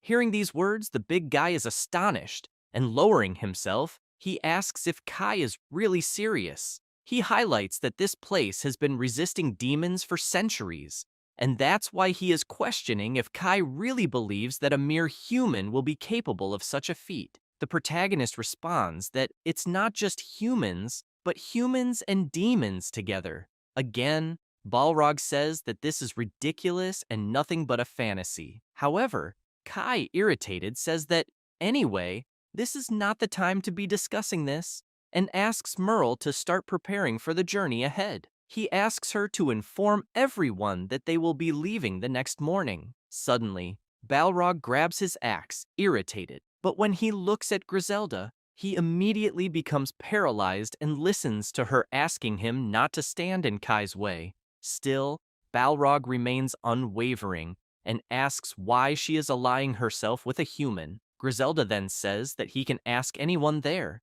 as the vast majority of them were saved by Kai-sama. The big guy then looks at everyone there, the cat-eared sisters and the various demons, and says that it cannot be true. Frustrated, he cannot understand all of this. He then goes to the palace door and, outside, wonders who the hell that human is, as the late Demon King's wish was for his daughter to take the throne. But then he notices something, and looking ahead, he sees two other demons.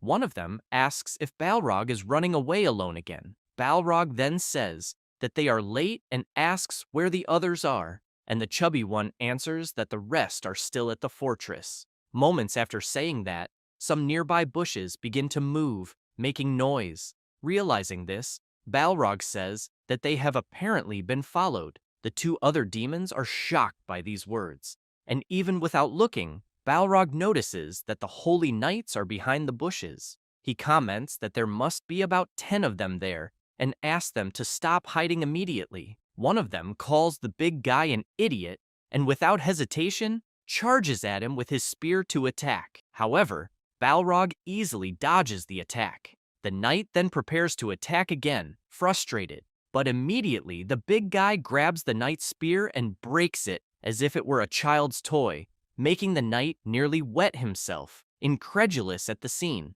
without thinking twice, Balrog then charges at the knight, grabbing him and saying that to him, those spears are just toothpicks.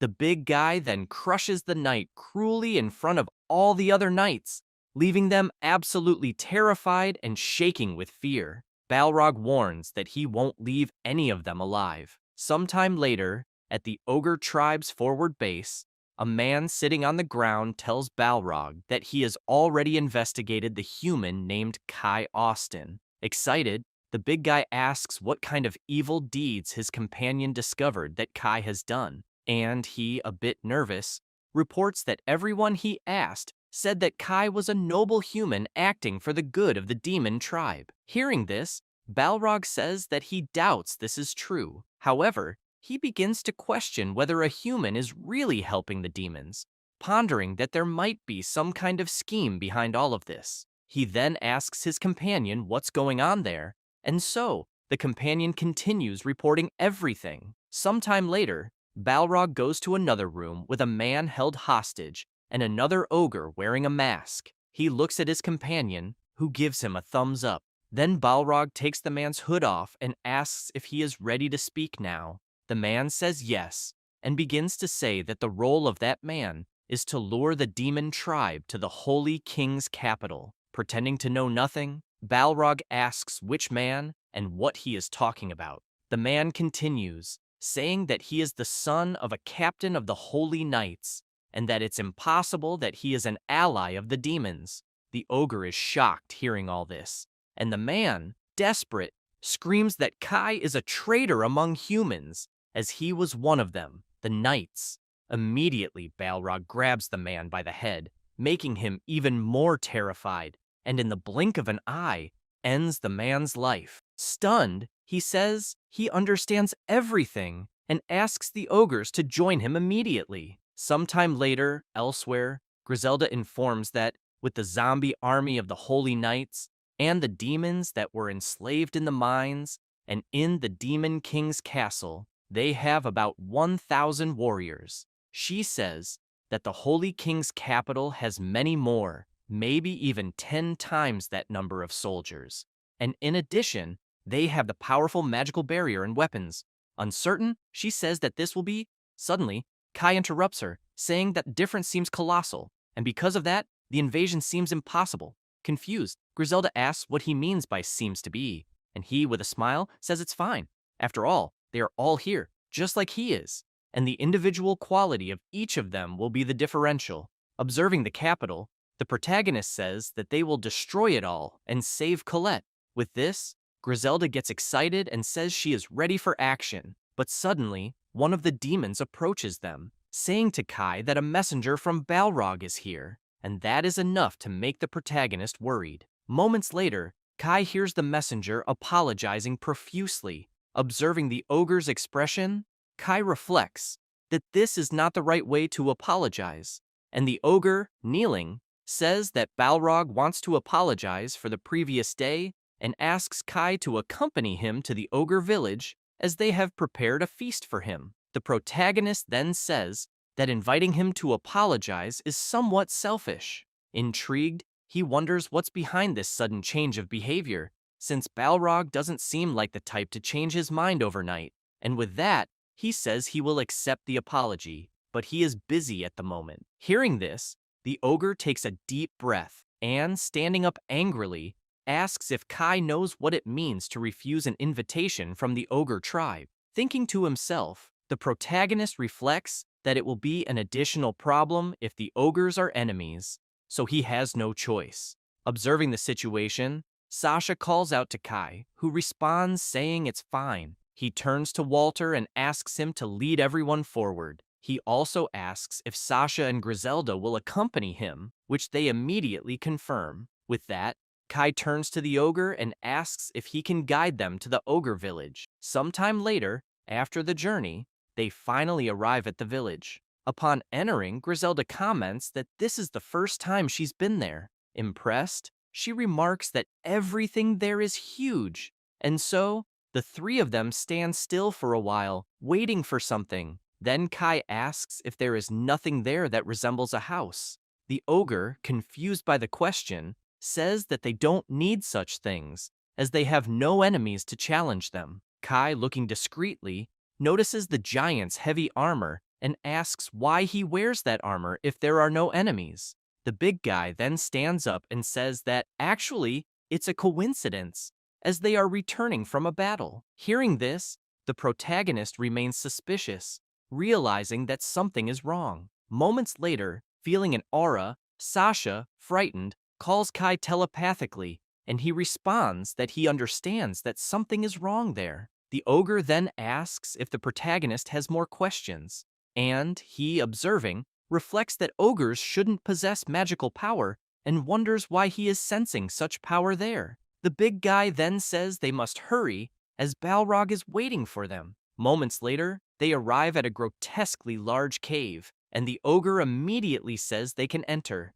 With that, the protagonist deduces that someone must be waiting for them just ahead, and the ogre, with a bizarre look, tells them to enter. Observing the big guy with his hand extended, Kai begins to think carefully about it, but still enters the cave, following the big guy. Looking around, he notices that the cave seems to be the center of the ogre village, and probably has some kind of trap prepared to catch them. Moreover, noticing the presence of magic, he deduces that there must be more than just the ogre tribe there. With this in mind, he asks his allies to stay alert. After walking a little more, they reach an entrance covered by a curtain. Undaunted, Kai enters the place and is soon greeted by Balrog, who welcomes him. And with a smile, he also welcomes Griselda. Intrigued, Kai is surprised that there are only ogres there. Then, he says he is in a hurry and would like to leave without taking too long. With this,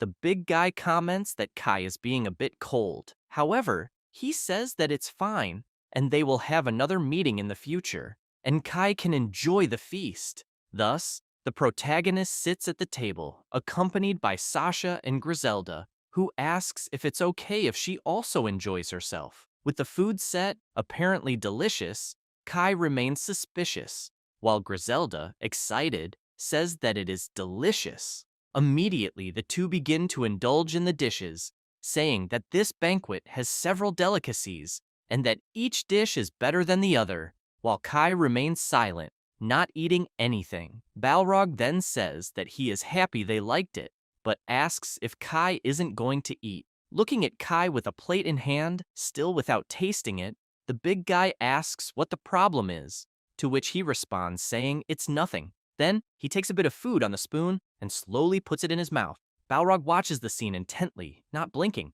and after tasting it, the protagonist says that it is delicious. The ogre then says he is happy that he also liked it.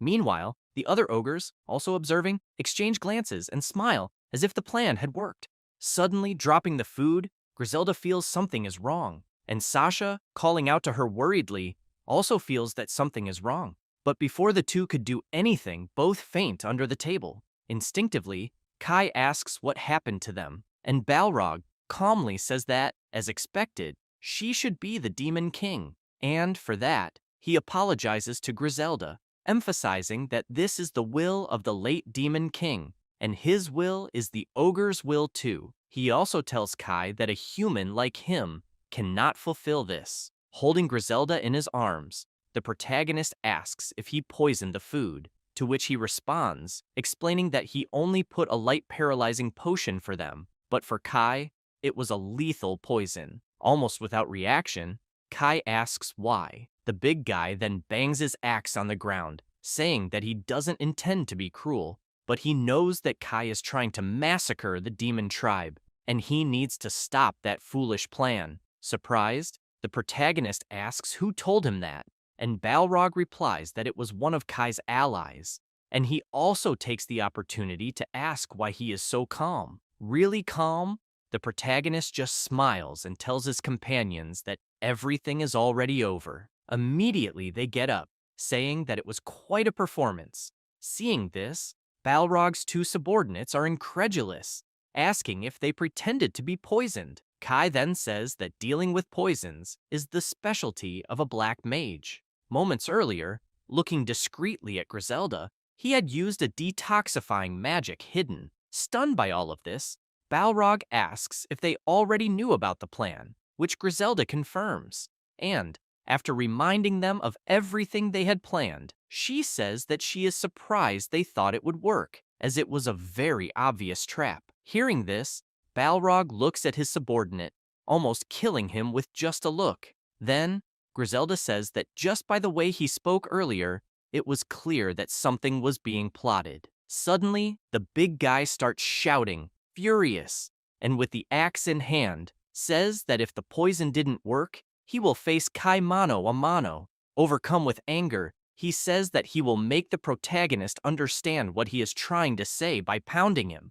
Immediately, Kai draws his sword, saying that he can feel free to try. Seeing the sword, Balrog promptly recognizes that it is the magical sword Trifing. Immediately, the two also prepare for combat, alert. However, the protagonist asks them not to interfere in the fight. Thus, Balrog doesn't waste time and soon tries to land a blow with the axe, but it is easily blocked by the protagonist, who still notices that, as expected, the impact was very strong. Astonished, Balrog asks how he managed to stop that attack and comments that he isn't the son of the Knight Commander for nothing. Surprised by those words, the protagonist asks why he is saying that, but Balrog ignores him and just claims that he won't be influenced by the Holy Knight's plan for Kai. Completely shocked, the protagonist realizes that Balrog is thinking something completely wrong about him, but with no time to retort, he just dodges another powerful blow from the ogre,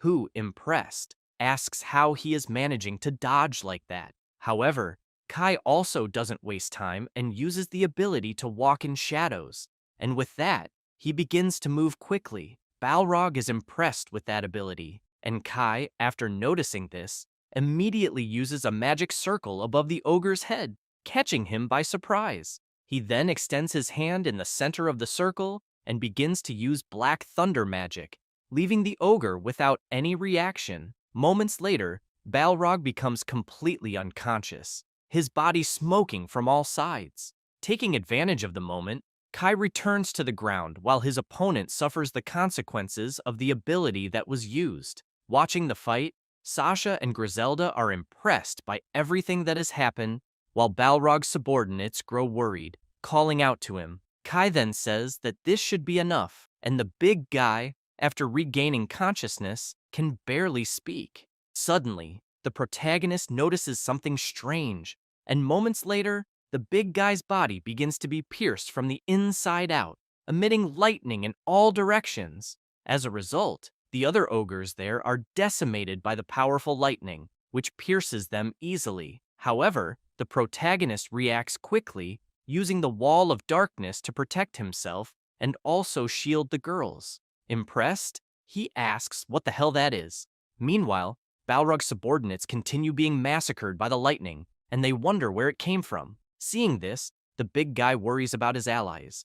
But when struck, Balrog doesn't even suffer a scratch. He then turns around and hears the protagonist saying that now he understands where the magical presence he felt earlier is coming from, and asks what he is feeding the ogres, questioning his father. To everyone's surprise, Kai's father, along with his subordinates, greets his son by pointing his sword with his new cyborg-style arm. Smiling, he comments that the fact that Kai survived a fight against Balrog was expected from someone who managed to sever his arm. While the ogres agonize from the attacks they suffered, Kai's father's soldiers take over the entire area. The captain of the knights then starts to speak, saying that he expected Balrog to be destroyed after the fight. But in the end, demons really have a poor intelligence, and it's pathetic that he couldn't eliminate even a single black mage. Kai is surprised to hear all of this, and asks if he really deceived the ogre tribe just to eliminate him. The big mustached man replies that fools believe what they want, and Kai, irritated,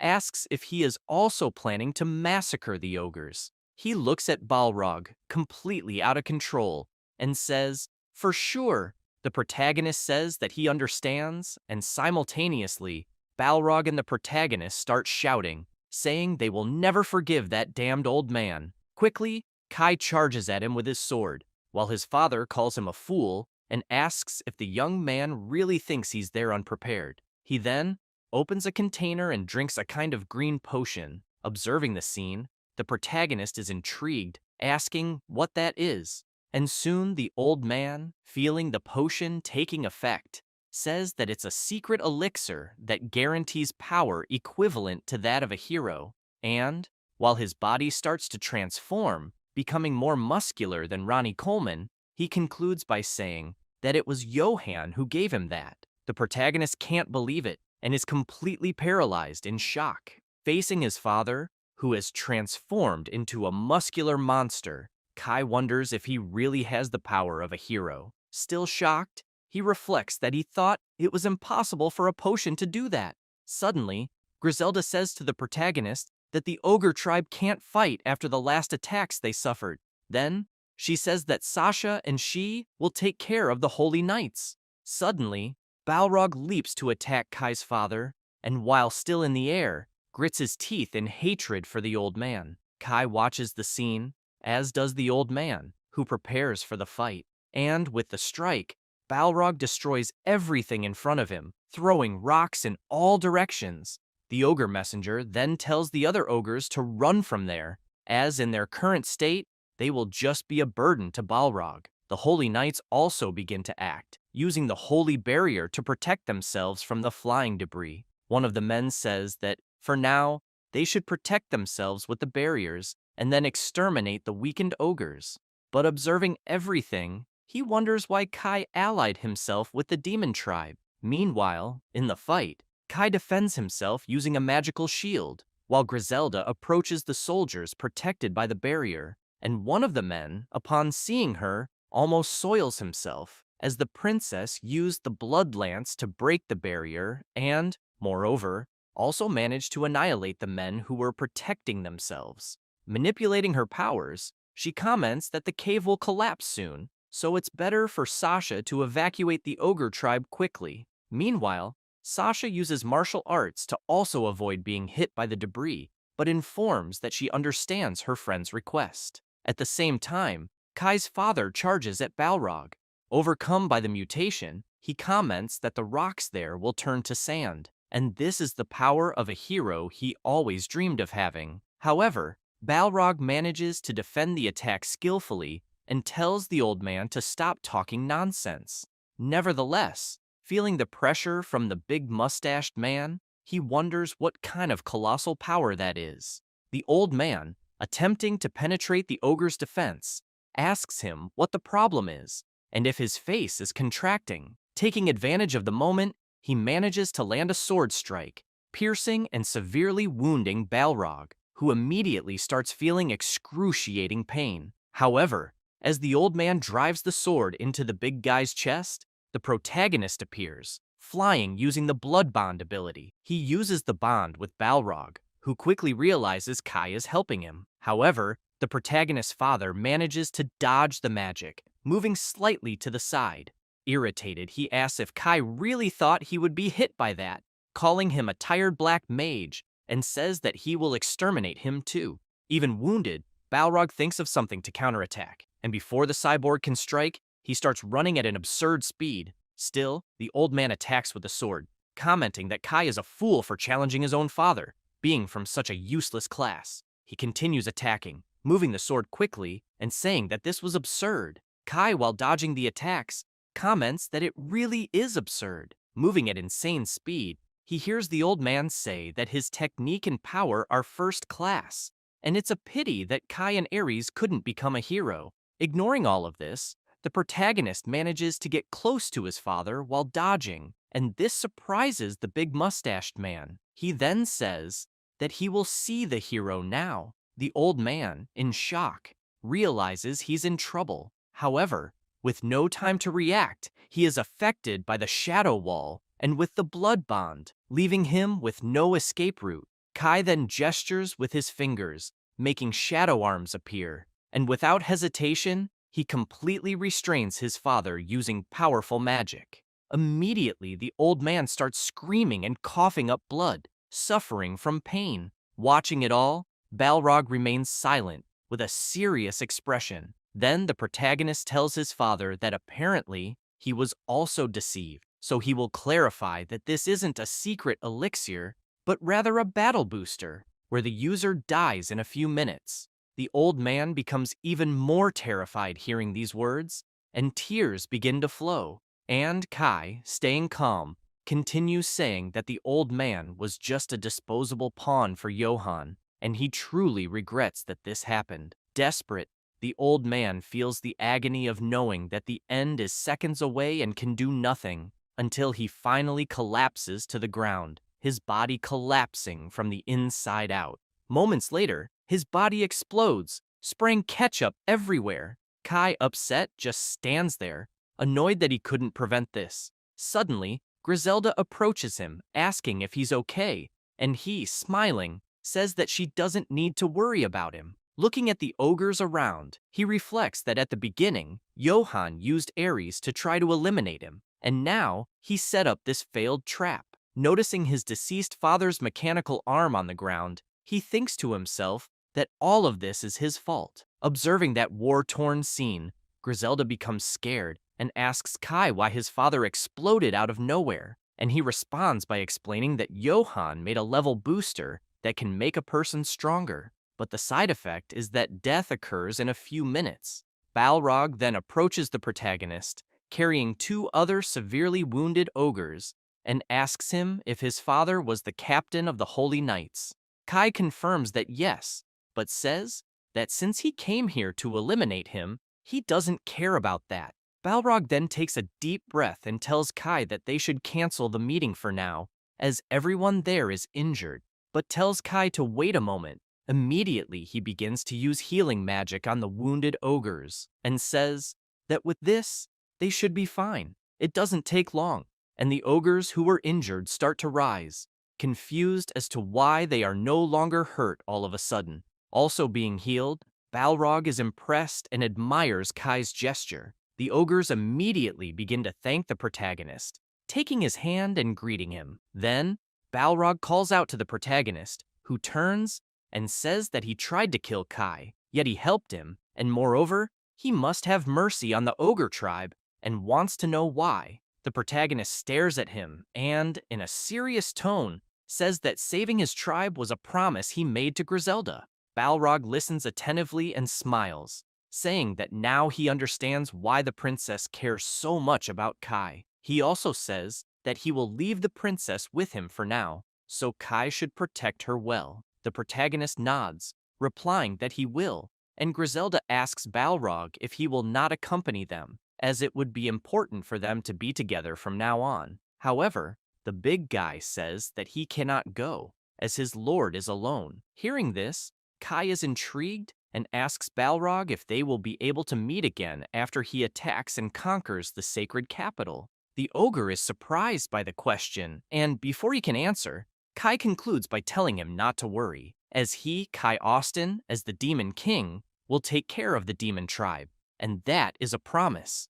Impressed, Balrog simply listens in silence, and the protagonist finishes by saying that when they meet again, he will prove that everything is fine, and they will talk until the ogre is convinced of everything he is saying. Balrog says that he is an interesting guy, and will arrange another meeting between them so he can sincerely apologize next time. Hearing the whole conversation, Griselda gives a contented smile, as do the other ogres. Then, Balrog, excited, says they will certainly meet again, which Kai confirms by nodding. Thus, he continues his journey with Sasha and the princess. Along the way, Griselda comments that she wishes the ogres could come with them, but Kai says that unfortunately, that won't be possible, and they must hurry to find Walter and the others as quickly as possible. Suddenly, a knight appears, visibly wounded, calling for Kai. This startles the protagonist and Griselda, and she asks if that holy knight followed them there. Noticing that she is about to attack the knight, Kai asks her to wait a bit. He then asks who that man is, and the knight responds that he can't accept that someone as intelligent as Kai Austin would betray humans and demands an explanation for that. Upon hearing this, Griselda recognizes the knight, as does Kai, who says that this is Vice Captain Gallard, his former sword instructor, and comments that it's been a long time since they last met. This comment leaves Gallard intrigued, asking what he means by, "It's been a long time." The two girls wait for an answer, attentively, but Kai remains silent, thoughtful. Meanwhile, elsewhere, Walter and the other demons march to war. Then, Elsa calls out to him and asks if they aren't heading straight for the sacred capital. Walter explains that if they camp directly in front of the enemy, it will clearly be a disadvantage, as the enemy has a vast army and many weapons. Therefore, they need to set up a base in a nearby village or an abandoned fortress and wait for Lord Kai. Hearing this, Elsa gets irritated and says that it's a pathetic strategy, and Walter retorts by saying that it's called caution. Suddenly, a giant creature starts approaching, flying, leaving Elsa shocked and asking what the hell that is. However, as the demon gets closer, she is even more stunned. Then, Walter explains that she shouldn't worry, as that is an archdemon, a messenger of the Demon King. The archdemon then informs them that he received a message from the Lord, and he said that the direction is changing. Walter then asks where they should go, and the small demon responds that they should head to the Guardian's fortress near the sacred capital, the Austin Fortress. Hearing this, Elsa's eyes widen and she starts screaming, saying she is sure Austin is the name of the Demon King, which Walter confirms. She says that if they attack the Demon King's family, it will be an act of rebellion, and asks if he has forgotten the contract they have with Kai. Hearing the redhead scream, Walter simply lowers his head, confused and irritated, but the archdemon says that they don't need to worry and should go quickly. Thus, they continue their journey, quickly arriving at the Austin Fortress. Still in front of the gates, Walter asks if this might be a plan from the Austen family, questioning if they should really trust a demon like that, and the little demon responds that everything will be fine, or at least should be. It doesn't take long, and the gates start opening slowly, and with that, Elsa begins to scream, asking if there could be strange traps in there, which Walter confirms without hesitation. Observing the holy knights opening the gates, Walter, in a serious tone, says that it's very likely that this is a trap, but as soon as the gates open, Gallard, accompanied by other soldiers, asks if that is the Demon King's army, and Walter, suspicious, says yes. Then, Gallard, shouting, orders them to lower their weapons. This leaves the demons scared and agitated, not knowing what to do. Walter simply watches with a serious expression, while Elsa gives a wicked smile. Promptly, the two get ready, with the redhead shouting and asking what they should do now, and Walter ordering everyone to form a battle formation. However, surprisingly, the weapons are lowered, catching them both off guard. The commander says they shouldn't misunderstand the act of lowering their weapons, as they truly were supposed to be there. With conviction, he states that he is surrendering, leaving the redhead absolutely confused. Walter begins to put away his sword, saying he doesn't understand, while Elsa asks what the hell is going on. Someone starts approaching, and the captain promptly looks. The MC, with a smile, says they're late. He claims to be just joking, explaining that he used magic to get there first. Walter is surprised to see him, as is Elsa, who asks why and if that isn't betrayal. Kai says that obviously he already knew, so he spoke to the vice-captain of the Holy Knights. And since Gysi is already dead, that man is probably the commander now. The man says that as a Holy Knight, he cannot cooperate. However, they are prisoners now. All of the MC's allies are completely shocked. The commander informs them that they will now follow Lord Kai, which he promptly thanks him for. The commander then kneels, showing respect. Kai remembers to explain to the commander that Johann was using him and asked him to cooperate with his army in exchange for saving the survivors of the battles. The MC also took the opportunity to talk about the first cycle, but is not sure if he believed it. Elsa then says she heard rumors that the Demon King set fire to the commander's family home, questioning how he could forgive that. However, the commander says he did not forgive and explains that, aside from Lord Ares and the late commander, there were almost no casualties at that time, and only a few houses were destroyed. With that, he asks Kai not to make him regret trusting him. The MC looks at him and, taking his hands, says that he can trust him. The commander then closes his eyes. While Griselda, observing the scene, finds all of it strange, she simply asks if the food is ready. Immediately, the others also say they are hungry, and the MC, smiling, says they can take a break and calls for Sasha. She promptly responds, saying to leave it to her. Moments later, elsewhere, the demons eat and drink cheerfully. Griselda, making a toast, says that tomorrow it will all be over, so they should enjoy eating a lot. With that, everyone raises their glasses to toast, celebrating happily. The young demon girl says it's quite exciting, and Sasha agrees, saying that seeing smiles like that is increasingly rare. Griselda also says that it's all thanks to Lord Kai. Elsa soon notices her expression, as does Walter, who shows concern and asks what's wrong with her. Smiling, he says she doesn't need to worry, as things will get easier now, and thanks to Kai, they're even well equipped. However, Griselda says she's not worried, surprising the big guy. Suddenly, Elsa shows up hugging him and, with a mischievous smile, says that the Demon King is going to help another woman. With that, Sasha, bothered, asks what she's talking about, leaving the redhead flustered. Even so, she starts to speak and says that Griselda is in love with Kai. This immediately irritates Sasha, who starts shouting, while the little demon girl just watches until Sasha calls her attention, ordering her to do something about it. Then Griselda promptly curses Elsa, who quickly runs away. Holding her drink, she thinks she shouldn't care about that, until suddenly, the blonde asks if she's really in love with Kai. That leaves the small one completely embarrassed, and, looking at Kai, she starts to get even more nervous, breaking into a cold sweat. Then suddenly, one of the cat ears calls her, saying the Lord is calling for her. Still flustered, she asks if it's true and starts walking, saying she's already on her way. As she walks, the others just watch her in silence, and Walter asks if she's really okay. Moments later, in another place, Griselda arrives at the door and says she's coming in. She approaches with her head down, and Kai promptly notices her arrival. A demon who is also in the room asks if the mission was a tactical distraction against the Holy Kingdom's army, which Kai promptly confirms.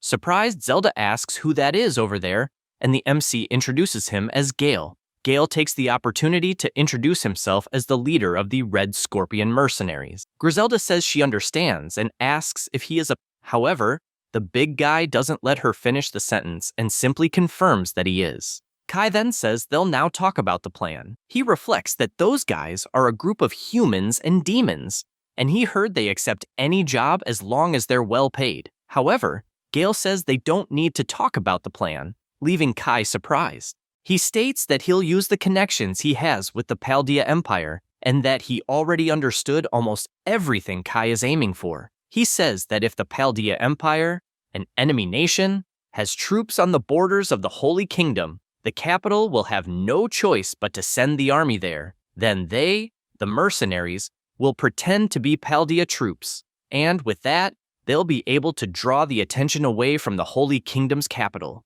Intrigued, Kai asks if they'll really be able to advance that quickly, which Gale confirms, saying they're always prepared. However, out of nowhere, Walter appears in the room calling for Kai. He informs that a massive enemy army is approaching, which catches the MC completely off guard, while Gale, calm, says they finally moved. Walter and Griselda become tense with the situation, just like Kai. However, Gale confidently tells Kai that the negotiation will now begin while the enemy army is on the move. Gale comments on the tens of thousands of troops from the capital and says that they, the Red Scorpions, lured them out right after their messenger arrived. Not understanding what's happening, Kai asks what he's trying to do, but the mercenary tells him not to worry too much, since he already said this is a negotiation. He also questions such a large army going there without properly preparing.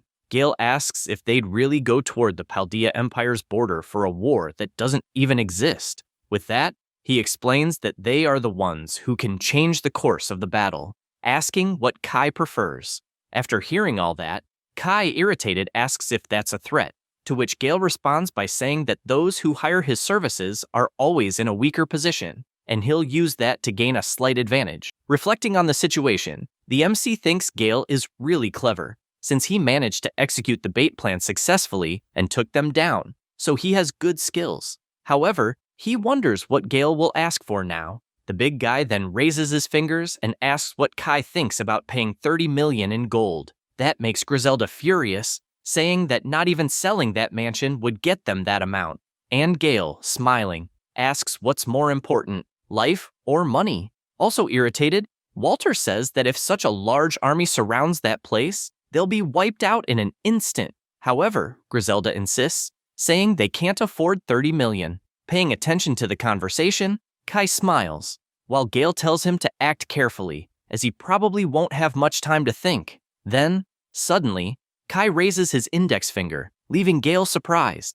Then, the MC, with his finger raised, smiles, and asks what the big guy thinks about receiving 100 million. This leaves Gale completely astonished, and, watching the MC smiling, he asks if he misheard or if he really offered that. Kai then asks if that's not enough, which Gale denies, but questions if Kai can really pay all that amount. Griselda then approaches the MC, whispering in his ear that not even the National Treasury can cover that amount. However, he tells her not to worry. He explains that Elsa has an absurd fortune with hundreds of millions, so it's all good. This leaves both Walter and Griselda absolutely shocked, while Elsa, still at the banquet, feels a chill as if she knows something. Hearing the proposal, Gale becomes wary. Then the Demon King says that with the money he's offering, he politely asks him to avoid other unauthorized actions, which the big guy agrees to, saying that with that amount, there's nothing to complain about.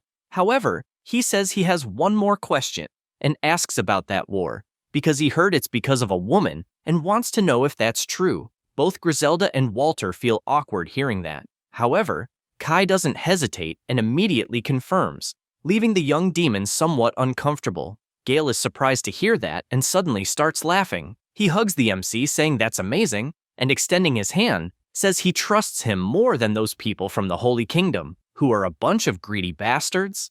Kai is happy to hear that and shakes Gale's hand. Meanwhile, in the capital of the Holy Kingdom, the soldiers advance, commanding the 3rd Division to the East Gate and reporting that the Paldea Empire has a vast army on the kingdom's border. Giving orders, Johann requests immediate reinforcements for the 3rd Division. Intrigued, he wonders why the Paldea Empire would attack so suddenly, as this is a bad time, and they still haven't resolved the situation with the Demon King. However, he observes the barrier and thinks that should be enough for now, as it's better to be safe than sorry. Johann then continues giving orders, asking them to prepare their weapons and also the MP drain, as there is a possibility the Demon King might attack the capital, so they must stay alert. All the soldiers listen attentively, and Johann reflects that they have 12 members selected as candidates for the Demon King subjugation group.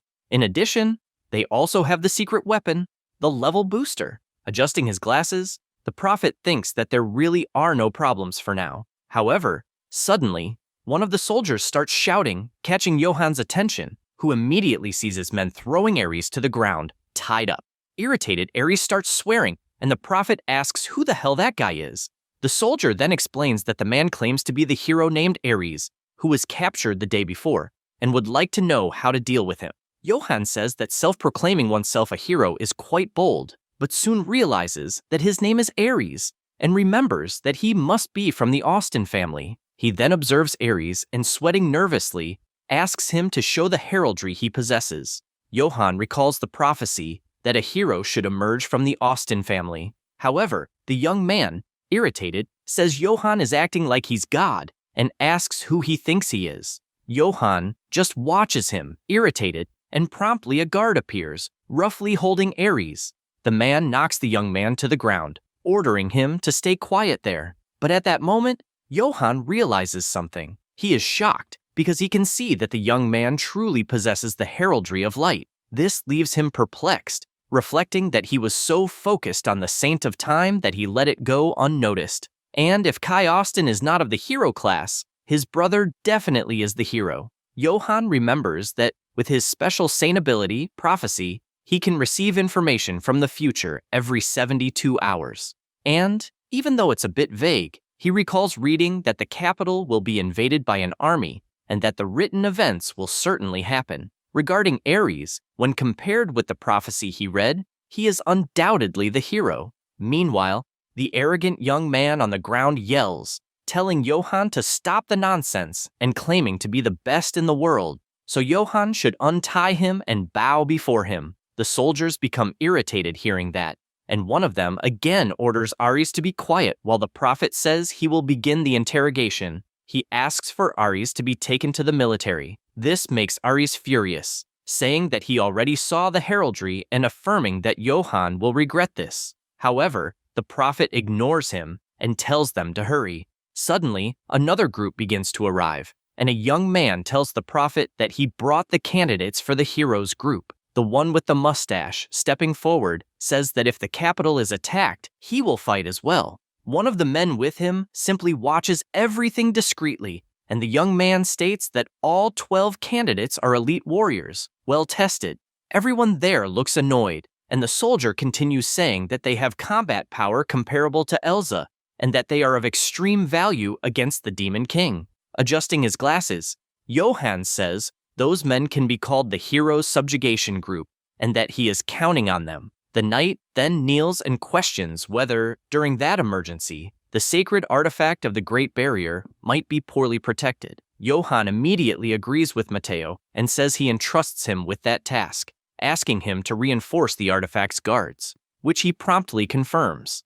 The prophet also states that this is an important mission, so they must not fail, as the perfect barrier needs both the saint and the artifact. Hearing all of this, Matteo, still kneeling, says that Johann can count on him for everything. Then the prophet goes elsewhere, and after descending the stairs, arrives at the prison where Ares is. He is shouting, asking if Johann really thinks his father will let this go unpunished. But the guard soon scolds him, ordering him to be quiet. Ares then becomes intrigued upon hearing Johann ask the guards to leave the two of them alone, and with a smile, he continues saying that the two of them will have a little chat.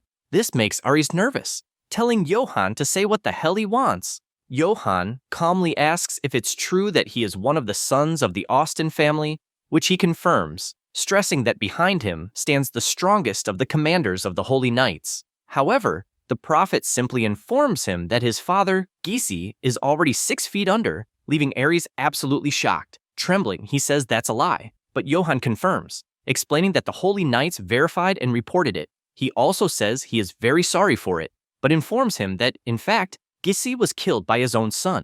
This leaves Ares even more astonished, asking if his brother really did that. With a smile on his face, the prophet asks who is really behind him. At that moment, the young man begins to sweat cold, completely desperate and shocked, while Johann, cold and calculating, simply watches. After a few seconds, he starts laughing, saying that apparently Ares has no one he can count on. Laughing, he comments on how Ares is always shouting that he's a hero, questioning who would believe such nonsense. Still shocked, Ares again confirms he's a hero. However, he can't believe all of that is happening. Happy with the situation, Johann keeps smiling. He leans down and puts his hand on Ares' head, saying he believes he really is the hero. This scares the shoppy hero, who immediately backs away from the bars. Terrified, he watches the prophet smiling, and Johann, approaching again, says that thanks to his saint, he's able to see the truth. Observing closely, he notices a mark on Ares' forehead and says that apparently he's cursed to hide his own class. This surprises Ares even more until he remembers the moment he was beaten by his own brother and cursed. Shocked, he can't believe his own brother did that and concludes that he really was cursed that day. Johann says he clearly noticed that, and seeing the young man's nervousness, asks if he's not thirsty for revenge. Trembling, Ares remembers all the humiliation he has endured, the curse, and everything else. Then he confirms that yes, he will definitely take Kai's life. This makes Johann smile like a child, and Ares, excited about the idea of revenge, asks if he really is a saint and begs him to break that curse. Hearing this, the prophet gets annoyed, mentally calling him a bastard, but says it's fine. The young man then celebrates that he will finally be free. However, Johann proposes a condition to break the curse, which makes Ares worried again. Johann then explains the condition to Ares, and after a few seconds, looking straight into his eyes, hears the young man agree. Moments later, he's free from the cell, ready for revenge, and smiling, asks for a woman with big breasts and a presidential suite. Everything that is the best, he wants it. Hearing this, the guard gets irritated, but Johann says it's fine. He can have whatever Ares asks. So Ares leaves smiling, while the prophet wonders if that really is a hero, because it's hard to believe. However, even with that personality, that idiot will be useful in the future. The mustached man watching the scene asks the prophet if he really is the hero, and comments that either way, they've now gathered more combat strength. Johann says he agrees, until a guard arrives saying loudly that he needs to report something about Saint Colette.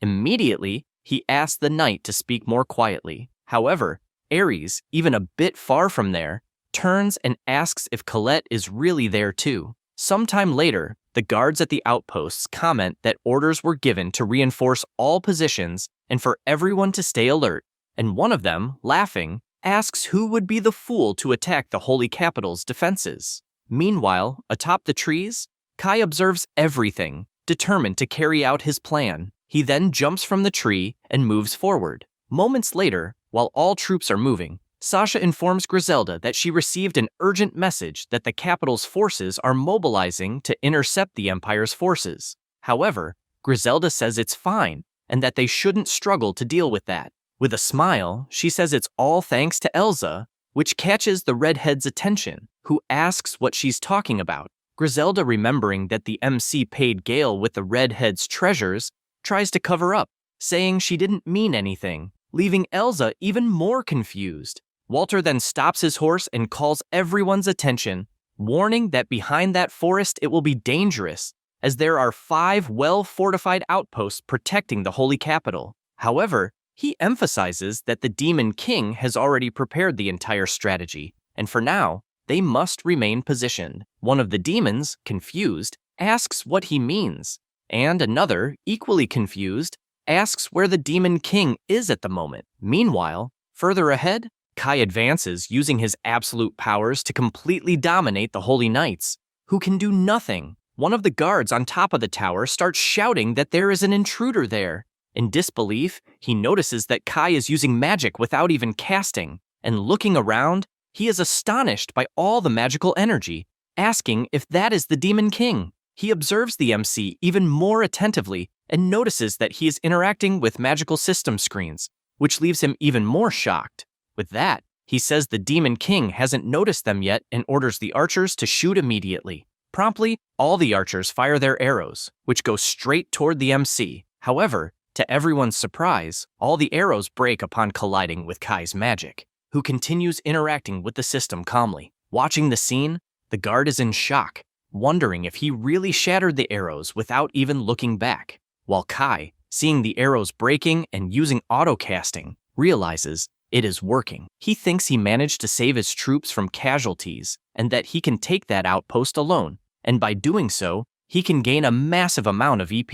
Looking closely at the arrows being decimated, he reflects that the auto-casting costs him 2,000 EP, but it was definitely worth it, as it allows him to use skills without having to cast them. He also reflects that it automatically protects him from any creature or projectile that tries to approach. And even though it consumes a lot of mana and attacks anything nearby, it is a skill against surprise attacks and gives him a great advantage. And, above all, suddenly, the guard starts shouting, confident that the next attack will work, and calls the magic squad to attack. With that, the mages begin their attack, and watching Kai surrounded by magical attacks, the commander shouts that it will be impossible for him to block that. However, immediately, Black Thunder and Shadow Barrier are activated, as the auto-casting can trigger multiple skills and spells. With that, he manages to block the attacks easily. Seeing the scene, one of the mages alerts the commander that he is already out of mana,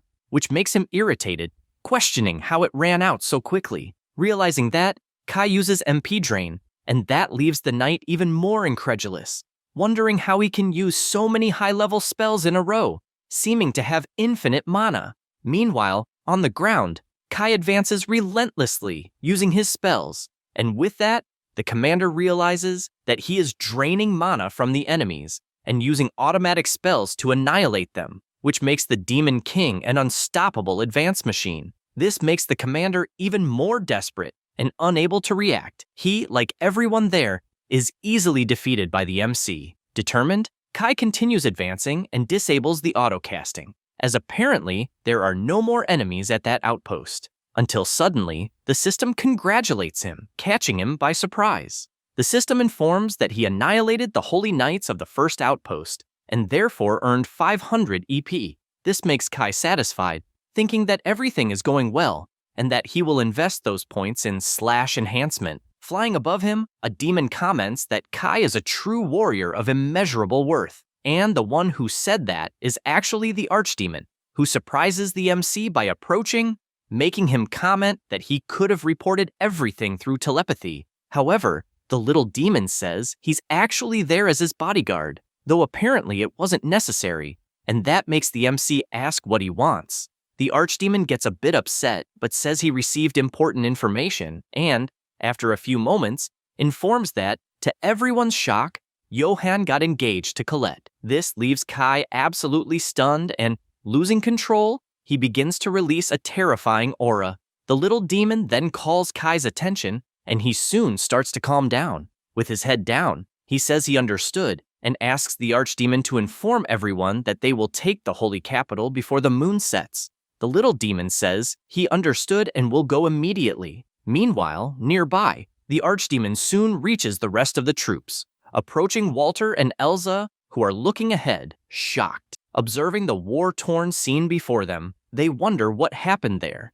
as theoretically there were supposed to be multiple enemy outposts at that location. All the other demons are also shocked, wondering what the hell happened. Soon, Sasha says that the Demon King passed through there, and that this is indeed the path. Also excited, Griselda says that Kai cleared the way for them, and that they should advance, making the demons feel relieved. As they move forward a bit, they soon spot Kai ahead, with a colossal aura and power. He is focused until he looks back, and Griselda calls out to him. Walter, tense with the situation, says the moment has finally come, and so does Elsa, who, also shocked, points out that Kai is really doing it.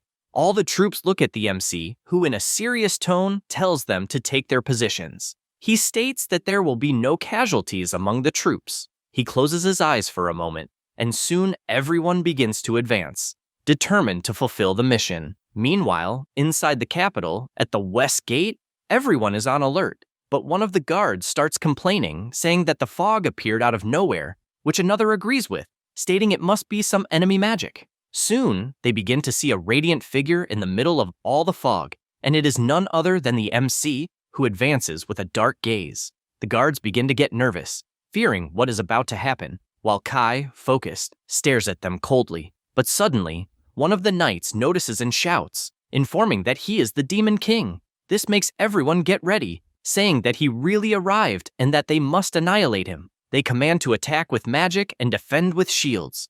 And the commander also says there's a division waiting at the East Gate and that they should surround the enemy and wait for reinforcements. Promptly, all the knights prepare, forming a combat formation, and the captain says he must have gone through all the outposts to get there, and, until suddenly, he notices something and gets scared. He sees that, around Kai, there are some glowing spots and a loud noise. Intrigued, he asks what the hell that is. Out of nowhere, the sounds and lights begin to intensify, and suddenly, Kai's zombie knights appear from the fog, charging to attack. This makes the commander crap himself in fear, shocked, and before he can do anything, one of the zombies is already attacking him viciously. Kai, just by moving his finger, commands the entire zombie army, and with that, they charge madly toward the enemies. Soon the massacre begins, with the zombies eliminating the knights, and a brutal fight starts to unfold. Observing the enemies, one of the holy knights says they are hiding in the mist, and asks if those are the holy knight's armors. But looking more closely, he realizes they are zombies who, when alive, were part of their own troops. Noticing they are being defeated, he informs that their defensive line was broken in the blink of an eye. He watches his companions being easily defeated and soon starts running, shouting for everyone to retreat to the barriers. However, drawing his sword, one of the 12 candidates for the hero's party tells them not to retreat, calling them cowards. Accompanied by the others, he asks if he should cut the throats of those cowardly knights and says they are joining the battle. Both the guy with the hat and eye patch and the guy with the Catholic hat just watch in silence, and the mustached man emphasizes that no one will return inside the barrier until they emerge victorious. Shocked by this, the knights freeze, and before they can say anything, the zombies attack them cruelly, making heads fly. Then Mr. Satan jumps in front to fight and asks if those zombies have ever experienced a light attribute. With that, he immediately uses Lightning Slash, wiping out the enemies with absurd ease. The knights are shocked, saying that it's truly worthy of someone chosen for the hero's party and commenting that the zombies are being decimated. Moments later, the zombies begin to fall, absolutely dead, and Mr. Satan says that the dark attribute is not worthy of being feared, as it can be easily neutralized by the light attribute. Suddenly, the guy with the hat notices that his staff started to shine, as well as all the armors and weapons of the Holy Knights, which are blessed by the light attribute enchantment. One of them, shocked, says that this power is insane, and the mustached man charging forward asks if now they will be able to obliterate the Demon King. Thus, the battle begins again, this time with the advantage on the Holy Knight's side. Kai, watching, realizes that even the Demon Hunter group has entered the field, and that apparently he will need more than just the zombies. Cleverly, he retreats to a rooftop, further away from the battle, and realizes that his mana is being drained even from that distance. And apparently, the weapons that use MP drain are long range. This makes him think that if they try to force their way to the barrier, they will be attacked by concentrated fire from the magical weapons. So he needs to reduce the forces stationed near the barrier first. That's the only way. Meanwhile, in a sword fight, the mustached man continues relentlessly, charging forward, eliminating the zombies with no difficulty, until suddenly, a flash is seen from inside the barrier, catching the attention of Kai and even the hunter group, who wonder what that is. Suddenly, that light explodes, creating a giant flash throughout the area, as it is resurrection magic. Suddenly, something starts happening with the holy knights who had been eliminated, and out of nowhere, they come back to life. Watching the scene, Mr. Satan can't believe it, as all the soldiers who were in limbo began to rise. Suddenly, Johann appears among the soldiers, and the mustached man comments that apparently the prophet's reputation is well-deserved. Johann then adjusts his glasses, smiling, and asks if the one in front of him is really Kai Austin. The MC just stays silent, and the prophet continues saying that the Demon King marched all that way leading zombies like a true Demon King, but it was in vain. Suddenly, one of Kai's zombies charges to attack Johann with a sword, and even as the enemies advance, he smiles, saying he is a specialist in exorcising demons. Johann then uses purification, striking all the zombies advancing to attack him with an intense light. With his book in hand, he emphasizes that it is a sacred purifying flame, and while Kai thought he was invading, in truth, he is cornered like a raccoon, which is pathetic. Showing the barrier, he points out that Kai didn't even manage to cross it and enter the holy capital, and now that army he had gathered with effort has vanished. Meanwhile, in the capital, the saint only looks through the window, and Johann, laughing, says that even the woman Kai loves now belongs to him. Kai hears everything in silence, and after closing his eyes for a moment, starts laughing compulsively. Intrigued, the prophet asks what he is laughing at, but the MC sarcastically apologizes, saying that was not his plan. This completely catches everyone by surprise, and Johann soon realizes something is wrong. He turns around desperately and yells for everyone to fall back. But before they can do anything, a huge explosion happens in the magical barrier. Meanwhile, Elsa turns and attacks the barrier again, causing another explosion. Watching the scene, Johann says they were flanked, and irritated reflects that this is bad because that area is filled only with support troops and is vulnerable. And if that barrier breaks for just 1 second, they're screwed. With that, he starts to leave, saying he will leave the Demon King to them, which makes the mustached man irritated, calling him a bastard and asking where he's going. But before he can do anything, Johann simply vanishes from there. He looks at the mist and asks if the prophet really disappeared, but the one with the hat calls him an idiot and says it was just an illusion, emphasizing that Johann is too cautious to show up on the front line. Also watching the mist, Kai just remains silent, thoughtful, and focused. Meanwhile, in the sacred relic room, one of the soldiers asks what that noise he just heard was. Matteo then says he is worried and asks if he can go check, stressing that he'll be fine there alone. The soldier agrees with the idea, saying he'll leave it with him. So, he and another companion begin to leave, and Matteo, alone, says the Demon King's order is to destroy the sacred relic, and even though weakening the barrier is the goal, doing so will force them to abandon the faith they hold. He remembers Johann asking him to put more test subjects in the level booster, and when he tried to explain that it would be wrong, the prophet interrupted him, saying he didn't care how many useless people would die, leaving Matteo even more shocked. Back to the present, he ponders about faith, reflecting that it's not something one can believe in anymore. He looks straight ahead and creates magic in his hand. Meanwhile, in front of the west gate, a thick smoke covers part of the place, and screams are heard from people asking if everyone is okay and to find out what happened. A mage among the soldiers asks what exploded and wonders if the front line was broken, but upon looking ahead, he sees a silhouette and asks what the hell that is. Amidst the smoke, Merle appears, and in the blink of an eye, she attacks 2 members of the hero's group without hesitation. The guy with the hat, upon realizing it, can do nothing and just sees his own head flying. Moments later, the 2 bodies fall to the ground next to Merle, and one of the soldiers watching can't believe what he saw. She then looks to the side and signals the others to advance.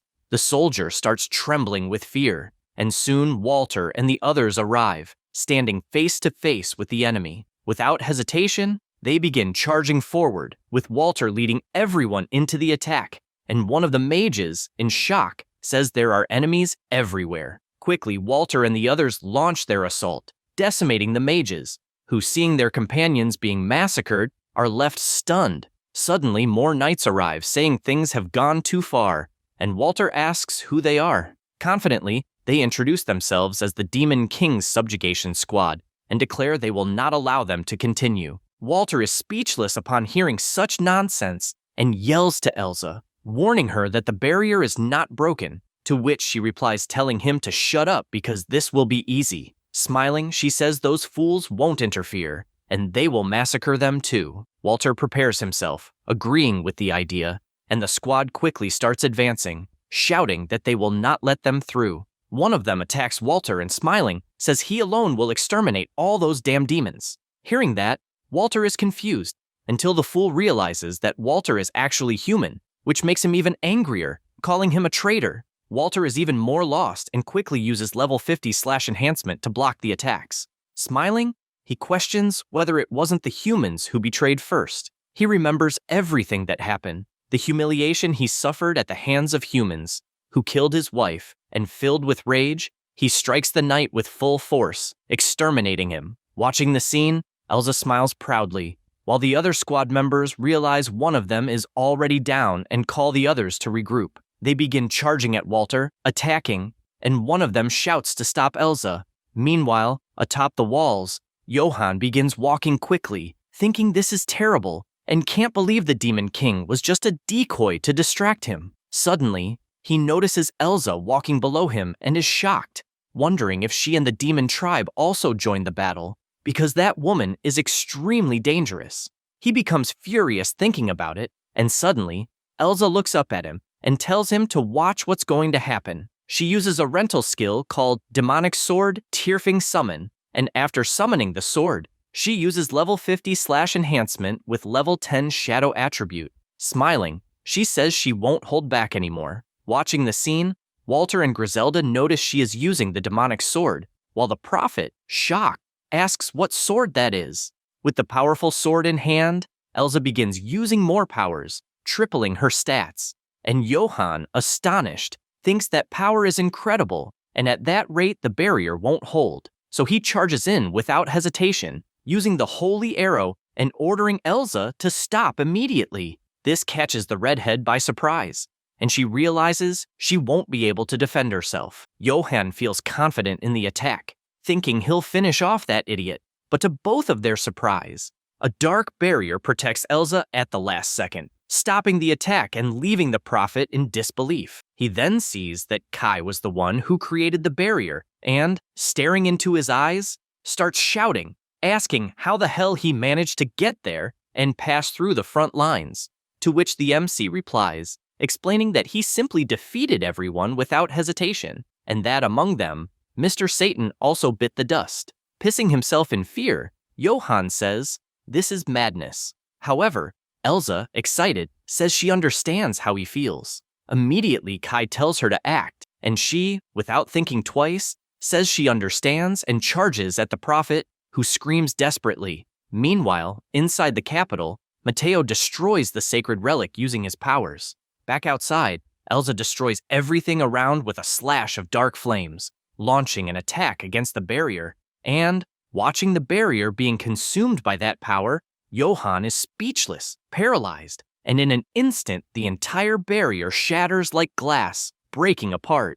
At the same time, inside the capital, Colette is startled by a noise.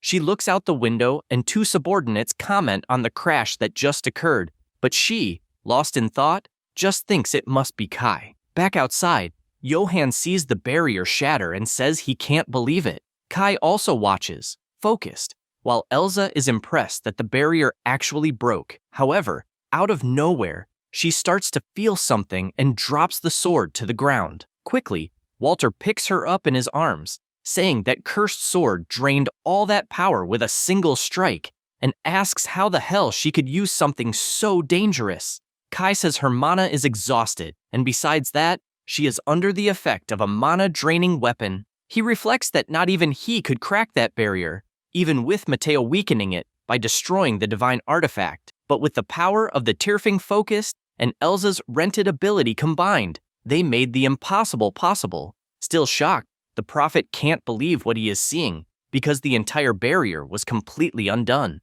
Kai then stares at him, irritated, and noticing that he is shaking, realizes that the attack Johann tried was really him and not an illusion. The MC then says that apparently the prophecy was unable to predict that, to which Johan replies that maybe the prophecy was a little wrong. Kai keeps staring and trembling with anger, can't believe that idiot is engaged to Colette. However, he tries to calm down, thinking that first, he needs to ensure his beloved is safe. He uses his underworld eye skill and manages to see where Colette probably is. Still using the skill, he notices a battalion elsewhere and reflects that most of the enemies are behind that wall, which makes him think Johan is really cautious. However, he expected that since he also notices Colette is out of detectable range. He stares at the prophet again and sees him trembling, so he charges, shouting that in this case, he'll do it the simple way because he just needs to reach Colette before that damn prophet. Johan notices Kai's attempt and shouts for someone to stop him. He prepares a weapon to shoot at the MC and orders his subordinates to hit him with those cannons. Promptly, the soldiers start moving, preparing the weapon, and Kai, noticing those weapons, realizes they are mana-draining weapons and can't even estimate the power of those magical weapons. Quickly, they get ready to fire, and Johan orders them to focus everything in one spot and shoot. The MC then notices he is in the cannon's sights and sees that this will be terrible. However, out of nowhere, magic begins to appear, lifting the weapons and taking them from the soldiers' hands. And none other than Griselda appears, calling for Kai. The MC is surprised to see her and thinks she depends completely on magic, so those weapons would be terrible against her. He celebrates, thanking her for saving him from that, and she, irritated, asks him to destroy those weapons. The prophet begins to go into shock again, until one of the knights calls him, but he replies not to worry, because he will protect the saint. However, the MC starts to use his magic, saying Johan will not escape from there, but the magic is easily blocked, and he says now the real game begins. Suddenly, a bottle falls to the ground as the sacred knights start drinking their tonics, becoming uncontrollable. Moments later, they are all bigger than Ronnie Coleman, and Kai, shocked, wonders what the hell that is, and if Johan really gave them the devil's tonic. But Griselda, seeing the fight happening below, says they are winning the battle and the defense lines are being pushed back quickly. With that, the MC states that the enemies are desperate and time is up. With a serious look, he says they need to hurry. Meanwhile, running, Johan remains focused until he stops and looks at the tower where Colette is. Seeing the lights on, he says the saint is still there. At the same time, the Demon King and Griselda face the super soldiers. Using magic to defeat them, Griselda manages to eliminate some, but looking at the weapons beside her, she becomes worried. Kai then asks if she is okay, and she replies that her mana is being drained. Beginning to feel the effects, she asks in a trembling voice for Kai to continue anyway. She says the mission is to rescue Colette, that Kai has already done his part, and that even if she is defeated, but Kai interrupts her, telling her to stop talking nonsense. Concentrating his powers, he shouts that he will not leave anyone behind. Immediately, he uses Black Thunder, destroying the mana-draining weapons and thus helping his partner, who immediately thanks him for that. Kai smiles at her and, watching the soldiers, reflects that there is no doubt what to do in that situation. He needs to reach Colette as soon as possible. But suddenly, someone shouts for him, and the soldiers, looking up, are shocked. Griselda also turns to see what it is, and Kai, shocked, cannot believe what he sees because Balrog has just arrived, causing an absurd pressure. He says that although they are late, they, the Ogre tribe, are ready to join the war. Meanwhile, in front of the West Gate, the fight was intense. Delivering a kick stronger than Anderson Silva, Sasha manages to defeat one of the knights until she looks to the side and, moving quickly, tells Walter to take Elsa to a safe place immediately. She says they can handle things there, and he needs to hurry and reach the weapons on top of the walls. Walter then agrees and starts moving until he notices something and shouts for Sasha to be careful. One of the soldiers jumps down from the wall and rushes toward her. Confident, he smiles, thinking he will wipe her out, and she, shocked, asks how the hell that guy managed to get down from that wall like that because it seems impossible. Agilely, she dodges the attack, making the soldier hit only the ground. She turns and notices the knights are using the potion to enhance their levels, like the one Kai's father used. Shouting, Sasha warns everyone to be careful because the enemies are stronger due to those drugs. and one of them, smiling, says he feels amazing. Walter then asks how many of those psychos are there, but soon he and the blonde notice something that shocks them, because one of them has caught Murdy and is choking her with all his strength. Desperate, the little demoness only tries to scream, and Sasha, without thinking twice, rushes to try to help her. The soldier then says he will avenge his comrades, but out of absolutely nowhere, a giant hand grabs him by the shoulder. It is the ogre, who makes the knight look like a 2-year-old child. He looks down and tells that little shit to stop that. Then the ogre grabs the knight by the head and, without thinking twice, crushes the sacred knight's skull. With that, Melty stands up, still struggling to breathe.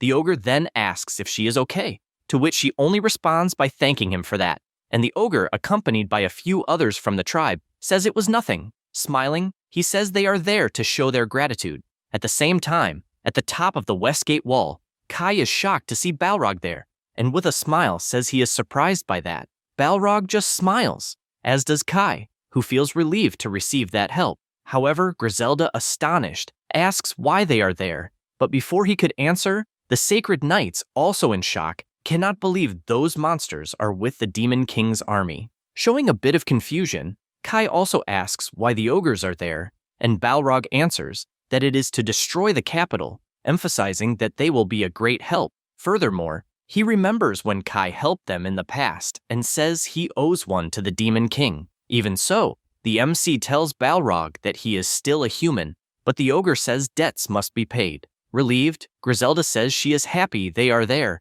and points out that they were struggling with those mana drain weapons. Smiling, Balrog says ogres don't use magic. Griselda then begins to prepare her powers, and Balrog, ready to decimate soldiers, says that what they have is just brute strength, enough to destroy anything, and that is all they need. Quickly, the little demoness summons her sword and asks Lord Kai to leave that to them. Kai, a little suspicious, asks if she is sure, and the ogre, advancing, questions if he is doubting. With a sinister look, Balrog states that war is their specialty, and it's all right. Kai can proceed while they handle the situation there. With that, the MC immediately closes his eyes and uses instant shadow step, teleporting away from there. Balrog smiles, commenting about the Demon King, and Griselda also smiles. Thus, promptly, the two charge at the enemies, decimating them with brute force. Meanwhile, inside the sacred capital, the MC's magic begins to appear on a rooftop until moments later he arrives, reflecting that the informant's map showed exactly where Colette is. Looking at the room, he thinks he needs to get there before Johann, then begins to use another magic and, with Shadowrun, quickly advances to the room where his beloved is. On the way, he gets emotional thinking that he can finally save her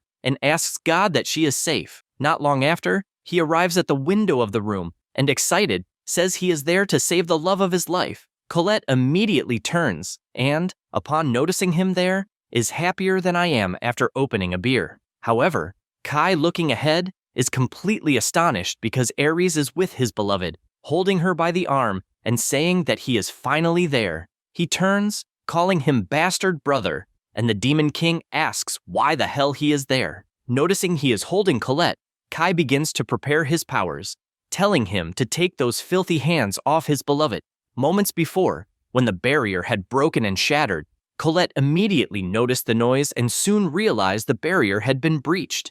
She put her hand on her chest, excited, and went to the window, saying that Kai must have arrived. With a relieved expression, she thought she always believed in him, and that someday he would come to save her. Her subordinates, also watching through the window, asked if the Lord Kai she referred to was the Demon King everyone talked about, and if the noise they just heard was the work of that Demon King. Shocked, they watched the broken barrier and said that this was possible. Annoyed, one of them said she would check the situation outside and told Colette to stay there safe. Promptly, the saint said it was fine and thought she was sure Kai would arrive soon, and, when that happened, it was better that she be alone. However, the door opened, and immediately the subordinate asked who he was and told him to stop right there. But Ares just ignored her and exclaimed that he had finally found Colette.